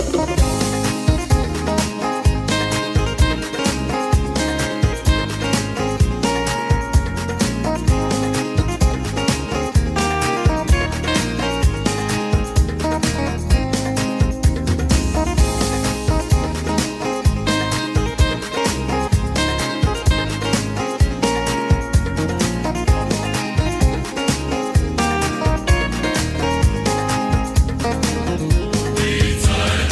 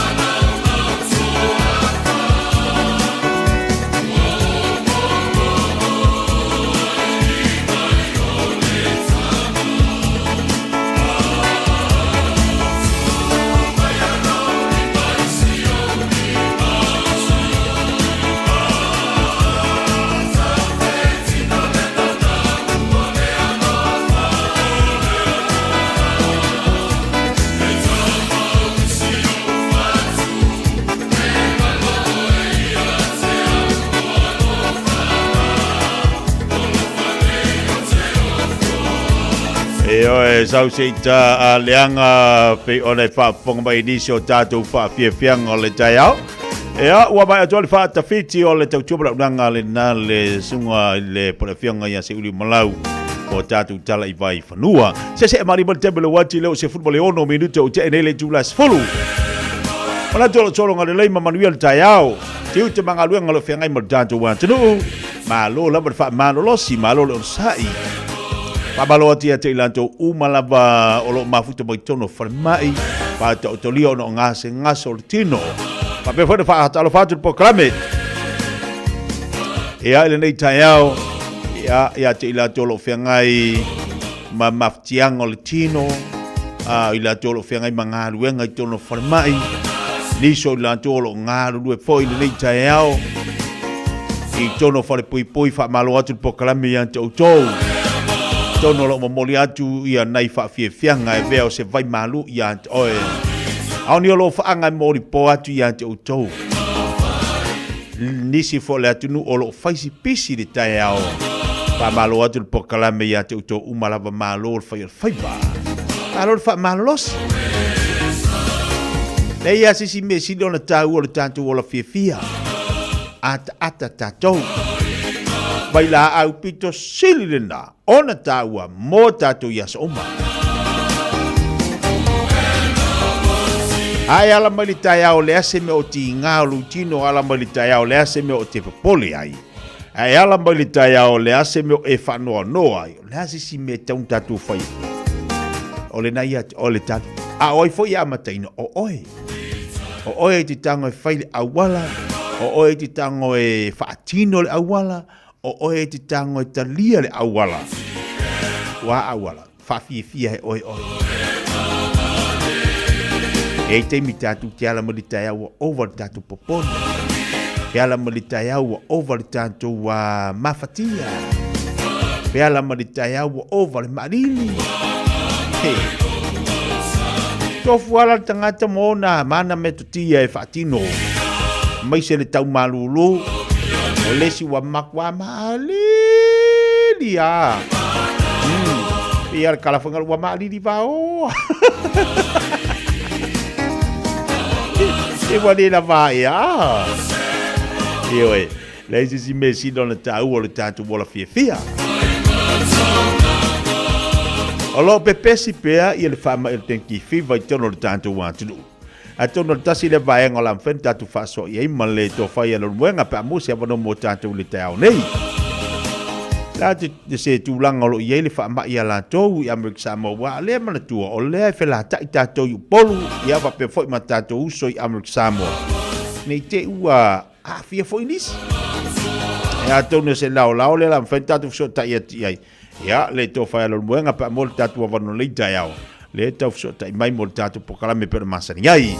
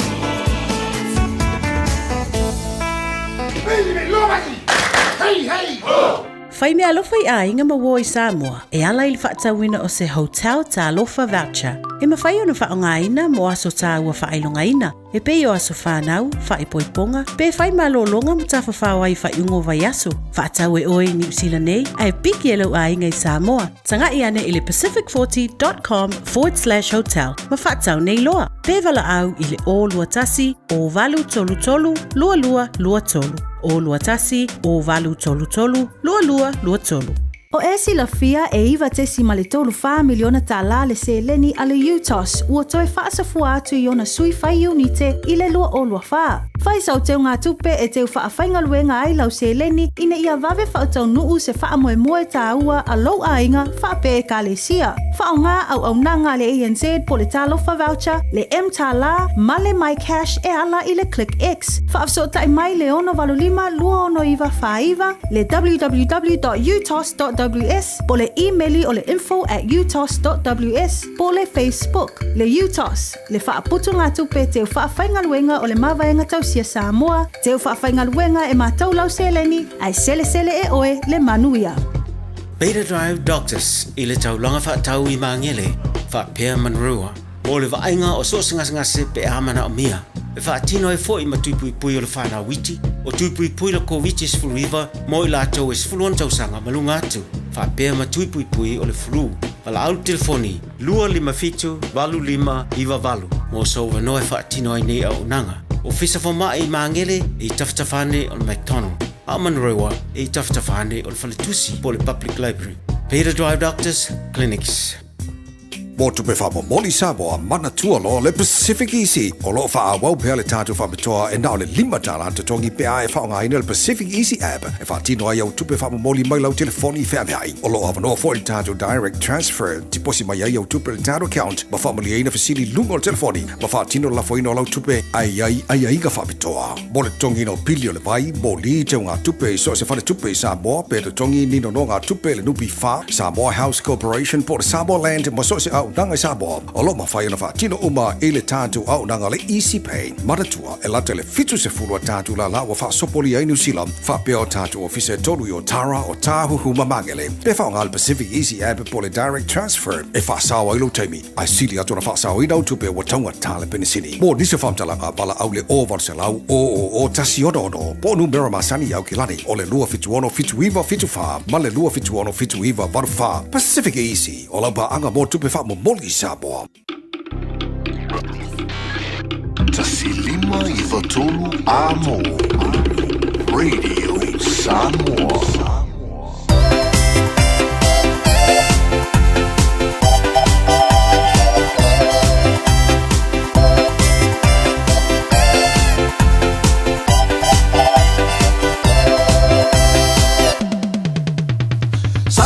Milo solo se in polo mi sabai so su mai isfo ma se in fo e le nei ma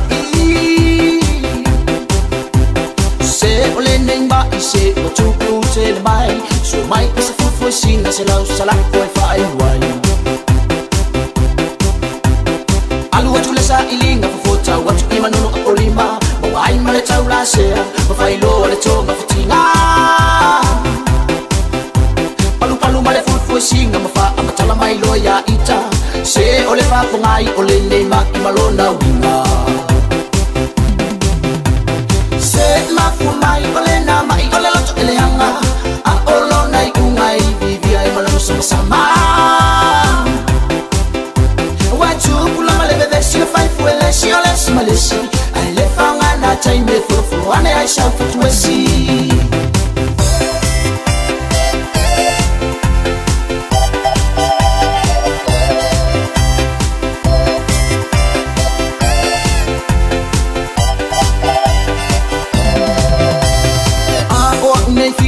música e fai pea o amoni ai lava tu tonga se sole te pea tu ai pela to fai o amoni ai le toia inga o paula va ole vai a o nei fica ia música e fai pea o amoni ai lava tu tonga se sole te pea tu ai pela to fai o moni ai le toi ina o paula va ole vai vai se ma fu mai ole na mai ole lo ele anga a olo nai ungai vivi ai malo so sama wa tu pula male bebe si le fai fu ele si ole si male si ai le fanga na tai me fu ane ai sa fu tu si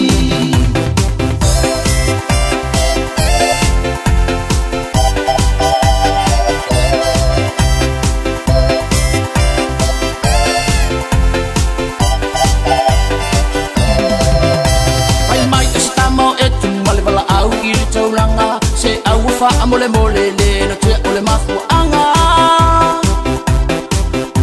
Pauane e vai vai e solo a ile lo langi Mole tupu ai lo mai e mawai le sia mariani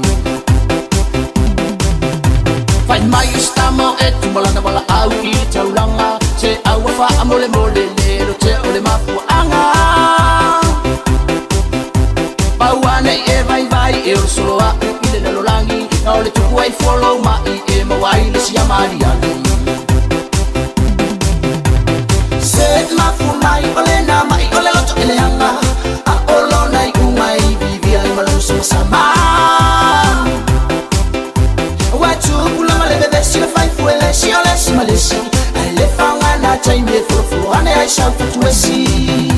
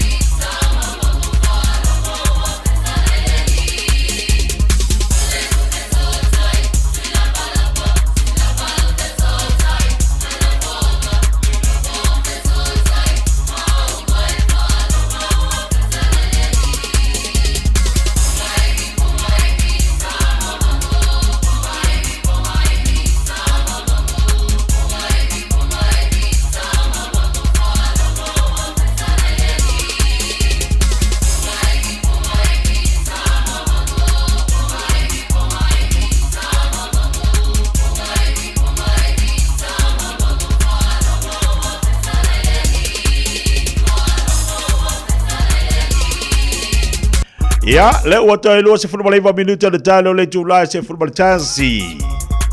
Bale fa fonga ba ya inisi o tatu kalme fanga solo mo tatu o le nei tayau. Le putamu wa umana mo atul so inga ma tatu pokalame am Samoa. Fa malulu malito fa ya no moenga to fa ya pa o Dr. Roy Sange ilungo tatu pokalame. Ona wa fa finga ta ona mo tatu so inga mo le terminate.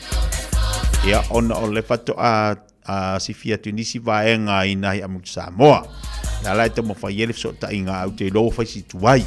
Ai ole aso ta ya ole te ale tu la sumaltasi le ua to ta oto atu yele tatu so ta inga na. Ya ma le tatu so ta inga masani ma amu Samoa la to pe ona yele tautua ale to fa ya pau ro yo sange. Ona winga la fa malulu atu tatu atu mo le ta ya ole tatu pokalame. Ole ale mo le tatu so ta inga mo le so ole la ta oto atu mo le aso ta ya ole te ale tu la se fulmaltasi fa fonga yai tatu pokalame na.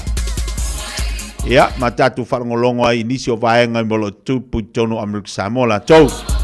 la mana ia ona o faisi whaafangata e le misi alo moenga le tatu pokalami vea soma ai ona o le o so tainga iniso no fanga i tonu lava o Samoa o mafuai ona le mo statu so tainga le tau nei ia ai o le tale tula sumaltasi o le afari tula sumaltasi la fai fonto fa smele finga le malu se mostiti pe ona yele la tu tu langa mo tanto ia e fa marsa au pe mo malu tatu wat no tulanga o lo iai fa mai e mese lava tanki fever lea o lo tapisa i pea le totele ia e mese se tatu watu no Samoa o langa o leu o yesu i fu mai mawai nei whanau ia o le amwhailan whatasmai ia le tō whai alo muenga le whionga le malu se mostiti mo tatu le taole nei a wale wha wina lan tautua te bale wati leo toi luas fulmal tolu minuta tale o le tu la se fulmal tasi fa malo ati di sol tatu watu o le naulo mafuta mai pel nei tai au malo lava fa malo si malo lo sai malo fa faiva tu te manga luenga nei fa yaso ia tatu vi ia le lo fo le tua i lona anga le lei malana pule fa si fu tatu ola le lava lo tatu mo le manuia i tu te manga luenga fa ngai e matato i le aso mo le aso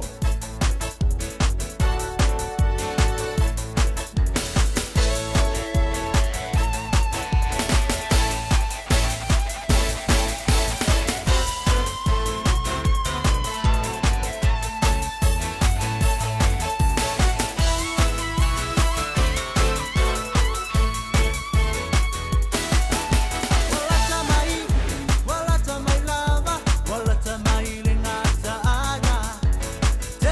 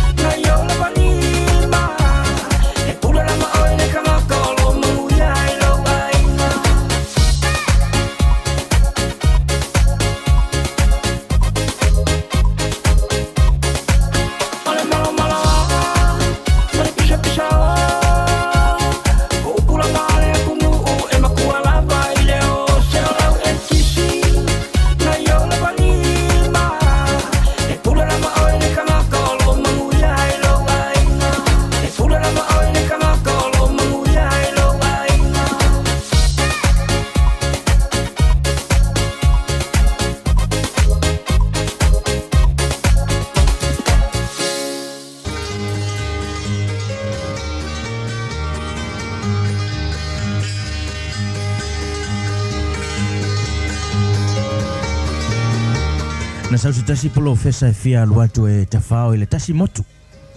Sa wale i o le polofesa e fia ngai le motu. Tau mai le tamaititi o lo nofo i lunga o le sami. I le na pao pao. Ea, ona fai mai le o le polofesa le tamaititi. Pe mawhai ona lao se i mamolia i le motu le tu mai tai e fia lue tafao ai. Ona lue le i o le ulo le tamaititi. E le matua malama le tamaititi nanu awafo i le ia onga. Paua o le mea, o le vava i tanga, ia mea o lima o le polofesa le wha sino tu le motu. Ia na i rolo le tamatiti, o le fi halu le polofesa i tai. Walo nei le whainga malanga le awale ia. Halo loa le vaa le tamatiti, ala nanu al polofesa mwhai mai le tamatiti. Have you been to school before? Ia ata le ima lue na uru e le o malama le nanu al polofesa. Ia ona lua le la whainga malanga ia tala no atola le professor ia na le lue ulu le taulele ia wana le pawana i upu na whaalongo i foi ia o le yes sama le no alua le la whainga malanga te ia tama titi whai mai o le tala le professor. Do you know something about biology? No? Tali le tama titi ia te whai mai le professor. Do you know psychology? No? Do you know something about sociology? No. Do you know something about zoology? No. Wa mata na ital te metici wale lava tali ya nanu al professor. Mai lo al professor. Oh. Matua tele na me wa missio lo wala tele me ta wa le olanga wa e misi.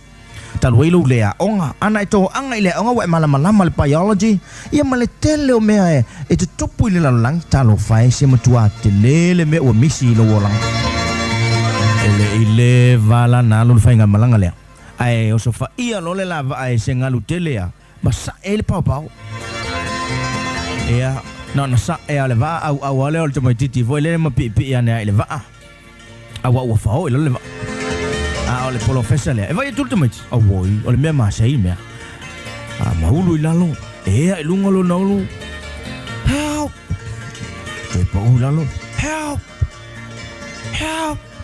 a ver me gigi pulane me ku e el polofesa la oki wa mole le lo au el polofesa au nana apa tu la volta me titi o naulo na lima le polofesa toso mainga il mele il va e Fatu lole ole tala jama ditil professor. Ete ilo ale meta ole awology. Lulu mai male uro professor fai mai lo tala jama dit. Se matua tele na me o misi ato ilo wolang. Ele ilo ale me ka ole au. Io ele fa pe lo ilo biology mo lo ilo psychology wa e maua me umma. Ele fa pe o le telo le potomo lo wa oina o silia tu ai ona eilo le telo mea ai awana ngalo e ai mea ni ma mea la iti o le olanga na e misi fo ia te oi a fai la misi le na mea e le ma fai fo ona ato toa no tato wola ile nei olanga tato te ia o le misi o Yesu Keriso yo tato wolanga o lo tato misi le o mea umalava e mawhai ona tātou misia le iai o tātou wō, ma tātou misia tupe, ma tātou misia whamanu yanga i tele. Ai a whai e misi Yesu Keriso mo leo langa, o e misia mea uma. E mawhai ona moni e le tala pe ona whai mai e se tasi whai evangelia. If you miss Jesus in your life, you missed everything. Ia, lelei, a ola wa au.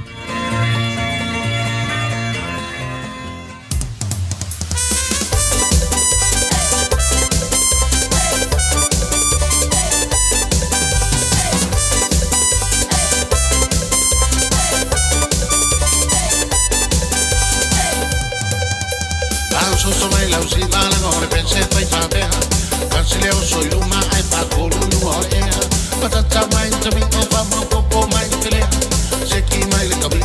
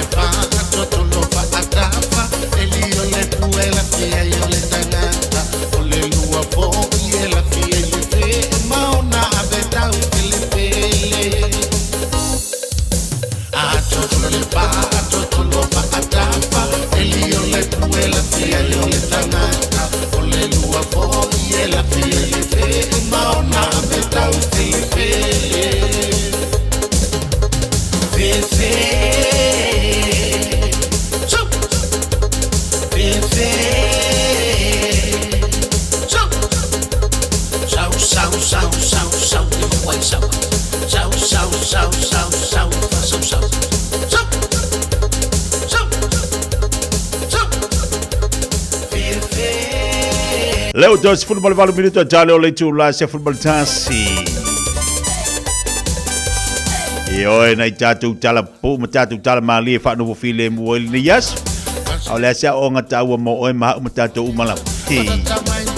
Sa o le lia. Ele fa pe o me o mala va ni yo langa ma ni do langi utatu lo. E yei ai ki e doiles. E te le lo. E ma fau fau ngala fu e no fu malesi. E te o ma fo. E lolo winga ese awala ese foi I me alofa ese foi me kokia e fai el tangata ese foi taleni le amo yele tu ya tanto tato te fatino inai ni se tato fofanga ele fa pela o kakolo uma me uma ele fa pia a ilo fa de fale yang ilo la ia le fa ila wala papa ele fa pe ai loa fau de fale ia onga e loa la ia lea fai kuka fai fai ainga le anga ili tangata e loa fau fale ai me ai fai ainga o i kau do ele tangata e loa le leilanga kuka ai le loa fau fale ele fa pe la me uma ka ko loa o i loa la menta o le swimmingology e fa pe gare o langa ma te fang o le mea lai do elisi kau fu ilanga fa pela isi lolo inga tau na tatu tomo fai po fa fianga fai wai do eles fina we fai eles o ingala ta o le upu le masa ni ta tomo mo le songa songa mo le finau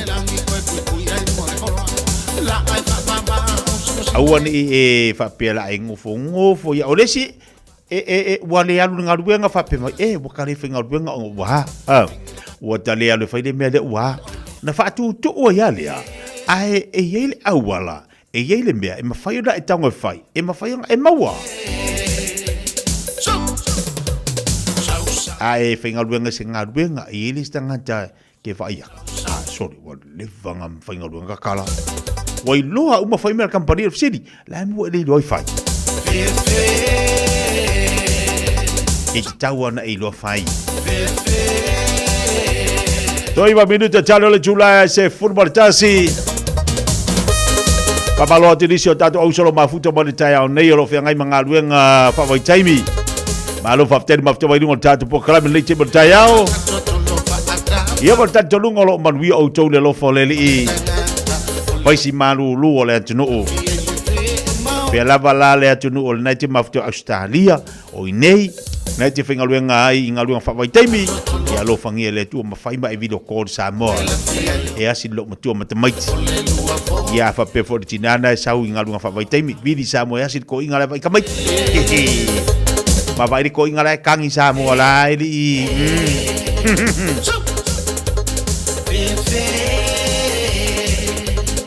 papalo atu le whinga luenga malava lo mafuta maneite baltai au na ya uson mato filo el taya nafi e fenga luenga la i dunga la tele ya na mafuta mai fo e hola la to la na leanga ya tu stomach la mafuta mai la to ia fenga fo manga luenga dunga la tele fa malo fa faiva malo lo sai tu tu manga luenga lo fenga mo to ne fo ya so felice bi gaele ino te valu minuto talo le jula se football tasi vai fai malu faiva ni taya fa talo fa tu se alimi telefona Rada lo fati e toi malai inga ni tai au. Tana yona, malor se fo ia. Atalo fatu fo ia Joseph Stowers. Malor lo sa inga luenga.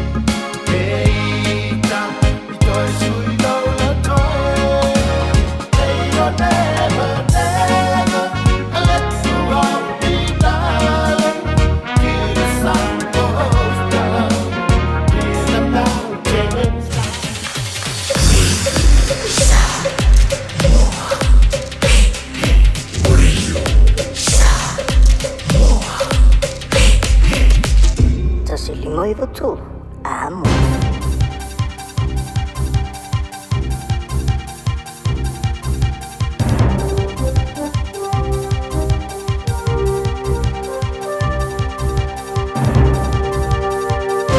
In this update, neighbours of a Kainga Ora property in Christchurch's Brintwa are asking why police fired shots last night.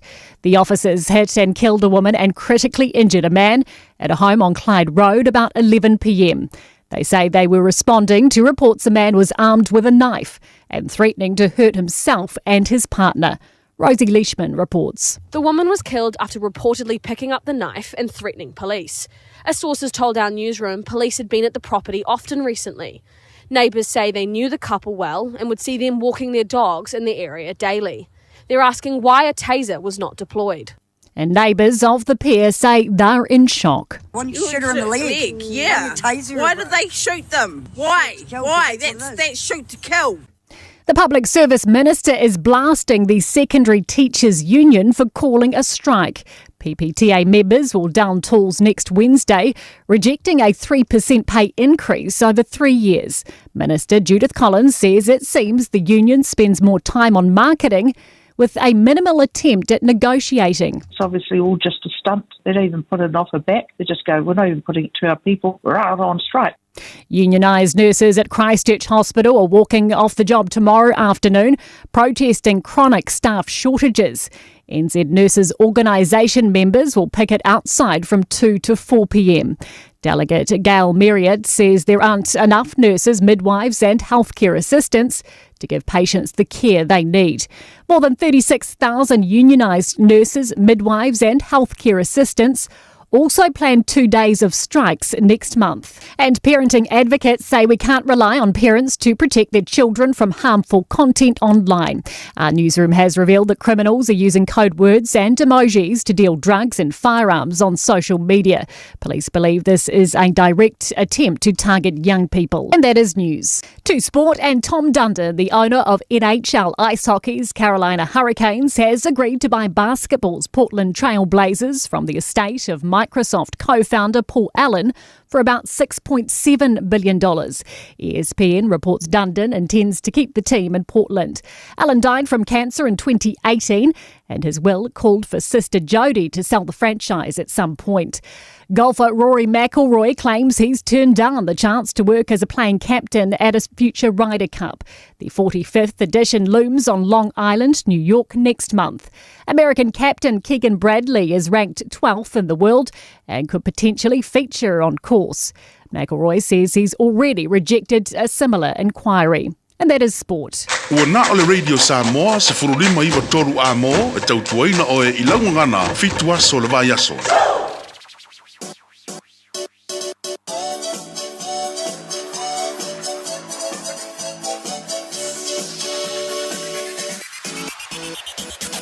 Ia e whātutu atu so o manatu.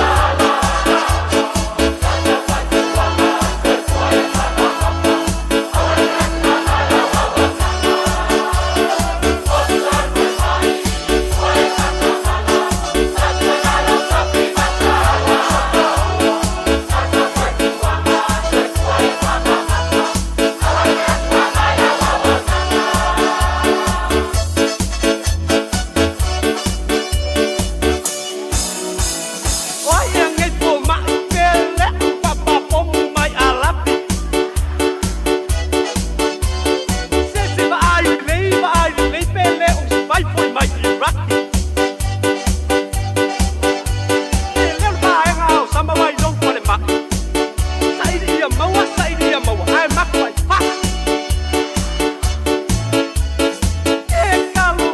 Kalau pai dia pion ai di kobanga. Leilo lava pe ai wa ufia ni ngangaleanga. Se mangua sau se vai se pa kau kala. Le leo a bio pa pa ma ngeo le pa anga.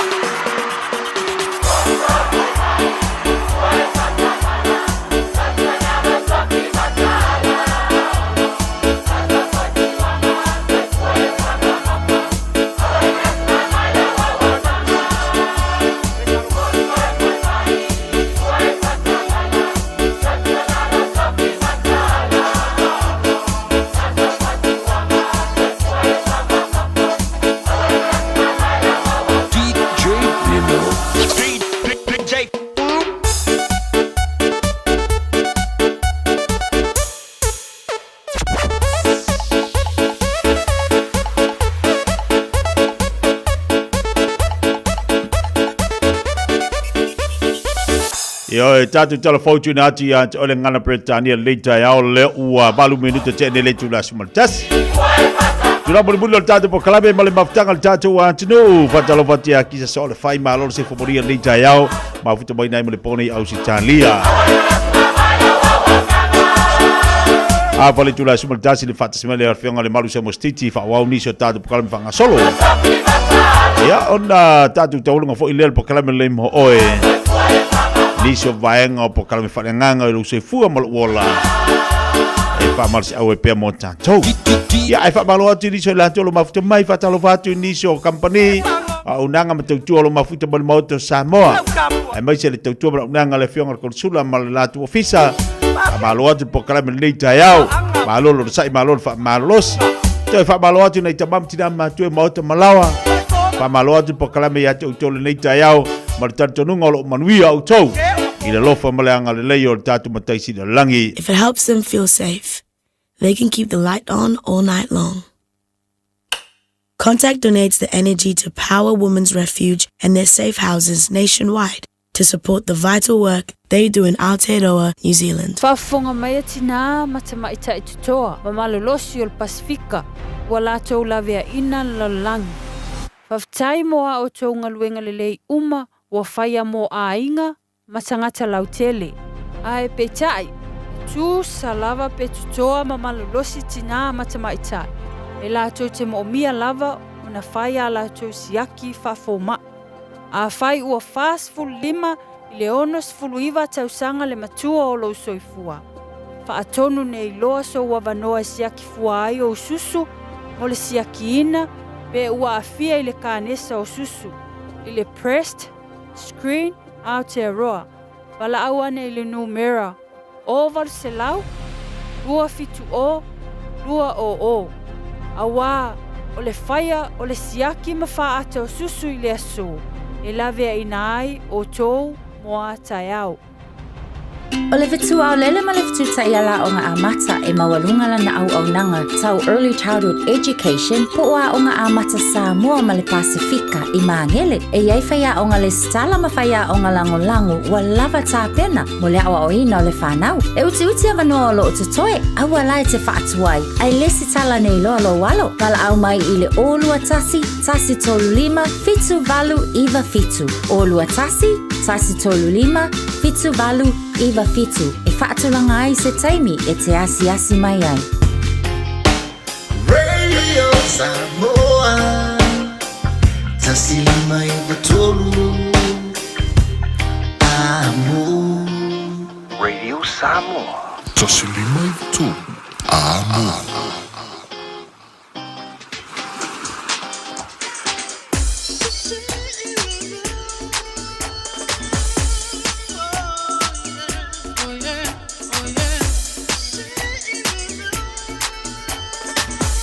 DJ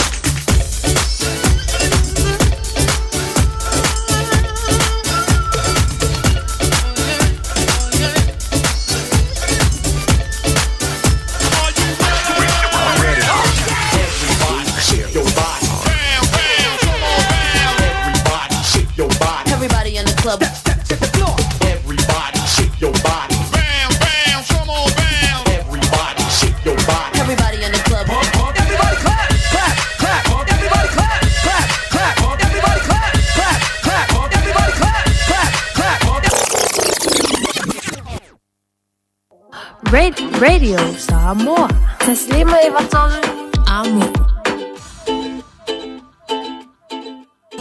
Ua mawhai o na awada tula polo kalame le leimo o ia so taitasi o na o le lango malo si le fale maliu a se alo le atunuu o ese tatupu Funeral Directors i Manukau City. Polo kalame le leimo o e talo falava.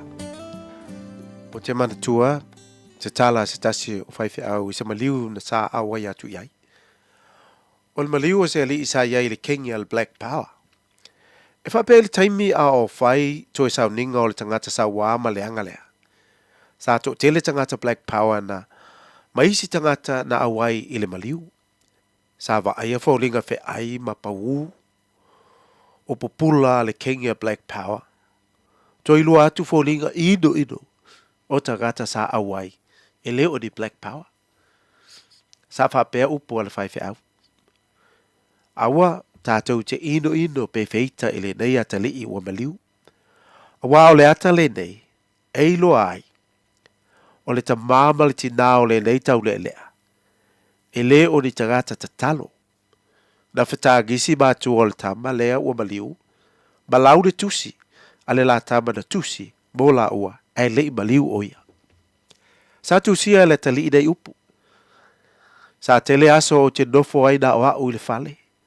Ona le lua pisi i ngā luenga maisi tūtō ngia whale a inga ma le lotu. Na ave au e isi tangata i au ta alonga. Ona sa lua pisi tele i le tele o taimi. Sa ufia maua le alofa e pei o le tua. Na ufa alongo o lua tau tala ai. Ai pei tai. E pisi tele le lua atua. A tonu o le ala fo i lea. Na leba fa yei o te tātou te talo fa atasi. Alofa mo o lua. E le uma, tō wha soifua. Wa ai tātou i pisi, i le tele o le maunga o sa. Ai ngalo ai le tiu te sili o le tāua, o le te talo whaatasi, ma le whanau. Ia vea Yesu mata i tai, o lau a inga ele nei aso.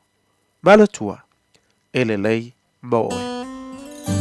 O le ese tatupu Funeral Directors o se fale maliu Samoa o le tali foilea o taimi whaingata o na o le malanga al maliu maleoti e mawhaifoi o na lato awina atu ma awina mai tino maliu o e pele mai so o se atu nuo lalolangi mala auno le ese tatupu Funeral Directors i le lua no lua tolu fitu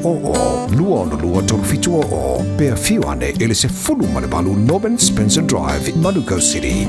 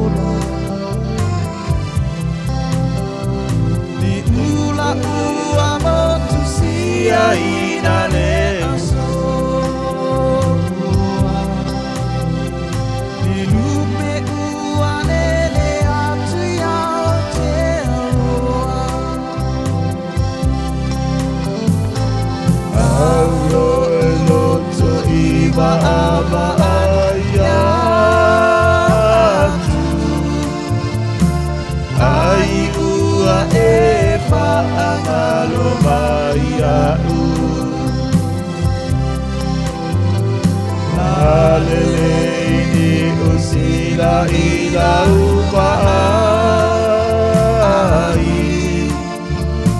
Sama Samoa ua whaangalo mai Nā pauwhaunga le whai popo Ina ua tu ua le mawhtanga e na wota mai tai e malangati New Zealand o le tangina le whai popo I ke waluaku vai se kapu vai pae Ngalo mai lea o le whai maumanga ma le suru ie Ngalo mai le tangatalo Ngalo mai ia le akopopo Pea aluaku New Zealand ai kau aku wai o sisi fo I whai popo A o lai makwango fo le lei mai songa whare moko si Ia le kangi ngā le kamaikai po le kangi fo I ngā le whai popo o lau ngofo ai sau iau keroa Sianga banga mea Pea le sau ala ukamo le malu se mostiti Ka kua I Samoa I malanga mai ta longa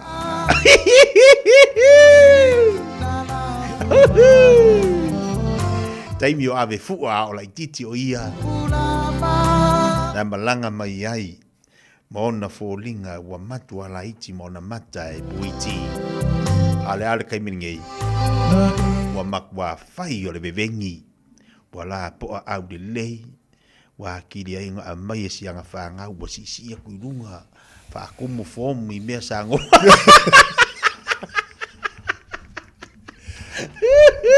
Sei fua maguia ma le lagi mapa Sei fua maguia ma le lagi makafi Lau sunga ki a kongo Ia lau sunga kofi Ia malo le on sai malo le pale malo fo ile Ia le on sai ngā ruenga Ia lai ngā mai a lau sunga kofi Kofi whaariori Ke se fia le o te o mai ro fa longo ku lo pese ning ka ia ki ko man ku era ka mo pangamari yo po fai va ko yo pese ka pi faku ka we ia a ke vai da akusi pese ka e be o kilo fa ka fa voi le ma pe fasi su maka ia mam bi mo ingi le maka ka makau a o kilo va pe ka makau nga pi le mo ingi va pe ke le lola po mo ingi le longa maka ka makau e mafuang nga a maka ingi nga mafufunga ia ia a ke vai da ye wai kelele kelele ka mai nga ko le vanga ola ia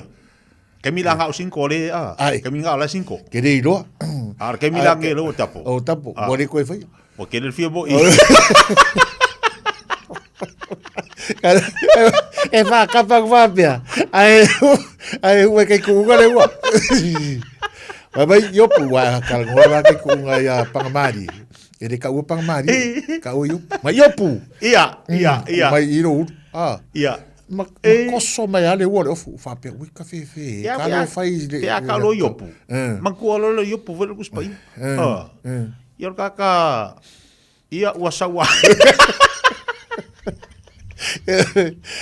bai tango kwa te juma yo pu ia mai io maka vai vai polo maka ina mai io maka I ka ko meia o talo vatu no to vatu tia a me voi fa fong anga le tunu ine voi ba anga so o le wa mai to ina le matango fio ni as foi swinga ma di mo ia o le malulu ia pe o ma fana ono le matango fio sul ma o so mai o sa mo o fia fana o longo mai o pis o kau mai la loi e que kau ise me e que está por me o que sawa o de me arnge ngo kalu se fur kau sangkalu e o kalu o le lau ada au tei o Sarah o Ana ia o ki no ku poku le o pavina o va pe ka ke ola ku I wa le va ia kupe me ka kupe o la loka de poku ia ve le ko ngi ala ulo wa pe ia On sa imaya so ula ku e ko pe mene. Ya ko sa vele le wala ko e ka wanga wa ko si se yo. La vela ko sa ko va vela ka ko ke ai ya ai se fa ji swinga ngi ka sanga wa fe wa lima. Ke o fo ro so ko va ai ola u fa mai ya si finge ya pa vine fa manga lo ya lo se ringi nga lo mama kai ya me si di lo fa fonga mai ya si o fa ko ya lo sa ole ai re kala po e pa yo la kala po yo le fa lo ke fa ya ko la lo atia se se me ai se ye vo se fa un susu che su er pusa isa le se mea dale malo ya mo e fa qua che dere ai da al macchina come pesca o luanga lo che sa fa pesca o va con le pesca ale ingu marca ko fa la sauderi ale ingu la sauderi marca ko fa su lo vai marca ko pi su pole ku con ka po kilo ku inga vai mo kingoa sa ngi foi le maru ia fa pengi vai fa le pisu pope fa ka ko mo fa ngar ka ko nga mo nga va pe ala o mal ki fo ia ta vai se ku uma yanga me ai I wai e ka penga ia yo ole ko si di mo fruits ia nga fa I pula ma ma ia e o ia se umang nga fruits for ia ro se umang fa I pula ka lo fa ia ana mo va pe o fenga lunga e pau au seu mangu yang la ua fa le kong olo fa le kong olo seu man e fa le kong ia kudia ada wa nga me ai vai ya lo oi se ka kala ngoa la ka mo taito so le wa ai lo fi lo man ko so ke va ile le manga yo le fa ko le ka ki le malo si yo kai ko lo fi kuri mai makua e vai kau au lang ka vai pu kau de se ua ala ngi kau au ke me lo fai ua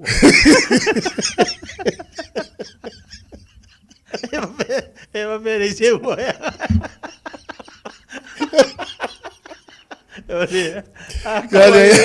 sale se ua lo fai ua ke vai se ua ri la po ri ke no a fai ma interview mo ka ke kau kilo fa bengi runga e wa ngovo menga ke do computer ngai so e pe kau de lo aku na ka pe ngovo e pe fa lo wa pe e so ska ngaka e o te to lunga foi del sunga o ya tito o ngaru e sere nga o ngaru kingo wa makan kau me be I kongo lo kingo wa pe le tito kai ko anga ke del vai vela swimming pool uyo o kai ko re misi swimming pool sorry kau kiare o le mai nga mo wait o le vai vela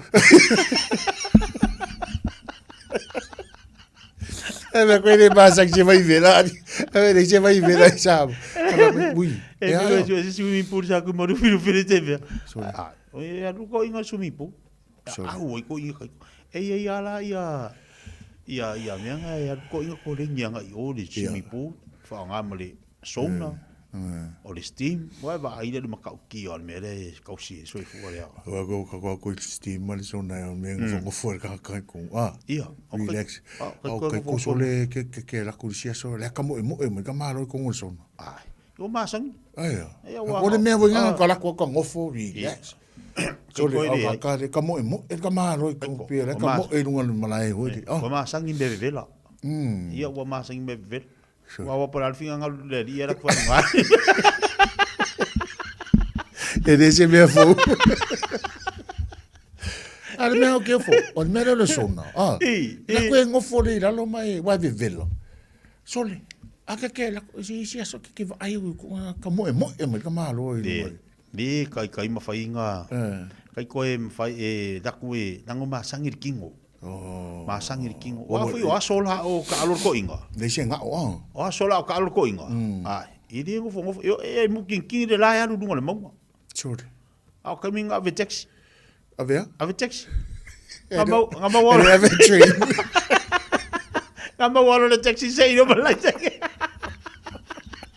le mo el taxi ole makau kia alanga ko va ko le ma lo si so ko so le ko ki ka fa o ke le aso asko inga o te tore sa o ka va mo ko ya nga nge malo si o ko inga malo si fa fo winga lo malo si Ma ka ka uska I ma fa maungi. Ia, ia. Ile ki ngara ing, fa ko filo. Ngai makua spo inga vai da makua la uska. Uska. Si ro ro sa vari deri. Ah. Sa salo mo. Kala filo. Kala filo ile vai ate. Ke o mo. Que se selo. Vai ro la ile. A wala ke ula mai. Ke va pe u nga wo dei senga o ro kingo ngai va pe de ke malo ya va penga. Al tau fo yo fe abla mo le sunga. Tau silo so fo malo lui. Ah, ngai so. Ai po le alo matua. Fa nga la ye mo pila o swimming pool. Ngai ye mo beanga ya ko rengi ka ele vai vela. Ya tau fo. Mai. Wa fora le kausanga le o lo mo le sunga. La ke ro fixe fulu. Ai ba ile malo sira on meri, ko malo si asori. Wa I makauki. Ye pila o le fa ko ai lima fio. Ko faiva. Faiva. Wa va ile. Al meri o wa ko. Di. Ah, kamo e mai ka faske pule le ngau kamo e mai. Vai dale faiva oi. Faiva se umang. Alo ke fa Ale ke no mai iro. Ale ke no mai iro pi mai de ka ko. Se mangu e pe fa fadima. Ale ke rua mai rua pi mai rua mai pi ma sau runga se man ko ai ya mai ia le ya kai ko mata vai so ko fukuri mai runga iso ia o kamanga e longa le se mo el po ia langa e ko ringi le po o a sa va di le fela el po a sa va di fela el po a sa mo le a tava sole nei tai o le tulanga fo ile le o nanga mo tua ia ai mai se foi a tono se e tau fo ile le ola tapina pena tanto le fa ma ile ol tenki fiva ya wala te pose ni lo tulanga le ta to tu sam yo le ngona ya le fo ile le ngatol fa no popoli ya wa le wa halwa ilunga le numero na yo tanto na fa na o ma le so fu le fa ma ile nei ya peita yane ya o pa ufa tasi male whainga palota. Ia. Ia, au te le lopo afu whanga wale sa tau whalonga kua pe o lo fuafua ngiri poki a waku. Foi lea ngā whaira se fuafanga le malo, ma le mtanga leonga se fua malo noin. Ia o le tau whalonga tuai sa mo te lea ina tapunia o ngā nisi o aonga. Wala wale se fua malo noin. Ai wale nifa mai wale levona pepesi mai tono Pasifika. Lua fe sulono na mata mai le ngatau tatou I atunu ui o Amerika Samoa, Cook Island no Fiki o Kiripasi, na Nauru o Makonga. Ai pe o ka kou le ua makanga wa kikele e lingi vai kemi. Kalu mai ale aso sufiku a pelila. Lua fe lua lima. E pe ila po lenga lana e. Wa le ua, ia wa ova ma le lua afe. Cases le, ova ma le lua afe. Ia, ale e alulunga le mo meo confirm cases. Ia wa mantua e mai inei. Ona testa ila ele nei ofisa nei. Nga confirm ile o kan kai o mau kongu ile. Il fa mai le tanki fi. E man ko voila fa mai le tanki fi vai la ka fai ka wa kuma nai fonta foi fe kal no ma fo mai ma necessa. Ele se me voile ele se fa mai pe fa mai le fulu voile le pasi. O le u le ngamu, ala ko u le ngamu. E fa penga. Ne alenga. Rono winga pe foringa ba yole. O le namu na te whea vea ia siama. Sa o le o le namu. Lea a fia i le mele o le siama nea. Le fia via ia. Lea lua kupasi. Le u. Ia. O le pau ala le mea kako fo o le mea monia e te tia. Le umana whamuhina fo i tūlanga fo i li potia fo maima ma tausima. Ele ise tui pui o nei New Zealand. Tene le ngata foi na Australia. Ona ele maua to nga namu le na I nei New Zealand. Fa mamonga na. E maua to nga namu ia tunu vevela. Pela I tatou. Le la e le wa tupunga mai ele le fa mai le. Ia. E pawala le meu ka ko le pui o ka ko mai le u ngam. Ia kele mea ngai ko fu ele ngam. Ia sa. Ia mo me voi o fu ele o pa fu ele ta vale o le to fangai. Le ko ai le vai nga. Le singa fa kai o paelo ma container foi le lai I so se whakoanga. La ko ai le vainga, o ngai ko fu ai le ngam. O le ngalu ngalanga tātou, tauna wha maha uma utafo o mauta malau, ina ia aua ne I ai to inga optics wha pe ia e ono tu ufuele na, mea lele ko ai o le vai. Ia, o le whai te tenga la tātou tangaluenga inei. O tātou ie hotu I Samoa, le fuafua e malanga atu I tono si o tātou atu. E deise meo moa inei, alpolenga, le la o I Samoa mo le palota. Palota ma le a. Ia. A me se ni so lanto le malanga mo fuanga ma pokala me ai. Le la koe fo I mai. Nge I koe fo I mai, ma au mai wha mai. Ia alpolo ingana mai e puipinga, ke ile me o le spray ngale repellent, ka o repellent spray po le kulimi. E mwhainga whanga I lo kingo. Ai te risau. Ai te I kokongo Samoa. Ok. Whanga I lo kingo inga ia pe e alo e le ngamu, le ua I oi. O ngale mangongi o le spray nga. E mwhai anka pe e ngamu. Ia, mangi mo lava, lima umi. I au foi e laku whaari rau pā kua. Ngā kongu, ngā kongu. E ke laku malau pae pae. I. Nge laku foi lea whaari hali rau pā kua. Malau whaka. Ia. Poange I. Poange. Ia. Adi loa la ua pole le siam. Le ua pole siam. Ia, me si foi la le ufa umi kulou. Whaafonga le ku. Ia. Ia ma whai keke le hoi. Ngofuanga o lo kumu ia ko inga mea whapenga. A fa pe nei la le malu a ta fia le fa mai li sa mo te malanga mai ni New Zealand. E ono a fia hiso ta ai. Ia mangole le senga mu ni New Zealand. Yeah. E ono a fa pe ta itelo a fia fa mai lu ta sa ni New Zealand. E ono isa fia nga mo ni so ta o tanga tolo ta ai. A voi o le tulanga le nai le ma faina pasi atu ele siles. Lo minga ta sa wala ni no ta italo mo fa mai. Ya, ka e lo po e sa mo se. Yo al mele so senga mo ku fu a voi. Ya. E robo mai inge ia ku fu ai ro inge. Ka kere I loang ko punga ngame. A fai o lewe foi mai ngi we la ngunga. Le lo ngase. A mesia we mau ia unga I ole fa mai o tenki fever ole fever, ole high fever, ole ki ngā o lo ulu, ole ki ngā o kua o mata tu lo, ole ti ngā o maso po o so ngā po ngā iwi.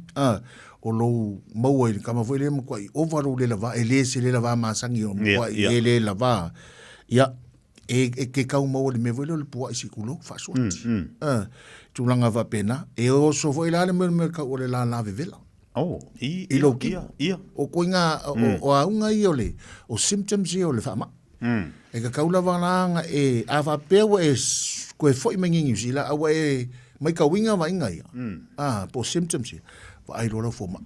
E ilingu melanga le o valu se lau, ono tasi yono. O valu se lau, ono tasi yono. Vidiro. Pe ai rola foma. Ole kala foma. Fai mai. E awa le avoid le mo fuala au le ibuprofen ma le aspirin. Fa meu fala unga e ongo fa kele ai le bleeding fo ile ka ko. Le tafe o le pala tu lo. Ai fa ngale paracetamol, Panadol. O ngor kamangai. Ai kan fai avoid dia. Kamanga o le ibuprofen wa le silia o le painkiller le si fala unga. Ia ai kan fai avoiding ia fo ile ia wangi I koe ki ngai. O le fala au ale o le paracetamol. Mo le Panadol, e po le Panadol. Kamanga ngalwa. Na ini so o la tu na fai mai na il tapo calamel na wat. Mai wo yele fa me lenta tal no wo yele ku yo le tui. Mo fa mai. Alen fa ele ai ele isi tui. Ele isi tui il fa mai le. Ele I au mai ele fa pena ta fa ido atu au me mo si tui e ki wo le fa mai le. No. No winga. Ia au wala tonta tu fa. Pui mai ta tu fa mai le. Ioi. Ele isi tui. Ele o koe whau ele se tui te ona New Zealand temle o le mafua ona ele o iai le mafua ia la o fo mai ma tangata ona ele o moa se namu fa pena I tonu New Zealand o le melenas ele o ia asi mafua ia ma sa ai anga maua I ngele melo le namu le ia o leva fo ia ka mo fai me se kui Ai o tūlanga na pauale me, o le pui tātou. Ia o le whai o ofu li maumi ia pe a oi Samoa. Ia.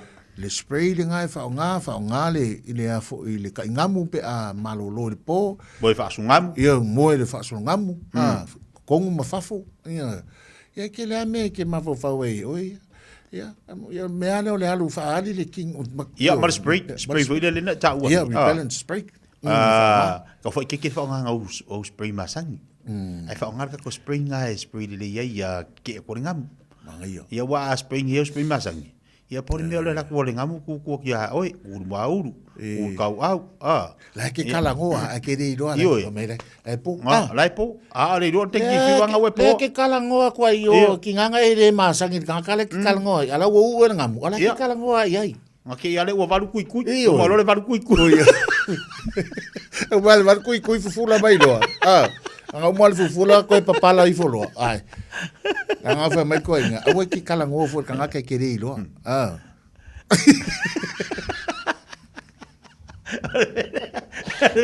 Ole mele i kako. E a watu ala patainga. A o la patainga tātou teilua. Ia e te tau ona tātou manga whangawhai. Ia e ao ngā fo i lefu sani mo tātou. Ia e malanga i Samoa tau tuana. Ma se au whangau. E ku aia tangata mātutua. Ai peo ne tamaiti. Tamaiti tau mo tangata matua ta pena le me tau ave mo nei whanau ina ia pui nei whanau a ela vea o te ki fiva o ka kamakua e ungi la verko inga malu maku makamaki ole sina me o me sile wa ta o te ole vangane pe Sevilla vo le pe a fia e kau ngai tangata foi le people over tau sanga ono sfuru tau sanga over mata maiti lalo i fos futa usanga kamalanga ama ai pe e ke lelonga afianga kaulanga va ai ongos fuka usanga longa i lungu fifa tia e wa lele kai kai kai okay e mo ia la e uo ia ai ke la vea paso solanga mu ia mele ia wa fefe ngamu fora aule manga mi o kudi ai au tangata la so onos funu tau sanga i lunga ia peo kankainga e pile e ongo Sevilla e ongo kelele nga fianga foile i aunga wa fonga mai ila to ia wongo sfurunga dunga pela tama mai yaba sia wonga nga mai yaba patimisa ia wa fasi da po fu ia wongo sfurunga winga fa kiki ia wa kamanga au nga mu e u ile kasi le unga nga mu u ile kongi le los Ua mai ole ole pala epu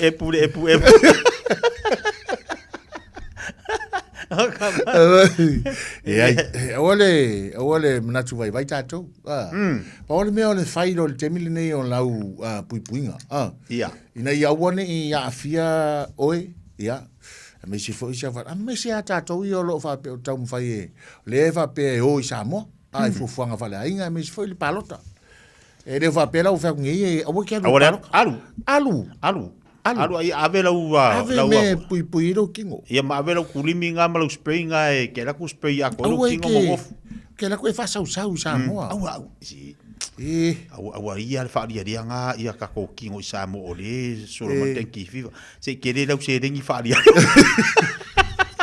se ke lau se ringi avio fa ma inga fa dia lo kingo al fa dia kula le ave mai ai se la ku lo ante mas ka sa ru ka la se su ka mai o ka sa wo ka fa ka su ka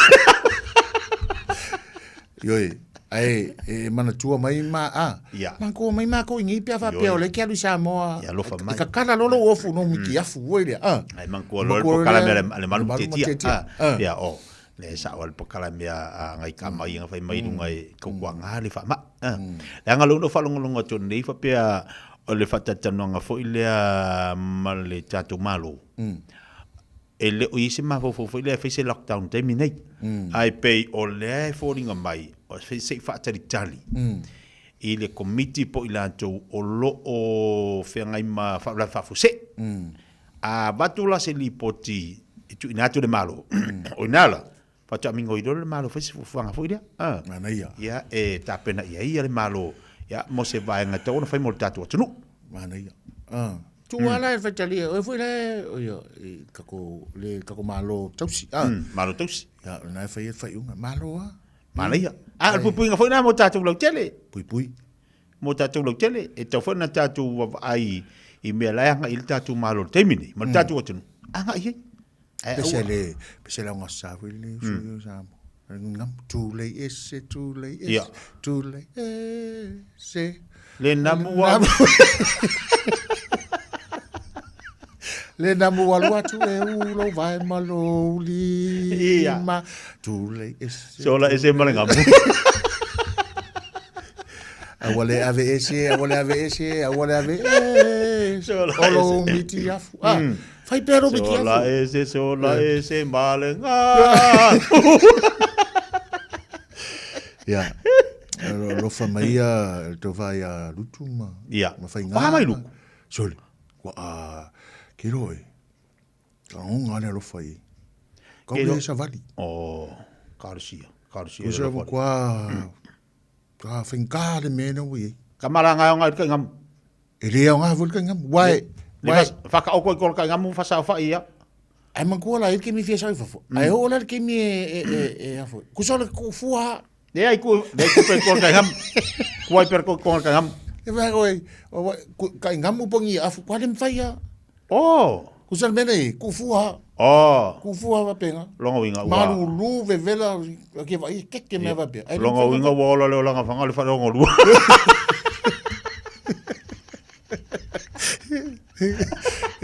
kuranga ngai winga aku e oki aka o ko oki so le ana ngol mena nga mo kwa finka de mero we de ma yo le so ka u ole ku ko ka ga mo la figa ka lo le ku la para ye de ku ko ka ga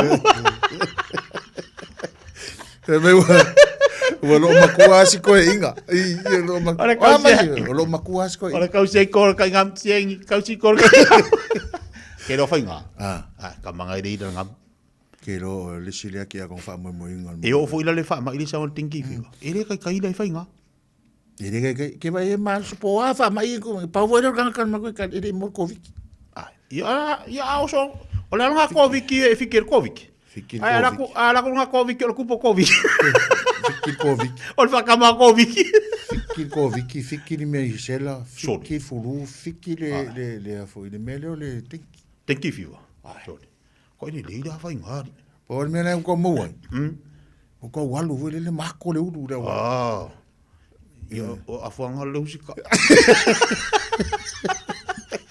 era mako le nga menga era mako le nga wafu ma le usika wafu ma le usika ngo winga la vai kai mi au ngo fo ai ngo orkinga wa le usika wala ke sa ngi si so ngi si do wala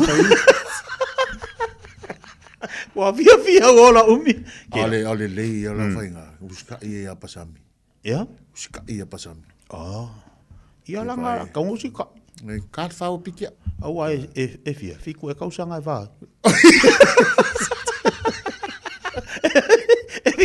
e makuma mau ia fainga ia vai fiku kausanga orlo vai go va kwa pasami fainga ka fa o ui ai kwa ka fa o o pamano yo la le mera ma fai pe va pe o me ka nga ko ka mauska fa ka inga le le wa fai nga mo ka ko fa ka ke le me le fe mo ira ko pa u la wala ma ko ya wa ya fa ka le mo la wala la pa ma ko ke la we se amia se amia me fa ya ma lo fa nga long sa ma lo ke ya on sa ya I me nga ko ya fai tapa kala me walo to minute tale tu la suma lua ya ai le fu tapa na mari to fai fonga bo wale fa wino tapa kala me ya fa malo fa te mo tapa kala me linta yo salo la tawa e mai lunga le to fai fonga mo ya ai malo fa tai kawe si maru ya va tai mo la no te o te don ve to mo si se no il lumana au tel tonu la va o le fa mo ya ia le mtanga luenga le so foman Pacific Public Health e a foi mole la pata I o tatou tangata ia fio atu I Samoa ia ona tamo faila ia lea e pui ia I fia I le tenki fiva ia be ona fai atu e se tui terminate ia ai o le pui nga sidia o le pui mai ina ia e pe la o nei fautuanga la iti nana matu ia e le tainamu ma lava e whaonga o le spray ia e fo ilia e whai ia i nei au nei uai o le nam ai ma loa whaftai titia manuia tele lava ia toenga o le nei aso ma fufanga o ma ia maua pea wha manuia le to ia te oe a mesi fo ile tina o ta meiti wana e tinga ina ia tina o ta meiti e wha atumo pepa ma me umana au alo so i fua i nei ia mesi fo i whanau ia fo ile tato ofisa nei ia lofo mleanga leo le tua so i fua mai manuia tia tai le malu ia tau ia le tau tina le wha tau maftanga tai lava e wera ube shouti au ia tau lunga toa se tau tua masa udanga malu tatu wa tinu tatu whino le aso tai au tali tu lai wale aso tai au mai a tatu pokalamil tai au la whaiona whatasi mai ia le sunga ia li amanai Lorenzo mo lunga le tatu pokalame whailo fo iniso vaenga lo latu tautua e mese pokalame pe ona iai tatu whino le aso tai au lofa mo le anga le tua so i fo mai manuia e ai se isi o le tau ainga e wha persona leo pe wha pia foi wha mata e avea le tale i ma le tale maasani e tau fia i lātou mai le whai o lātou mea maasani ai e tatau ona lātou e whai suenga o le tale a ngā i le coughtest.co.nz pai le suenga o le tale ma whai loa i fō mai coughtest.co.nz e le ai se tatongi Whala au talawai e iai tūlanga la matia ma tūlanga le lei o whala au GlaxoSmithKline, New Zealand Limited, Auckland.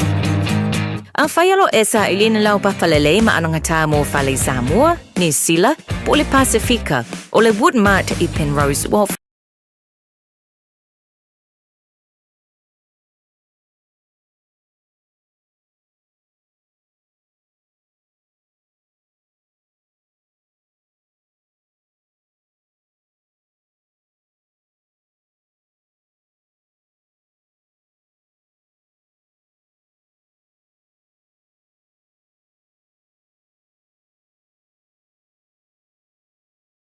Samoa lanta longa mafiti da soro setema ile Rotorua International Stadium ile toru le auri tango fie pepa o fale furutala mo tamaiti a lo se fulu mo tangata matutua fata fa faulo wa inga mole so sauta ma matapua ila manu Samoa bawa pepa o fale ile ticketmaster.co.nz wa lango ina le talonga le Polynesian Spa Herbert Rotorua male Mountain Jade go manu O mana umie oe po se siolo a inga se fisoso ani tau fe malanga inga mo New Zealand. I mata au po pe o le vaita mai no whanau po ngā luenga. A whai o lau tali o le ioe, wala au loa Ken Ferniho o le Fern Immigration Services. E iailana lai sene, ma ua silia ma le se fulu lima tau sanga o lana tau tua. E toa tele tangata o fisoso ani iai Ken, I mata au po tau fe malanga inga. E au fia ai mata au puna o atu le tribunal. Ma apili le minister. Tanga iane le matou Facebook, ma le upenga te whailangi I moli mau. Mo nisi whamtalanga, wala au mai le Fern Immigration Services, ma tala noa ia Luisa, I le oiva, lua ono lua, tolu lua lima tolu. Lua ono lua, tolu lua lima tolu. Po le o lua tasi, tasi lima tasi, o lima. Kua ta eka fia whata watu I moa. O le whanua o lo o si o le pā ma e lua whale o lo I ailunga o lo ola fo ile ele tise ma le vai. O le tau o lo fia whata wai whasa lau di masfulu wafeta la Samoa o se ofo la talata iai. Mo nisi whamtalanga whapsota I telefoni o lua tasi o lua iwa, fitu walu iwa whāwalu po o le o lua tasi o walulua tolu fitu whāli malua mo whasota lua po ai lua o le emaili levusi.levy2023@gmail.com. Usi mai alau whaafofonga o le whaapoponga fo ele nei o talafou mai Samoa. Awina sa mai mo oe e lau leiti o whalongolongo le Radio Samoa. Tasi lima iwa tolu amo. O te whataro whairu tātu o tunu le nei o sa fōu tātu mafuta ma whairoa I whaata whiti o le ngā ruenga o le nei vā yaso o tala mai Samoa. E whitu se lau valu sfuru ono a whelua se lau lima sfuru valu tā la. Se tino I tupe ua tau au nei e le malo Samoa. O se whaamaniaga o te tongi mai e le au nanga. I te tonu o le Pasifika e tā ua o le Pacific Catastrophe Risk Insurance Company. E mafua ona o a fianga o le atinu mai le ngarulolo. Po o le tsunami leana mafua I le mafue. E valu tesi ma le valu lona malosi le masini fua mafue. Sa lulu ina I se vaenga o le atinu o Rusia. I le lua vai aso ua mavae. E tu sama le tasi le mita le mawalunga o ngalu na fiai Samoa. Mai le ngarulolo talu lea mafui e malosi, le ana lulu le aso tolu se furu, o le masino iulai. O le tupe ua te tongi mai e lea company, O whaalia se pepa o whaamtalanga. O le ama whai na tutongi aini mea na whaale angaina o na o a fianga o le ngaru lolo. E pēr na sā lapata i ai Samoa manisi o tunu o le Pasifika. Ai whapea fo inisi o tunu o le langi. O le fionga le minsta o tupe o le malo tausi, le fionga lauti mu ia a fōwele se vā ai. Na ia taria ina lea se le ni tere mai se sui o le company insure. E lata le tolu se lau tūpulanga televou o le atunu una lātou pāti patia. Le whaamana tuina o le aso tūpulanga o le neitu sanga. Ma le whaamoe moe au tū o le malo e la mai le mtanga aluenga o tina mta mai tai. A tina e o fio anga maanga fiso tai. O tūpulanga o le atunu o le lumanai manuia leo le atina e o Samoa. O le ofisa siri o le mtanga aluenga le malo na sau noa. I le whaelunga ino le aso tūpulanga. Le Samoa Youth Development Day. O le wha moe moe o le nei aso. Wha au tu e wha apea. Ia fo lau maselelei. A wao ape foe, uma e se e ai tatou wa. O le nei wha moe moe o le Youth Development Day po o le aso e tapu e ai se le lei mo tupulanga talavou. E le na o se aso whailonga. A o se aso, ma se awala e tapu e whaasoa, ma awili ili ai awala metotia. Fesoa soani ai ele mati matina o le upenga mosa lumanai manuia o tupulanga talavou. Tupulanga Samoa, mo Samoa manuia. O le autua poklame o tausanga o tua nai sa fa autua fa apea. Mati pantinga mo se taiao manuia. Mati matinga mo se taiao manuia. O nisi vaenga sa mawhai o na awao mai fina ngalo tupulanga talavoi pokalame o le tausanga o tuanai. E au fia ele whaatuina o le komiti fau-fautua a tupulanga talavoi Samoa po le Samoa Youth Advisory Group that was endorsed by the cabinet. Whaamalosia au wala mapupuinga I whala au whaasaina maa fianga o le mawhau-fau whaatino ele kone seti o le Say No to Violence and Drugs. Wati na ina I foe se pa anga ma le UNDP o le Youth Specialist mo le matanga luenga whaatupeina e le UNDP. Ia mapokalame polo geti mo tupulanga talavou. Whaalau tele ina ia vanoa tau tamao ainga. Whaale ia ele soifua manuia. Le fionga lo au donina tiriwaa o ia le ofisa sida o mtanga luenga o tinam tamai tai. A tina e o fioanga maanga fiso tai. I se vaenga o le na saunuanga au tue te talai por kalame o le aso tūpulanga talavou o le neito sanga. O le asfaride nei wha moe moe whaiai se por kalame wha pea mo tūpulanga I lo tātou motu I sa vai. O iei nei suinga I wha maunga le ofisa o komisi o whainga palota. I le au whainga o tangata palota o wha mauina mo le lola au tū. A wale whainga palota tele I le aso lua sifuru iwa o le masina nei. O le anu mela ua o fiai ma le sifuru ono, o tangata palota mai le tu malo o whale a lupo na whasiringia, lo lato wanga waa e ala I se tangi sai luma o le whama sinonga. Pa maruru aku le ngumela o wakua le kakwhelo inga mōmua, ere I mai anga via senga ka fui o mali liu ma ngumela o wakunga last week salau malua kol salau ko lua salau ko luomo. Ya, ere o renga bakul ngumela e mai le fa via sengo o kaka mali liu. Ya, ma ko ngol se fulu ngole le wa a whararupo leo koe ame kua lako matapu. Wal kako ngumela la lea leo ko mai ne. Salau markasi, iwa salau valkasi. Salau markasi, iwa salau valkasi.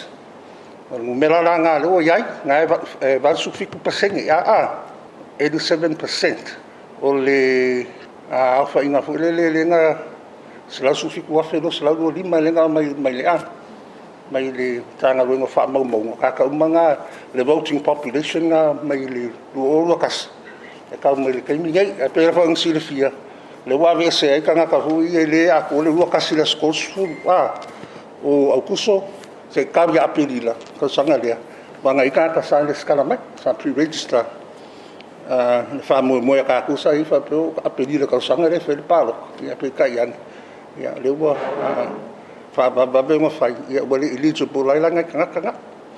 Ko langa rusu kasi le skol sufura ngai ua. So ka kongu mela la lea, there's a final number. Le walo lo me kako lola.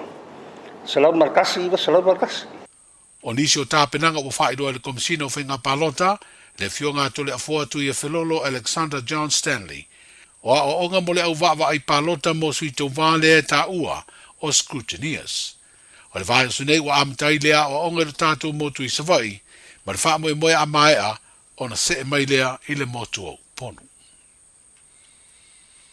O nisi o aia inga sa wha tonu wholau waira ngā lue ngā tu stala ma le au wha asara lau. I le wha lau i loa ina o tau urumanga o whainga palota o tātou mutunu i tau sanga ua mawai. Ai mai se lava i le palota tele muri muri le tau sanga i lua o lua tasi. Ua wha whainga o fia nei, ina ua toe whetutu na i le vale o le ofisio le komisio o whainga palota, ma le wha lapu te putonga po le asosio tu stala, ma le au wha asara lau i lo tātou mutunu. Stasi o aia inga sa i li tata i ai lea ngā luenga, o le selau mita o le mamau lea i le vao le whale palota, ma le vaenga e tua tua i le poe ata ma se tu sitala, e whaatino le ngā luenga. O le utu mai i lalo le 5 mita le mamau, ma ua maari lia i ai le asosi, ma le ofisa o le komisio whainga palota. Wa iei manisi o aia inga wa toe whitutu nai, i le au tu e whaafeingo fia le ngā luenga tu sitala, ma le au whaasala lau. Wa saini ai la ma se marianga, po se Memorandum of Understanding le MOU, e wha mautu wai lea suinga i le wha moe moe, e sanga wha le lea tidi ai le mafutanga, a le asosi ma lea au nanga tāua le malo i le lumanai. E whaule nei tai ao no le tātou a sainga pia aina le wa mai o na whaatino nei tai ao, ma te mua fole nei ua whai ese me whaape nei i le vao le ofisa whainga pārota, ia mala sosi tu sitala Samoa, ko lau whasan lau, ia mai mo le lea nganga whaapetai, i le fionga le komisina, ona o le talieina foi o se nisuinga na tuina mai le trust le nao mai, ia e le whaingofia foi le teimina swala upule, e le mta upo no le tele, e sila fiama foi le tatou vasenga, ia whaafitau ni sa whianga ma tatou tausanga o tele, ia o lewa ia suinga nei, ma o te tatitono la whapenana whaafhaingofia, ona tatou ngā lulue so tau au, ma le ofiso whainga pālota, whaatino ino, tātou pito la au, ia wā po ele tautua ino le hatunu. O le Memorandum of Understanding le e pēr makapāwaka. A karonga i ranga i ruma i whaisisi kako MOU mo ranga i ruma whaawau e pēr kako whainga pāanga hui reni. Ka ua ngā ruenga rau tu stara mara whaasara rau. Wai i mua malo whakem kalas. Si fie hui e pēo kako. E koru o ngā pillars ke kele ia o le whainga malo, o le pālemenge, ia ma le tūlafon, whangsinonga. A le sunga pila ke lea, ia o rau whasalau ma lau kuskala. A ka ua ngā ruenga whasalau ma kuskala o le siaki. Pesa siaki hui le o pillars e koru. O le whainga malo, pālemenge ma le whangsinonga. O le lipokinga le o whakingonga ruenga po o le lei, po o minginga. Le ka ulu whaafore po transparency, po accountable, ia whapenga fui le good governance. Pi o upunga o lo afifi ko. Le pi mafuli le ngā ruenga kuskala ma la whasala i lo uleilo. E o e kilo, mamaka i ku, e maripoki. Ia ka ua fo ia mea. Ingi me kulai me ngā ruenga ale fiso whainga pāroka. Ia ko nga vape nga whairo mai, e oko. Ia on whapenga fo le kilo ema bakuru le whamtalanga fo le kurango ngā ruenga. Ni whinangaro whaalia mai komisina o whainga palota, le fionga tole a fua tu ia Filolo Alexander John Stanley. Ma le tamaita i pele stene le asosia tu stala ma le au whaasara lau le tino. Tali ilangi kere soma, ina ua mai a sainia le marienga. O talai o le ne yaso,